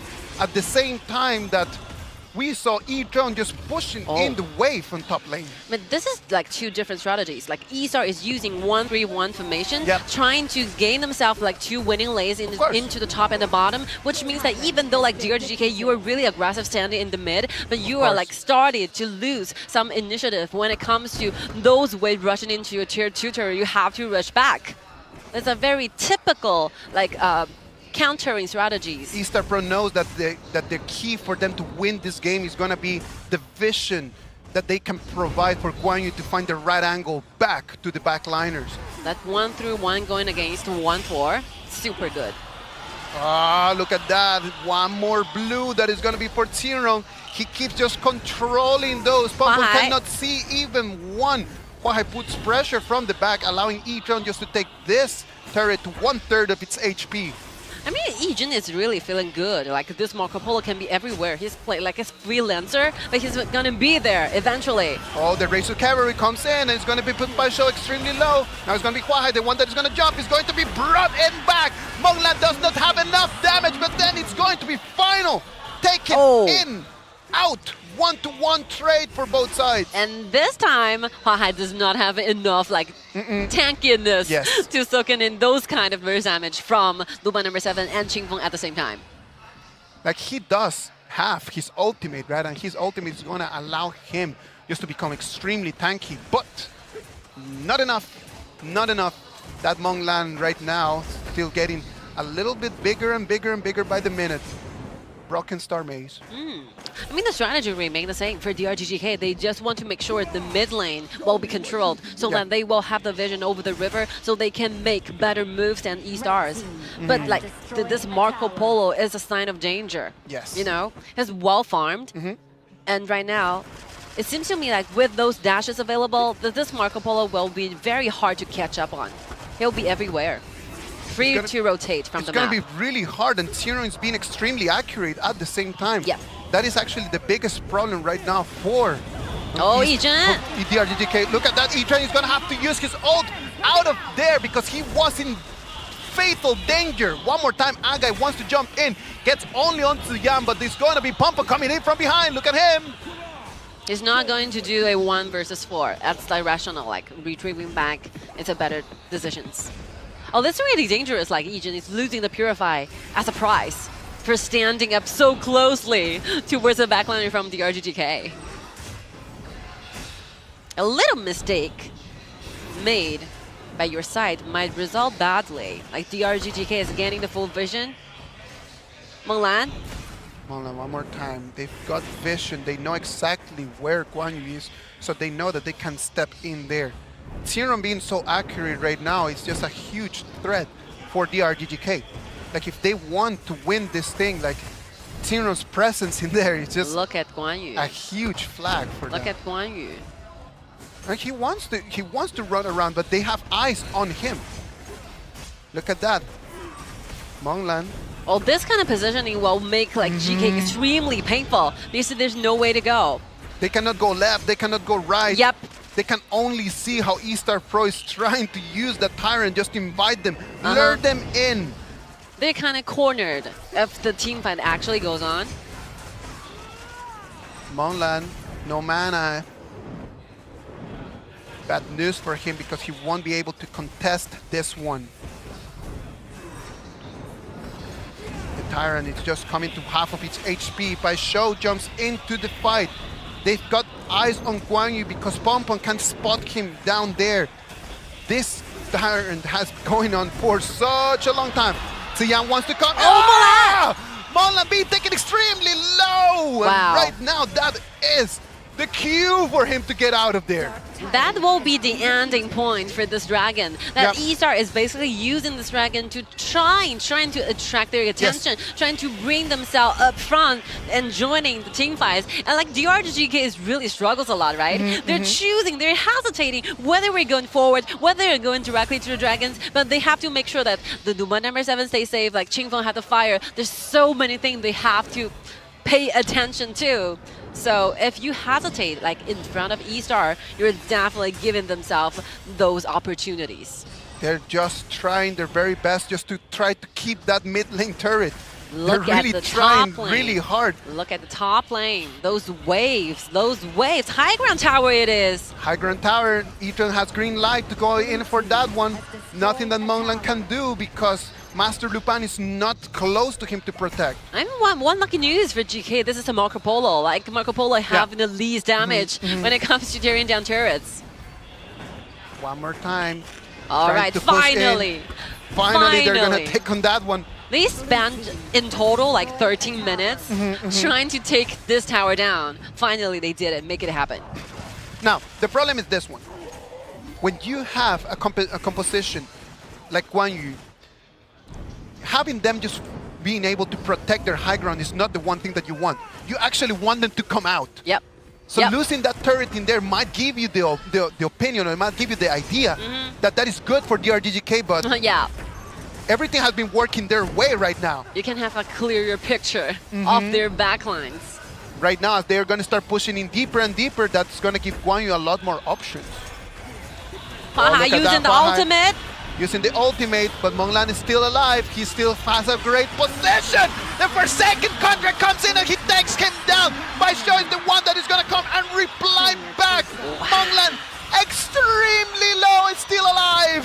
Beautiful combos, like DRG.GK have the best Luban pair. Yes. Existing in whole KPL, whole AIC. Look at the Pure Sky used by Monglan magically make himself alive till this point. How did he survive that? I don't know. He was nailed down by the Forsaken contract and he received all the damage coming in from TianYun. Let's just watch the replay one more time. I mean, like, Hua is very, very determined to initiate like this, going directly to the face of Luban number 7. I'm not so sorry, but Ziyang is way out of like distance. The ultimate is not like put out. When he not get on the target. When he comes in to get on him, like it's wide, and that's the reason why Monglan is able to survive to that one. Now look at that. Right now it's Foshan.DRG.GK. They completely forgot that 40 minutes ago, everyone was thinking that it was going to end up in a 4-0. And look at them right now just being the ones that owning the whole valley. It's like the semifinals all over again, right? The semifinals, it's a 1-3. And right now, it's a 1-3 again. And DRG.GK is still leading in this game 5. If they succeed in winning this, like 2-3, the ultimate battle is going to happen. Can you imagine? Oh my god. All right, let's go. Monglan is still in a great angle. Guan Yu does not find a position how to rotate around because Pong Pong has eyes on him all the time. Look at where Guan Yu is right now. Very far from the crowd. He cannot be part of the mix right now. Yep. The best information from TianYun is he is hiding his vision so that DRG do not dare to go any further, or otherwise they will be extremely dangerous. And if you have a Guan Yu in your composition, you always have hope. You always have all the time. One good team fight will bring you the victory. That's simple. That's the only thing that they need. They just need for Foshan.DRG.GK just to blink. If they blink once, that's gonna give eStarPro the option for them to start this. But you know, from this time on, this Luban number 7 will be very difficult trying to tackle down with a Pure Sky built by himself. And wow, the extra shield offered by Agai. All right, the Dragon. It's going to be defeated by Marco Polo, so that Tyrant is going to go for eStarPro. That is the problem, right? Like Monglan, he might be able just to steal a lot of HP back because he's right now has 13.4k. Like he is so built up. But at the same time, the burst damage coming in from TianYun, it's gonna be his biggest threat. It's very hard for Ziyang to play Donghua Taiyi at this point. We have been talking about this. There's no use for you to trying to have your ultimate on to Xiao. From this time, 17 minutes, we only seen like 2 or 3 times of Ziyang using the ultimate. It's not that they have no targets. They keep like meeting with one another during the team fights. But because you do not have enough like perfect angle, so he just decided, I'm not gonna use. Been the problem. Yeah, I'm not gonna use ultimate. The angles are the reason. The angles are the reason why for Ziyang it's been really hard just for him to proc his Forsaken contract every single time. Now let's wait and see what we can do. The rotation right now by Xiao has eyes on everyone. Tanran comes in, Monglan still having a great position. E-Tron is going to take the turret down, and the target is going to be the red buff right now. One more time, Ziyang comes in, but it's going to be wide. Monlan's still alive. He's dealing damage. Team Fun with the fire is gonna try to push eStarPro back. Like flash trading to flash. From now on, what like eStar should be doing is like make good use of the Pokken from Marco Polo. Like Marco Polo have the red all the time. Yes. Like use your first of all, using your bullets, trying to make sure that the frontliners, the HP bar will not be full, ready for the battle of the dragons, right? And TianYun managing the waves all the time, going to the top, going to the mid, going to the bottom, trying to offer the entire like team like better laning, better waves. It's just like the way that we are seeing this match right now. You do not have one team that is fully controlling everything. Like you Pokken. see eStarPro is being able to control the vision. Like they've got most of the map under their control. But at the same time, in all the times that they're starting to fight against Foshan.DRG.GK, they're not being able just to take on that last push, that last hit that could give them the trophy. Like Eternity Blade will be the final weapon like Egen choose to play, like to maximize the burst damage. They want to kill this Wuhan number 7 within seconds. Because one more second you hesitate on this kill, you might be like countered back, fighting back. You do not want to underestimate the damage from Wuhan number 7, especially in the late game. And let's see the time, like nearly 20 minutes. Those damage, hard to handle. Nobody's gonna be able to contest that Shadow Overlord, and then it's gonna go uncontested. And we're moving 30 seconds away from the Tempest Dragon. Fully decked out with no boots, but a succubus cloak available for Mulan. Yeah, it's true. Like if you're playing Wuhan number 7, you don't need to move. No. So you don't need to waste room for the boots. Who needs no boots? A man is barefoot going around. They've got eyes on TianYun. It's gonna be initiated, brought back in. They want to deal the damage, trying to make this a power play, but it's gonna be TianYun, the one that is gonna save his life. Yicheng has a great angle. He's gonna be spotted by Xiao. He needs to check on that bush. He comes in and finds out Yicheng, and 20 minutes tells us that the Tempest Dragon is online, ladies and gentlemen. Who is gonna be the master of the Tempest Dragon? Let's wait and see. Let's wait and see. Everyone's got their ultimates available right now. This could be the fight that could decide everything. Pom Pom already has eyes on the Tempest Dragon. Look at Xiao! Getting closer to the 107 and getting the ultimate onto the target! But it's not gonna be available. Monlang is still alive. He's gonna flash away. Has a great angle. Come in one more time. He's gonna resurrect. Comes in. Pulls out. Now it's gonna be Agai, the one that's gonna come. They've got eyes on TianYun. This is going to be that. Only Team Feng fell. They've got the Tempest Dragon as well. No. Let's wait and see what will be the result for this match. They have a wave ahead of it, but Marco Polo and Kai will be remaining alive, and Marco Polo have no ultimate. Will they be able to finish the wave right now? It's going to be the minions coming in. Huahai is going to be pushed back. They are pushing in for the crystal. They're pushing in. 1 touch, 2 touches, 3 touches. Game 6. We're going on, ladies and gentlemen. We are live. Foshan.DRG.GK take one more victory. That's the miracle that we keep talking about. You have to push yourself to the very limits. Limitation is there waiting for it to be breaking apart. Congratulations again for DRG.GK. They are on a process of making the impossible possible again. They saw that light at the end. And this place, ladies and gentlemen, is gonna explode. Oh, this night is gonna be legendary. This place is on fire, ladies and gentlemen. Listen to that. The audience loves what they're seeing. eStarPro had it in their hands, and right now they're just slowly just giving one more opportunity for Foshan.DRG.GK to force this to a 7th game. Just imagine, like, the truth, the very truth that eStar is still leading. They're like leading, they have 3 points while like GK have 2. Of course. But the whole things, the whole situation, the whole mentality, the whole like confidence will be like completely opposite. But you see, like when the first game finished, we dropped a question right over there and we said, what does eStarPro need to do right now? The problem in a fight is that you might be just dealing all the punches and you're the one that is always hitting, just sending your opponent against a corner. But in the moment that you corner a boxer just needs to hit one on you and then you're gonna fall down. Yep. eStarPro does not want to give Foshan.DRG.GK just the confidence, just for them to put their hands up and then just go straight up for their chin.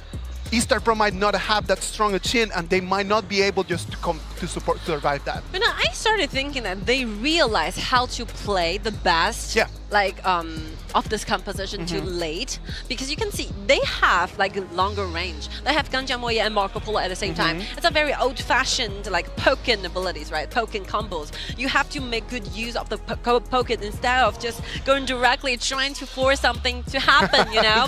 You have longer range. You don't want to like get in touch, like standing closely with one another and trying to do those very short-handed range and team fights. It's not a better solution. Of course. Should be like found out and developed. I think that the main problem in here for eStarPro in this game was that they could never find a right angle for TianYun to jump in. The only one time that happened was in this last fight. But then the Forsaken contract comes in and then the damage is not immediate right after that.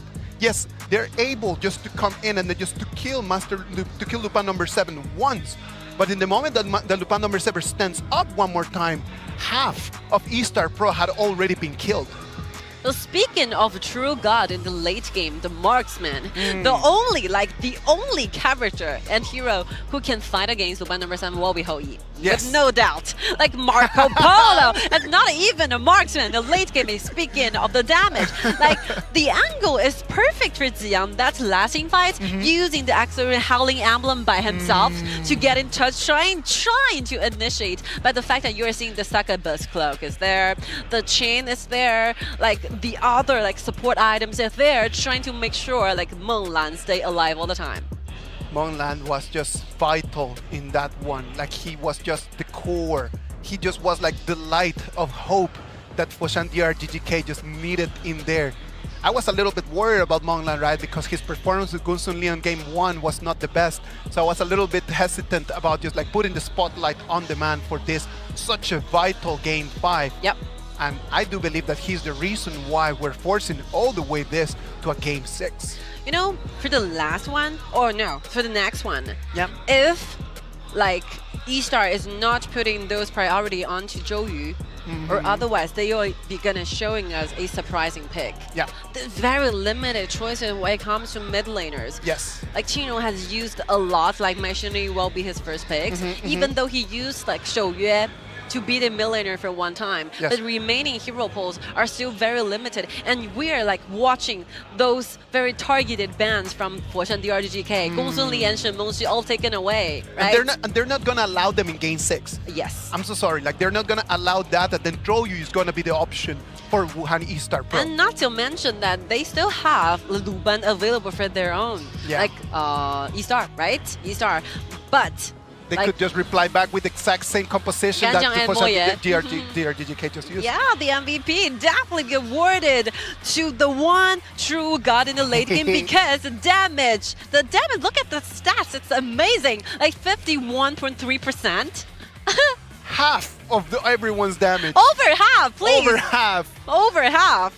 Amazing performance by Menglan. Thank you very much, Menglan, for just showing us this game 5 and sending us all the way to game 6. Thank you very much. Like what's really amazing is the damage taken. You know, he's not like standing in the back lines and doing those very safe damage to the frontliners. This one right over here, I really thought that Menglan was going down, right? He's going down. I really thought that, but in the moment that the Forsaken contract comes in, then TianYun was already extremely low. Look at this one more time. Like TianYun just with the Howling Emblem comes in and finds Menglan's angle. Comes in, suppressed, but there's no immediate damage after that. That was the main problem. They were unable to kill him in that moment. Yes, the resurrection in there, but then Pom Pom has already finished the Tempest Dragon. Nothing that eStarPro could have seen.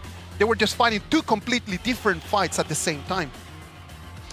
I mean, Lupin duel is not very difficult, not very easy to master, because you need to stand in a frontliner position for Lupin number 7 while you're extremely vulnerable when it comes to HP lines, right? Of course. So it requires a lot of time trying to master this kind of duel, and Agai together with Menglan will be the best ones. Oh, this is really something, like best ones using this kind of duel performed in the whole KIC and the whole KBL. Well, I would give the MVP right now to Menglan. I completely agree on that. Yep, of course. But you gotta understand that without Agai's performance on that Master Lupin, Menglan would not have even a chance to survive. 100% of the team fight participation. That's the answer. Whenever there was a fight, there was an Agai. Sometimes I think that we only have one spot for the MVPs is really a shame, because sometimes the reason you win in a battle is because you five stuck in together as a group. You perform better than your opponents. Look at the gold in there. It was a roller coaster. I love seeing roller coasters. Oh, just look at that. It goes up and it comes down, and it goes up and it comes down. Oh, wow. That was such an electrifying game. From this time on, even though that E-Star is leading in the scores, but I think they are the one who started to feeling more worried, feeling more anxious, because, being chased back with 2 points and losing with those type of competition that you find the most comfortable and confident with will be a huge disaster, a huge blow to your whole confidence. You do not want to give them the option just to push it to a game 7. Yep. You make it to game 7, it's just a coin in the air. It could be for any of the two of them. So Wuhan.eStarPro, they thought that they could just finish this in 4, and right now they just pushed all the way until 6. Let's wait and see what's going to happen in the next one. All right, ladies and gentlemen, thank you very much for still being online, still being with us. Game 5 is finished. We're going to game 6. So if you want to just keep out in there on the edge of your seats, the same as us, follow us right after this short break.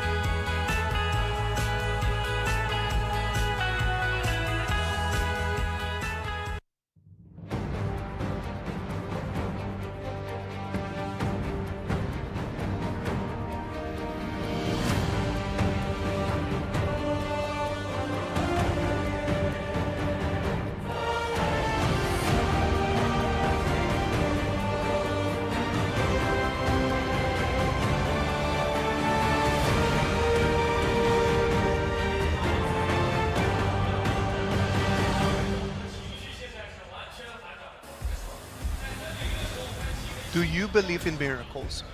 I do. I always do. That's the main thing that you need to believe in right now, because believe it or not, this amazing story, this amazing book of the KIC 2022 that we've been writing this book since the beginning of the qualifiers. The qualifiers took us to America, took us to Africa, they took us around Asia, and we're coming to the end of the book. And in the end of the book, you have these two teams that they're fighting just to be the last victor in this whole story. Is it gonna be Foshan.DRG.GK that they're gonna force this to a magical final battle? Or is it going to be eStarPro, the ones that they're going to finish this, give that last push, and make their 8th trophy? We work in the esports industry. Like miracle is what we live for. They're our energy. That's the reason why we insist this kind of dreams. We already like standing here, the whole the casters, all the audiences, we always have those passion, like hiding in front of us, like inside of us. And right now, thank you for all the players, like better movements and better performances. Finally, we're witnessing the dreams becoming true, right? Like they are actually getting their goals. Like when you walk around here and then you just look at the faces of the audience, you can see it in both sides. The audience, the fans of Foshan.DRG.GK, they have those eyes full of hope, just hoping and waiting that this is going to happen for them. And those fans from Wuhan.eStarPro on the other side, you can see in their eyes that they start just looking at each other. They look left, they look right, and they just ask that one question that nobody wants to ask us, is this even possible? You know, there's definitely gonna be those regrets if you lose in this grand final. Yeah. Because you have made it so far to the grand final, you definitely want to take the trophy back. But if it ends in a like score like 3-4, or like, yeah, like just put it like this, like the ultimate battle, there's nothing that you can possibly be feeling regret because you have already did your great, like the best job you can possibly do. Okay, look at that. That Xiao is going to be the ban. Lu Bu is going to be the ban. Gong Sun Li needs to be the ban, and that's going to allow Wuhan.eStarPro to get their hands on Shen Mengxi, and that would give Foshan.DRG.GK Meng Tian. Oh, right, I love this. You're always going to be figuring out one solution because you have Qingrong as a mid laner for your team, but you have to make sure that you get those most meta heroes here. Byron? They are going for this. Like GK are so determined for those aggression moves, those team fights in the early game. Those cornered skirmish happened on either of the lanes. So Wuhan.eStarPro is going to be able to take both Meng Tian and Shen Mengxi. You use fights to go against fight, like fist to fist. You don't like show, like get intimidated by the fact that your opponent is choosing this kind of compositions. Wow, great ones. Wow. Combining all the remaining meta heroes together within one. They're so determined. We're going to end this one. Yep. We're going to end tonight. They need to finish this whole thing. They're going to find Meng Ya for Meng Lan. And then after you have that one in there, you already can see the 4 bans of the next one. Sun Bin is going to be a ban. Lupan number 7 is going to be another ban. Sun Bin will definitely need it to be taken into consideration because you do not, from the side of Wuhan.eStarPro, you do not want like DRG to have a Sun Bin making this whole very aggressive composition moving faster. Nope. You don't want that happening. Again, since like Shen Mengxi is not going to be the final picked. So if Lupan number 7 is not an option for Wuhan.eStarPro, then what do you think it's going to be? Is it going to be a Garo? Yes. Garo is a perfect choice. I would say Garo with the range that Garo can have. Of course. What the protection that Master Lupan can give, that's going to be a huge problem for Team Fon because for Meng Lan, because Meng Lan is not going to have a chance to actually just be in front of Garo. I mean, DRG.GK is basically forcing eStar to choose Garo as their marksman. Oh, Angela! Like the same formula works like just like Ganjamoye and burst damage. Burst damage. And it's a lock, and the stadium is going crazy. Because I'm sorry, you have to have those early game and mid game burst damage because you're choosing Garo as your marksman. Garo is a very heavily item dependent marksman. You need to give Agent a lot of time to do the farming. So who is responsible for the burst damage? Qingrong answers the question by standing up, raising his hand. I did. But you see, I'm the one. The one thing that we need to talk about in here is that Ichon right now on that Garo, if we are able to make it all the way, let's say 18, 19 minutes, with the damage that Garo can start dealing at that moment. On top of that, you've got Master Lupin and you've got Mengtian as your frontliners, and you always have the damage that can come from that Huahai's Jing. This composition for eStarPro does not look like a Game 6 composition. This is so OP.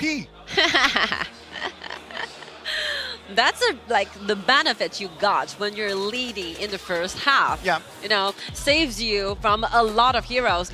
Just remember, rewind for a little bit, like the hero that Huahai used before for the very previous 3 games. Yeah. Those like Xiao or Akai or something like that. Not a matter. Like Lam will be used as in the 5th or the 5th one, a 4th one or 5th one. Yes. They're leaving a lot of very good picks for the future. And, you know, it's very easy to understand Foshan.DRG.GK's competitions. I mean, the weakness is very obvious. Yes. Like the Yukio touch Pena together with Byron, the longest range of the attack of the damage will be Qingfeng's ultimate. Those swords are extremely important when they were trying to target on Angelo or otherwise this Garo. But then just jumping in there just allows Huahai just to have so many different targets. Of course. And speaking of initiations, like eStar have Luban and Mengtian at the same time. Those frontliner is gonna be the bodyguards, body shielding the backliner to a rather safer environment. So that's all. DRG.GK just giving whatever they can possibly think of and trying to piece this up a little bit. The early and the mid game will be extremely important for DRG.GK. There's no late game. There's no late game for them. I would just put it right there. There is no tomorrow. This is Game 6, ladies and gentlemen. We will either move all the way until the ultimate battle, or this is going to be it, and eStarPro is going to take their 8th trophy. Oh, Qingrong is doing those very aggressive moves and unfortunately missed the target. Wait, what? Pom Pom comes in. He's trying, but what is that?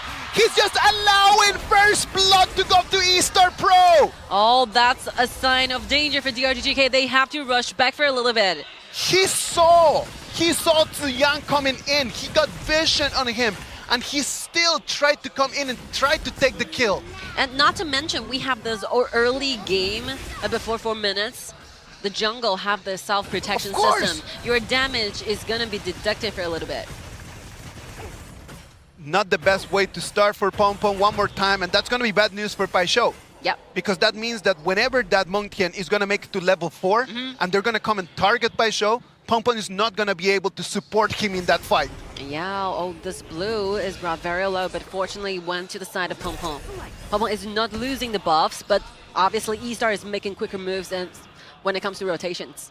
Okay, look at that. Right now, Taran is already on level 4. Level 4. Paixão needs to clean this wave quickly and get out of there.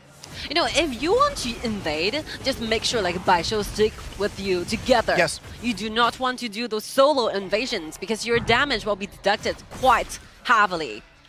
If you really wanted to have this blue, I can understand this, but make sure you're surrounded by your members. Of course. Like, why would you try to be the hero at 1 minute of the game? And this kind of first kill is costly for GK. Yeah. Because their composition only thrive in the early and the mid game, and you're losing this. This is just gonna put them in a very passive, in a very, very, very passive position for the next 4 minutes minimum. You're gonna be suffering from bad decisions. All right, let's keep moving up with the game. Look at that, Taran comes in, joins in the mid lane fight. Xiao spots on Monlan. Right now it's going to be Pom Pom, the one that is going to be initiated. Blazing Brilliance comes in, but the damage is still very early in the game. It's not going to be enough. Yeah, because it was immediately followed by only the ultimate. Sometimes you need to combine the second one and the first ability together so that Angelo's burst damage will be maximized. Of course. Yeah. Of course. Like but there's no time, right? There's no time. It's still early in the game. The cooldown for those two abilities is still like pretty long. Now eStarPro has their eyes on that blue buff. Monglan still has a very good angle. Team Feng is going to force them back. Pompon is going to come in to protect his blue. You know what, no matter what kind of gaming plays like Isar is trying to do right there, the only target and purpose for them is trying to have those numbers taken to around 20, around 18, and that's enough. All right, Baisho is being surrounded by 3. TianYun is going to join in as well. That's going to be the young generals. That is going to be procced by Tyran. Again. And it's going to be taken by Xiao one more time down. Another kill back to Angela. Like Chinrong is gaining 2 kills over there. Bottom lane, something happens. Is going to force E-Drone just to use his flash and to flash out of that situation. And right now they're going to have priority for this turret. They're rushing to the bottom, trying to make sure that they can have the tier 1 turret in the bottom lane, but unfortunately it's not happening. And let's see where Huahai is, getting another set of little jungles away and sharing solely all the experiences in the gold by the way. Like he just needs to come in and take the Firehawk. I mean, this is the secret of becoming rich. Yes. You are farming up all the time. You do not waste even 1 second, like doing nothing. He's like building and buying those items he needed. That's why he's got the highest gold per minute. 804. Wow. Aga is going to have to proc his ult, but that's going to buy them enough time to try to take that turret down. That turret is already vanished. And Aga's ultimate is going to go on cooldown, and that's a long cooldown. And this red, Qingfeng is trying his best, trying to secure down, but with the smite available, it's an easy tag for Huahai. Yeah, it is an easy one for Huahai. Nothing that he can do. The one thing that Qingfeng needs to try to do is just to be the same accurate as Qinrong was in the previous game, right? Yep. Like Qinrong was able just to control every single blue buff from Foshan.DRG.GK. Now let's see if right now Team Feng can have the exact same performance in here. All right, coming in, the damage comes, and it's going to be the Master Lupin, the one that is going to fall. Aga cannot stand because he does not have his ulti available. And it's going to be the Blazing Brilliance one more time, taking one more kill. This is not looking good for the GK. Like they pretty much Xiao looks at that. It's going to be stopped in there by the Fireball. And the mid lane turret is going to fall. No. They used up every single one they have. They used a Primal Portal. They gave up the tier 1 turret. They gave up all the things remaining in the top lane. They gave up the tier 1 turret in the mid, trying to make sure they can have secure one kill down. Yep. It's not an even trade. Losing the tier 1 turret in the mid is really, really hurtful for their composition. Of course, that's going to be really difficult for Team Feng right now. And not to mention, the only kill they have is Xiao. It's a support. Nothing that they could have done in that one. And right now they're going to trade both top and bottom turrets. Both teams right now being extremely careful. DRG.GK comes in, the speed boost comes, and the only thing that they can find is a support. And then Qinrong just holds in there with the Fireball and the Blazing Brilliance. Look at that, Monglan is the next target. He's going to be resurrected. Can he deal more damage? It's not going to be that. Tyran is going to fall. Right now it's going to be Qingfeng. The next is going to be the next target. Look at Pompon just received damage from Tyran that is going to be tanking up. And nothing that DRG.GK can do right now. And you can see every single team fight is not initiated from the side of E-Star. You can see the position they set up for the entire game. That Tyran stays in the top forever, stays in the mid forever, trying to take in the towers, which means that the E-Star is not looking for those aim for Garo and down for a little bit. Garo, it disappears. Pompon wants one more kill, but then it's Zero with the Fireball. Team Feng cannot survive. That hurts. He wants to save him, but it's not gonna be enough. That really hurts, like even though it cost the life of Ejim, but they have 2 more kills in return. You already took the Garo, man, just go back. He didn't need to go for Master Lupin. Well, sometimes when you're so excited, you will be acting like this. I'm so sorry, but DRG.GK members, just stay calm. Make better decisions. You are like staying between live or death and trying to be responsible for what's going to happen later on. Look at that, like he jumps in, he gets the 1 kill that he needed. He can go. That's it, you can leave. Why do you want to just go and just force it to try to get on your support? Exact same thing that happened in the first minute of the game. But something is happening down there, happening on the top lane, those skirmishes. And right now, like DRG.GK is still choosing to use the same strategies. 5 surrounding, forcing into the team fights, using the maximum amount of damage, trying to steal one more kill. Every single time that they are able to just kind of pull in anyone, it's any person that they can pull in, any person that Master Lupin can get his chains on is going to be a win. Because it's going to be either one of the 4 core players or it's going to be Aga, and then Aga is going to have to use his ultimate. You know, the saddest information is that like Yijin stays alive all the time. Yeah. He's having those waves only by himself. So the Scarrows, they safe and sound. Yes. Till this point. Up until right now, if Garo just keeps going like this, let's not say 16, 17 minutes. Give her 5 more minutes and then that Garo's damage is going to be fully online. Yes. 2 complete items ready. Shadow Ripper and the Endless Edge. Eternity Blade. TianYun has eyes on them. And getting ready to the Doomsday. Once the Doomsday is going to be there, I mean, HP recovery and those damage to the tanks. Wow, oh, look at that. Monlan is just being surrounded. Unstoppable by Xiao is going to disappear.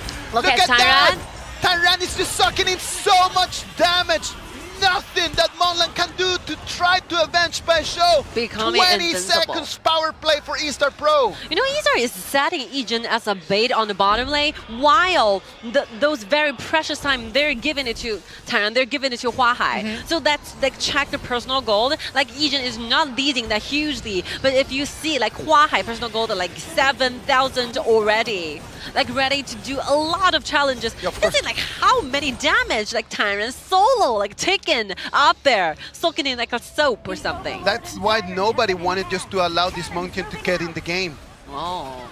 So tanky and such a great amount of damage that he can deal as well. I think DRG.GK is choosing the wrong target. Yep. Choosing the wrong target it is. Look at that. TianYun is being taken extremely low. But Monlan has a still great alive. angle. Wait for Pompo. Look at that. Everyone is just disappearing. Nothing that anyone can do. Crucial team fight. Stood up and took the last kill. The turrets are going to fall.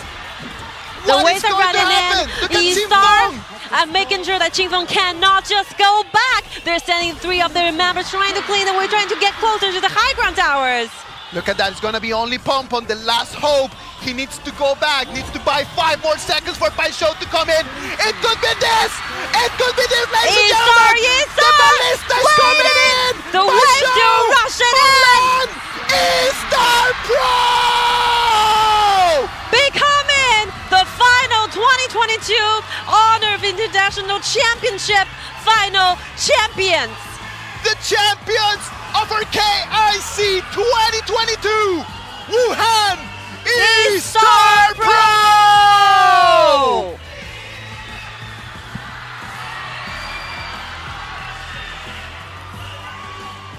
Finally becoming the ruler of the year of 2022.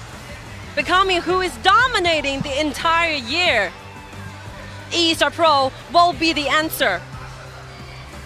It is just a great, amazing evening for every single person watching this game. Believe it or not, the whole stadium is on their feet because this man brought these boys together and they are going to be able to put their hands on that precious trophy that they really wanted to have. This will be the beginning of era, but continues to be the beginning of the entire generation with the name of Wuhan.eStarPro! Congratulations to the Blues! This is it, ladies and gentlemen. We present you your champions. Enjoy it the same as we are enjoying it right now. Everyone has smiles from side to side in their faces because they've worked hard. They have worked hours. They have done their job. And they came in and they were able to defeat a gigantic opponent like Foshan.DRG.GK. We're always going to remember the year of 2022, where eStarPro will be the only remaining team shining through all the way out. 6度半就要跟过来，韩信直接走，闪开，三个，连波砸起了开启了5个人，花海又一次在团战的关键时刻挽救了一整波队伍，恭喜武汉1StarPro。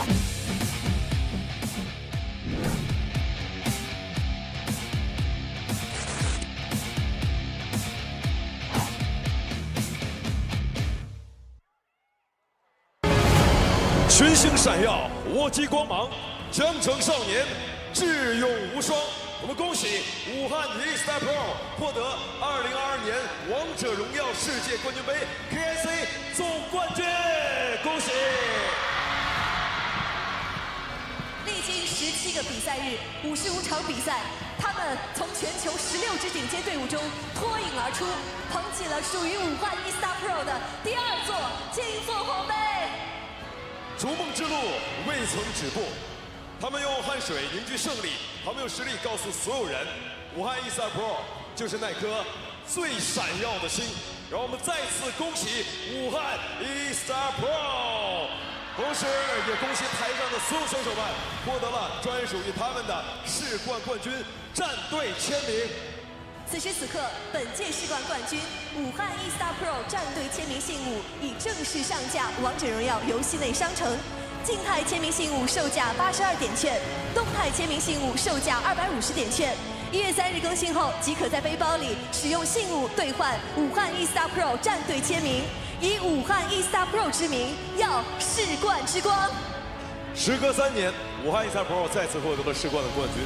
我相信所有的观众朋友们都已经迫不及待想要听听我们冠军的感想了，对吧？这个时候，我们先采访一下一征，好吗？一征 will be the first player we're going to be doing 又收获到了一个 interview. 冠军啊！嘴哥拿到这个冠军之后呢，成为了王者荣耀顶级职业赛事冠军最多的发育选手。拿到这个成就，现在是什么感觉 One of the players who have the most trophies back. How do you feel? 很荣幸吧，然后很自豪，对。很荣幸，很自豪。这一刻有什么要分享给？ it's been a great honor, and I'm extremely happy about this. What do you want to share with all the audience and supporting for you? 2020年的话是很遗憾的，然后但是这次的话，兄弟们还有教练组带我把遗憾给弥补了吧，我感觉很圆满。对。 It was a great beating back before in the previous tournaments, but then the coaches and my friends have helped me just to come in and to overcome that failure. 这是青荣的第7个冠军，同时也是青荣的第1个世冠冠军。一路走来，你最想感谢的人是谁 Will be the 7th champion for you, but the very first KIC champion. How do you feel? 一直以来支持我的粉丝、俱乐部，还有就是我的家人。 I want to say thanks to my family and thanks to all the fans that have been with me, supporting me since the beginning. 我觉得也要谢谢青荣自己。我们一般提到青荣，我们总是会给你很高的期待，而你从不让大家失望，一直保持顶级状态。你是怎么做到的 We held a lot of expectation for you, and you never let us down. How to do this? 这2个字也是。 It is just love. It is pure love. 前的时候，我站在这舞台拿到了我的第1的冠军，然后2年后的今天，我能完成我这个大满贯，我觉得非常的有意义。 I was able to take my first trophy 2 years ago, and right now it's just important for me just to be able to come in and just take one more cup. 热爱可抵万难。我们采访一下子阳，子阳已经创造了非常多的传奇，连续6次闯进决赛，5次夺得冠军。作为1STAR重要的战术核心，想跟您沟通一下，向您咨询一下，你们的胜利魔法到底是什么呢？ You made so many miracles, make it to 6th grand final, taken back 5 champion trophies. What's your secret?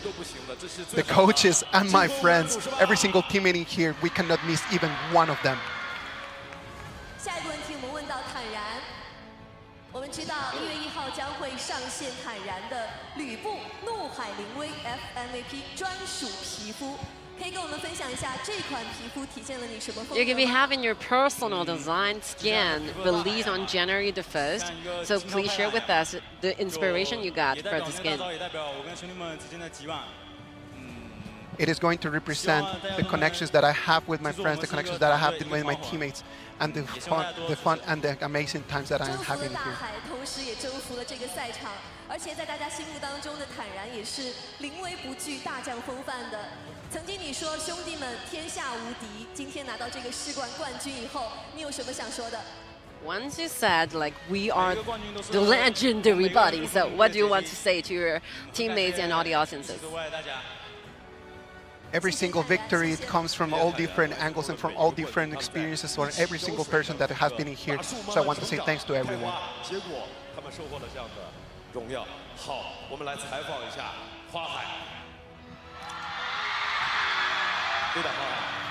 我知道在3年前的时候，你是在哥哥们的带领下收获了首个世冠冠军。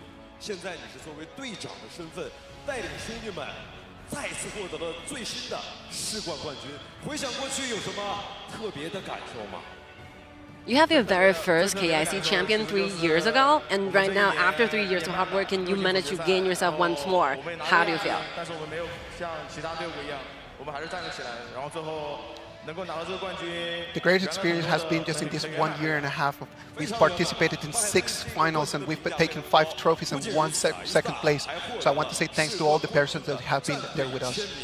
以武汉 eStarPro 之名，要世冠之光，你是如何看待这次的团队胜利的呢？ How do you value the victory for the entire team? 共同努力的结果吧。然后最后能够开出一朵美丽的花，也是大家。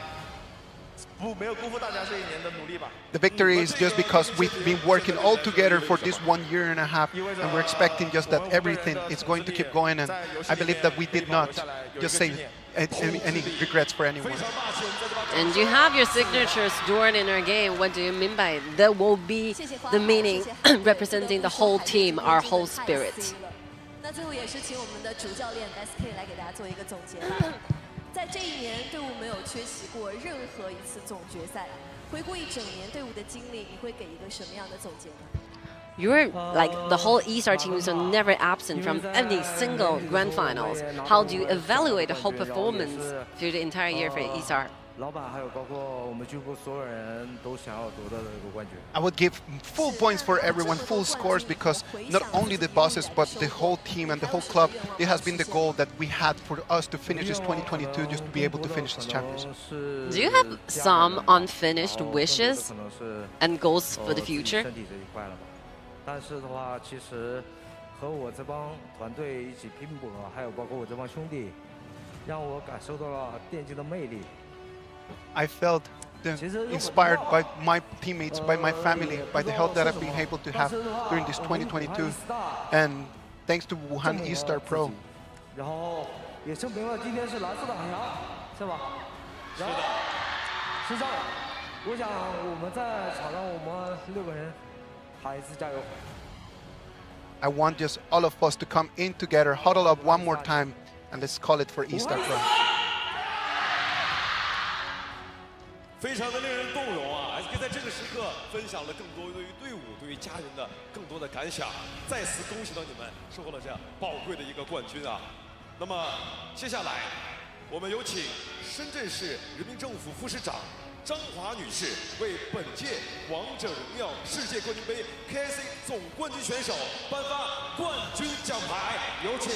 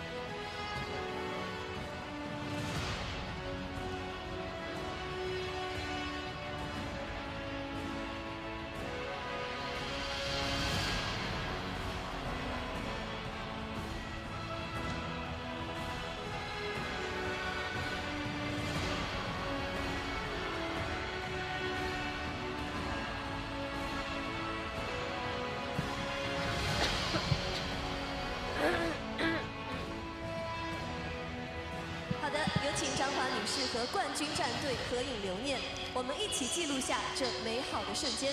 同时也请冠军队伍向大家展示这份专属于冠军的荣耀。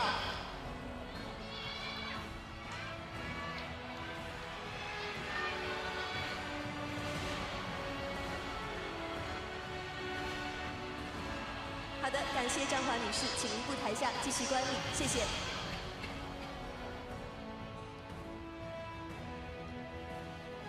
在这样一个激动人心的时刻，我们即将揭晓的是今晚的最后一个，也是最重要的那个悬念了。本届世冠王者荣耀 KC， 它的 FMVP 到底会是谁呢？我相信大家心中已经有了一个名字，对吧？ All right, ladies and gentlemen, the final MVP. 接下来 Let's see who's going to take it. 本次王者荣耀世界冠军杯 KC 总决赛的 FMVP， 他就是花海。 The 2022 Honor of Kings International Championships Grand Final Final MVP Wuhan.eStarPro 花海。让我们有请腾讯互娱天美 L1工作室全球电竞发展中心总经理、王者荣耀电竞总负责人张一佳先生为花海颁发 FMVP 奖杯，有请。再次恭喜花海，有请张一佳先生和我们的 FMVP 花海合影留念。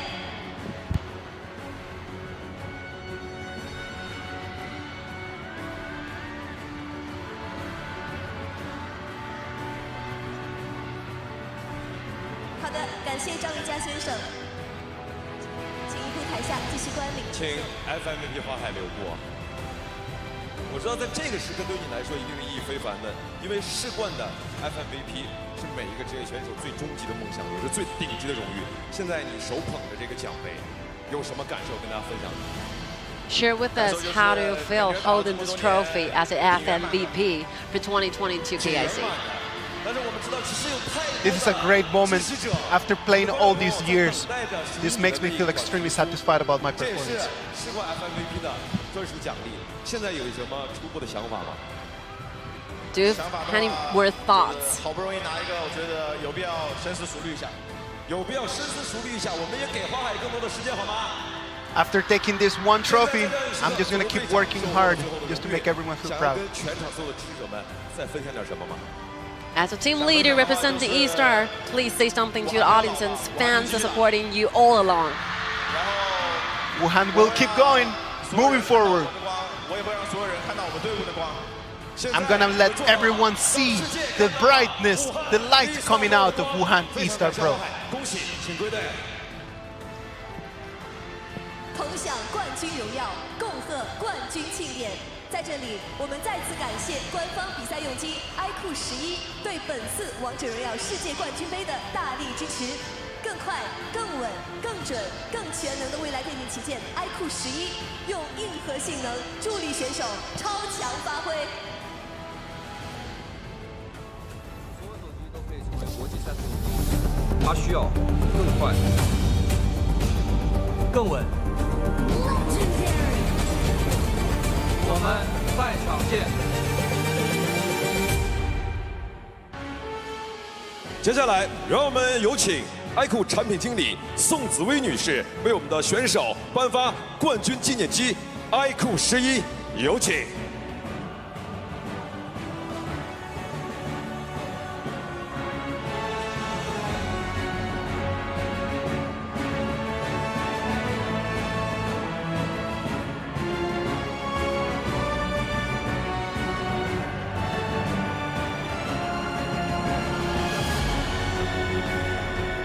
请宋紫薇女士与冠军战队合影留念，共享荣耀时刻。也请我们的朋友们展示出自己的冠军纪念机 iQOO11。